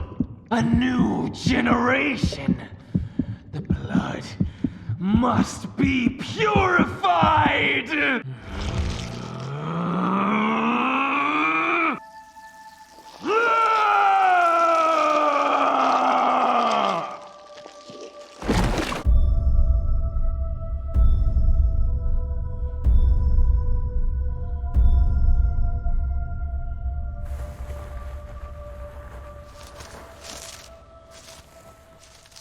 That's the true self you worked so hard to find. I'm sorry, Lena. I gave you far more credit than I ever should have. The Clarksons have always been the chosen ones, proud souls, divine life-given form. But at some point, that blood became tainted. So I decided to reset it. I need to purify this corrupt blood for the one I love most. After I left home, I met the Red Soul and acquired a guide, and so I created the red powder and became an apostle for the red magic. The red powder transforms the body from within. It creates empowered souls, and mature souls are the greatest offering one can present to the goddess. Lys and Galena didn't lose their minds. They both died with honor. Died with honor? Just how deluded are you? Dismembered them and strung up their bodies in the name of vapid symbolism. Where's the honor in that? So what if they said they wanted to die? Cultists have been saying that for centuries. Silence! You will impede us no longer. You're always so smug. Oh, how I hate you. This is the last you'll ever see of my plan. Now die!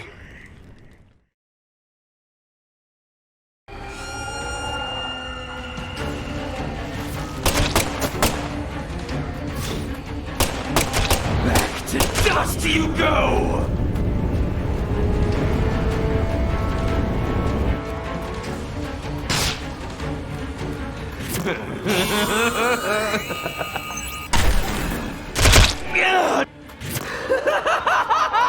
Fire and brimstone!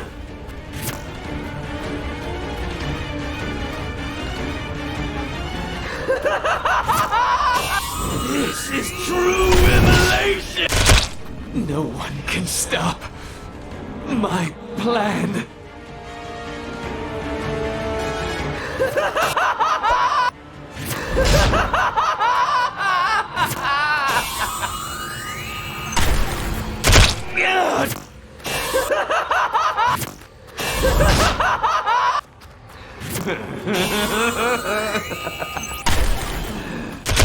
This can't be happening.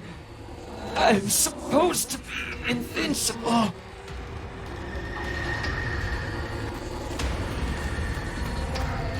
Back to dust you go!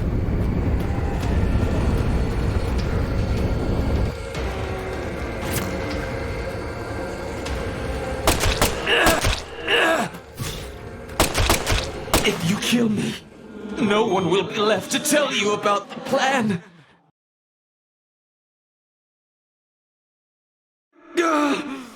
No. How could I lose? But it's too late. No one can stop my plan. Now, not even me. Red Tree!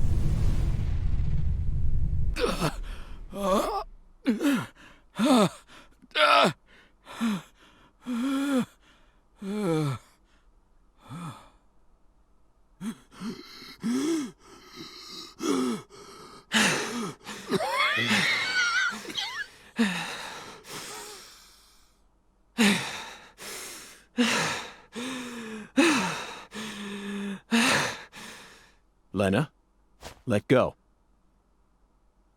I'm going to count to 3, then you're going to get down on the ground and put your hands behind your head. Got it? See this? If I let go, the bomb in the fireplace will explode. Do something smart for once, Lena. Detonating that bomb won't solve anything. You're wrong, Agent Morgan. It'll give me the ending I've always dreamed of. Leonard, you're wrong.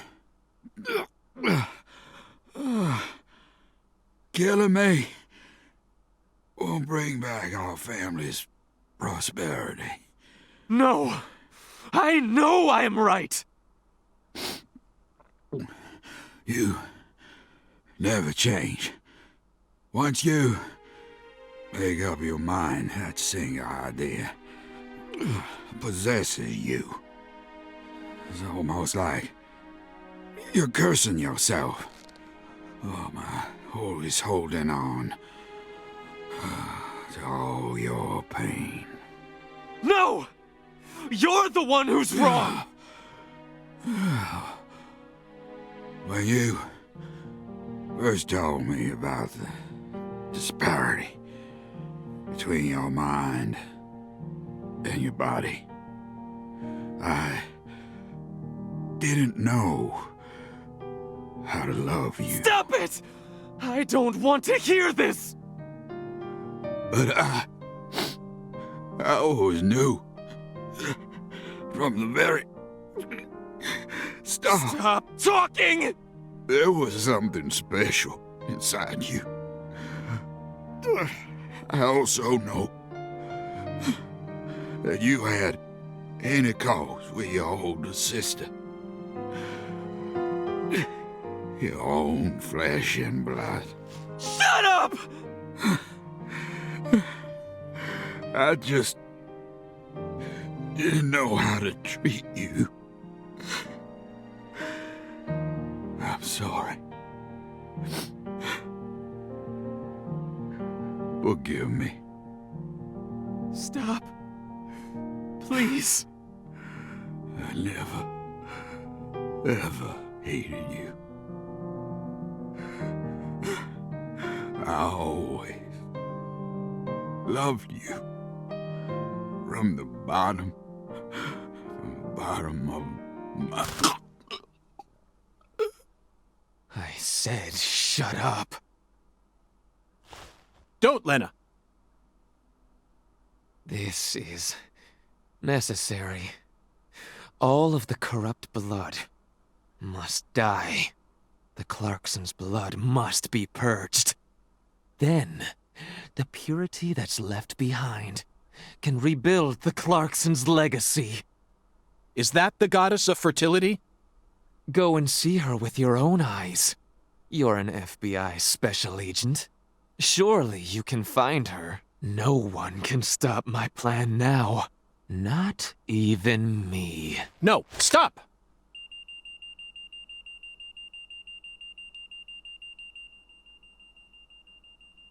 Patricia Clarkson.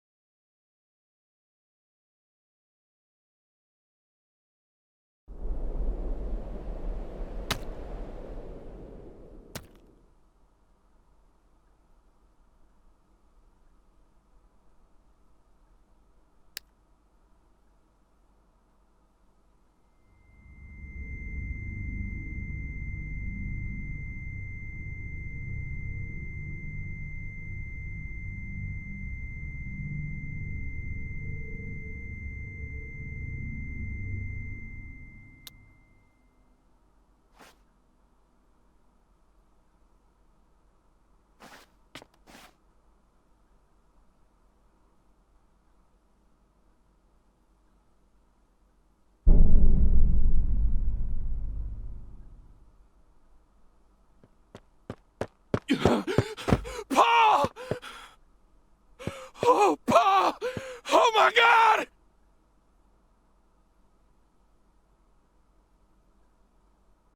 Whoa, whoa, whoa, whoa, whoa, whoa. Agent York? Can you hear me? What is it, Patty? Where's Melvin? He won't answer me, and he ain't at the sheriff's office either. What should I do? You think he got caught up in some kind of trouble? I did. No, I did. Oh, shit! I got nothing now. I can't. Patty, I need someone at the Clarksons' house ASAP. I don't care who you send. They can also ask Daniel Clarkson about the details once they get here. And you should also call an ambulance, just in case. Got it? Huh? Sure. I'm going to head straight over to the sheriff's office, Patty. Let's meet up there.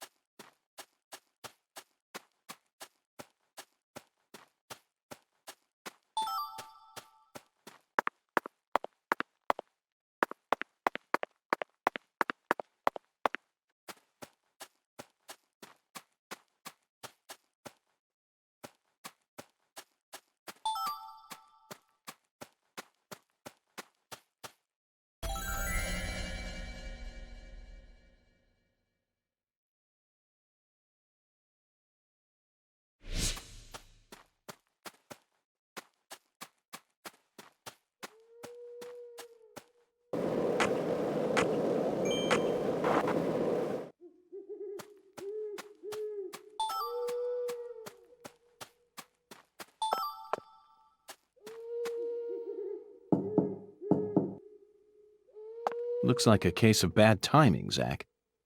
Let's come back later.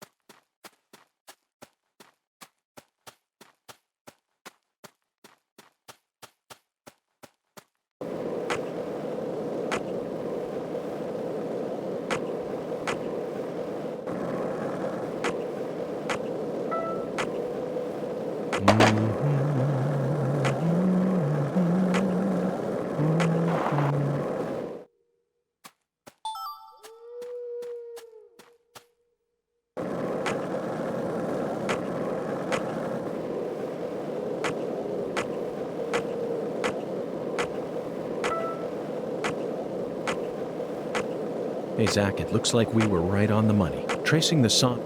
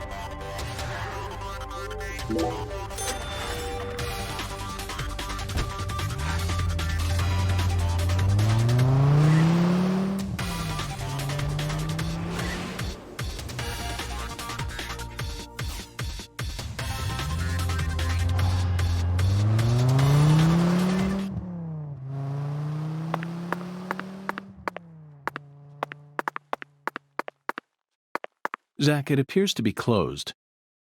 Let's come back during business hours.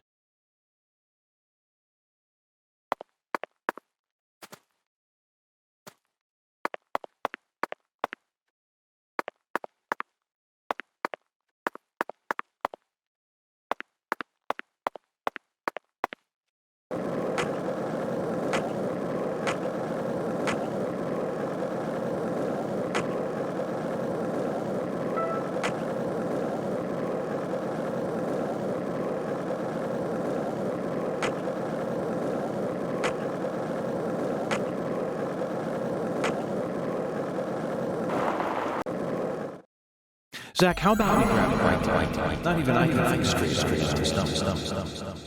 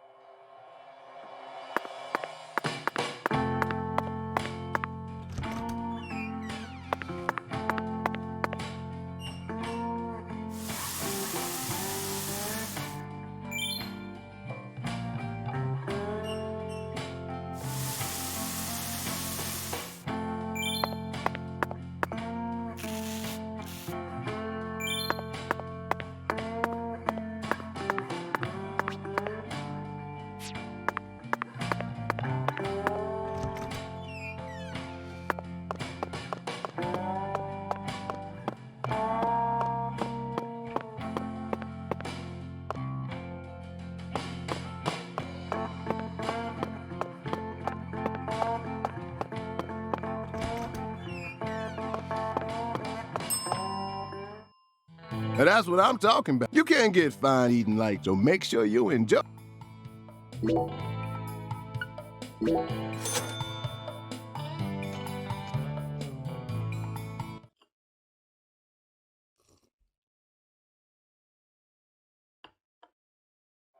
Thanks, mister. Next time you...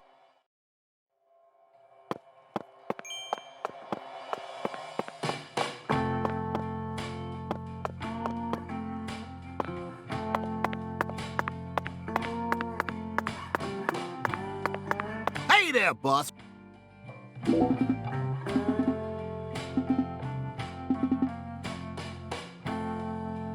Even I can feel it. You almost...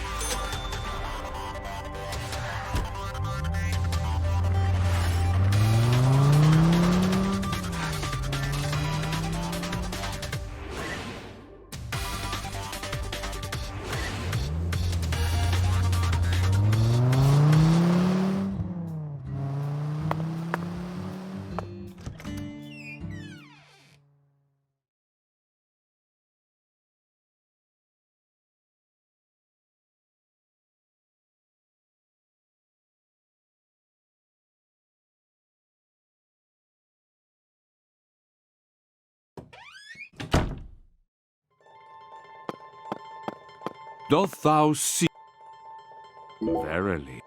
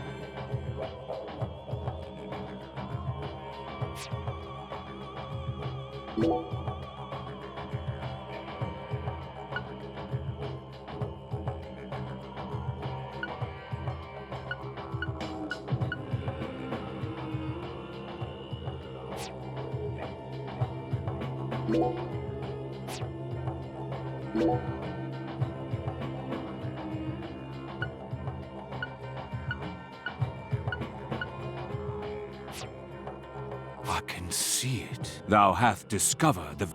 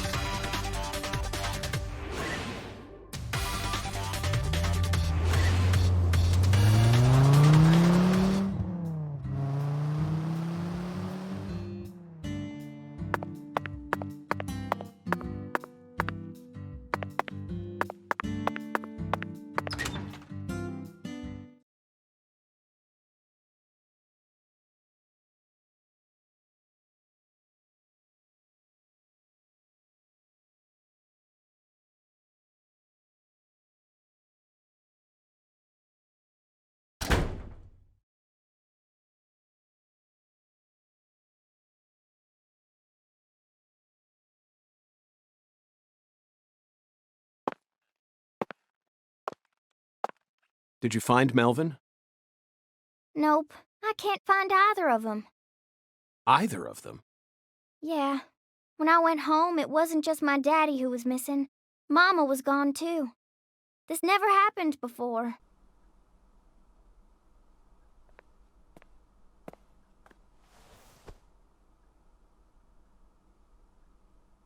Zach, we need to stop Professor R's plan no matter what it takes. Relax, Patty. You don't need to worry about a thing. I'm sure that Melvin just stumbled across an important clue that's stolen his attention for now. And I'm sure he's protecting your mother while he's at it. Let's just leave the investigation to the local police and rest for today. I need to prepare a report for the HQ anyway. How about staying with me in my room until we find them? But... You don't need to worry. I can't make you any homemade food, but I've got a first-class chef and a first-class concierge at my disposal. Oh, and a very affable bellboy. It's a lot of fun at that hotel. But... Okay, I guess. Thanks, Agent York. You're a lady, so you take the bed. Zach and I will be fine on the couch.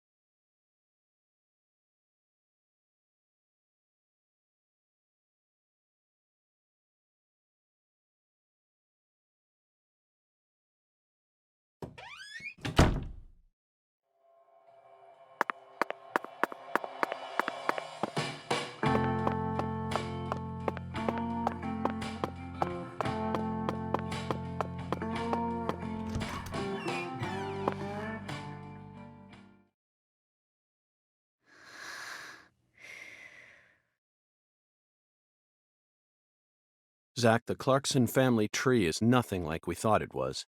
We need to reorganize everything we've uncovered so far. She was so tired she fell right to sleep. Hey, Zach.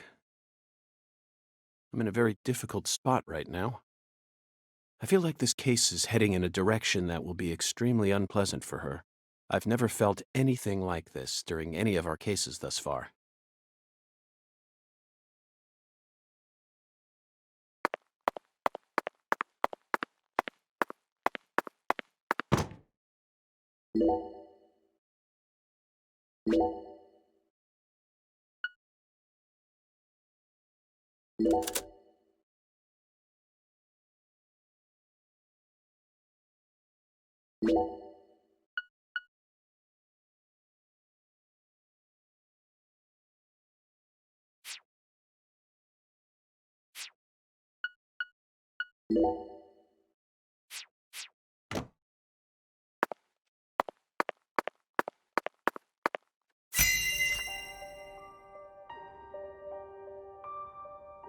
First, let's go back to the beginning. Lise Clarkson's body was found hanging under a bridge over the bayou, in a deserted spot close to where the bayou meets the Mississippi. The one who fired the pistol at Heaven surely had no idea what he would find there. Speaking of which, Zach, Chuck, the man who started this race we're running, what's his occupation?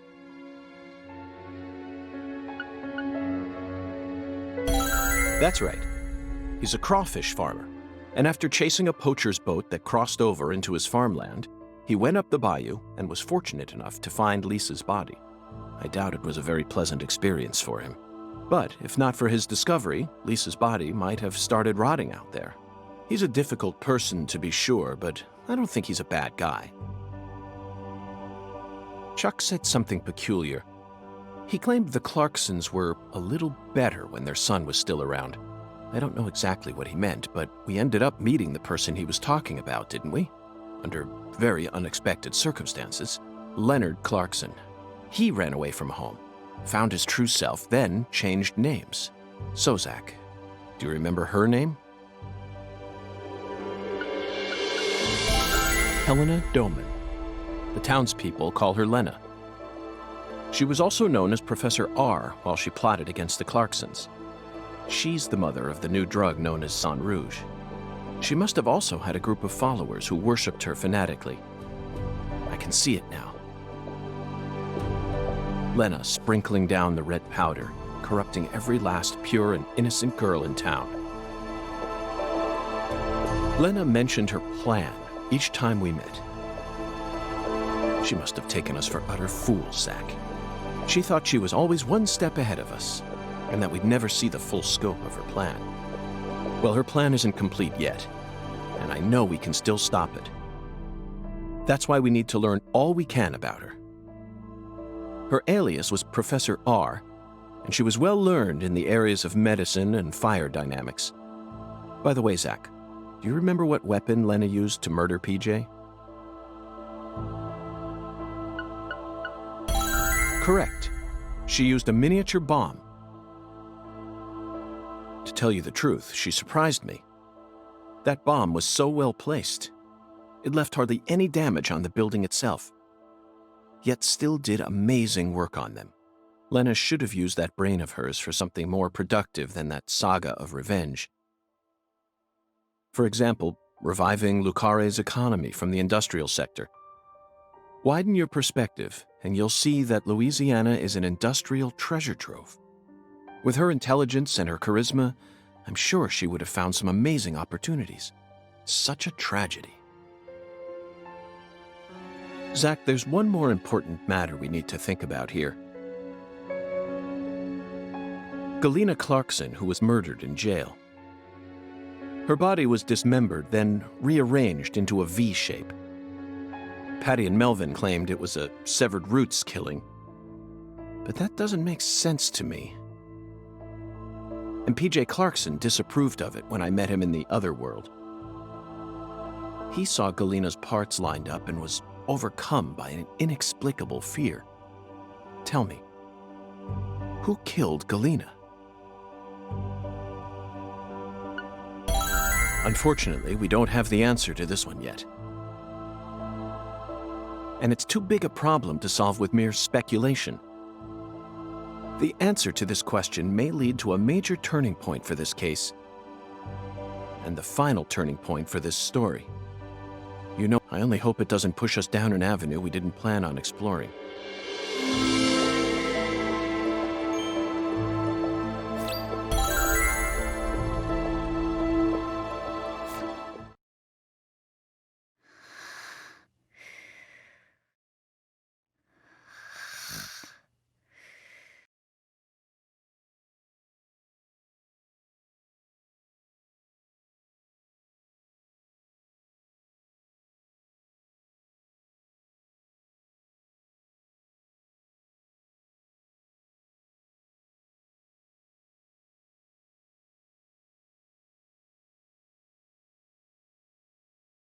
Hey, Zach. Do you remember PJ's last words? Lena had intercourse with her older sister. Her own flesh and blood. This means there's still one more person out there who inherited PJ's blood.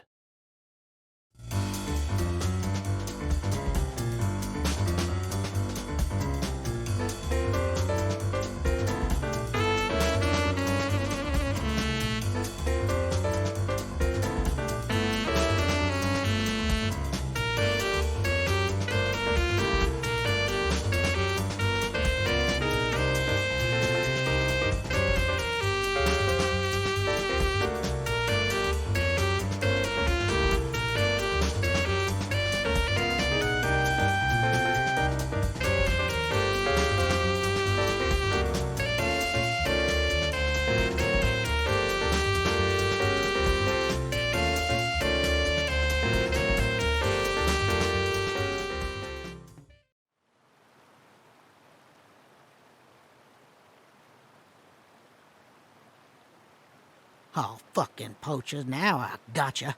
Caught you red-handed.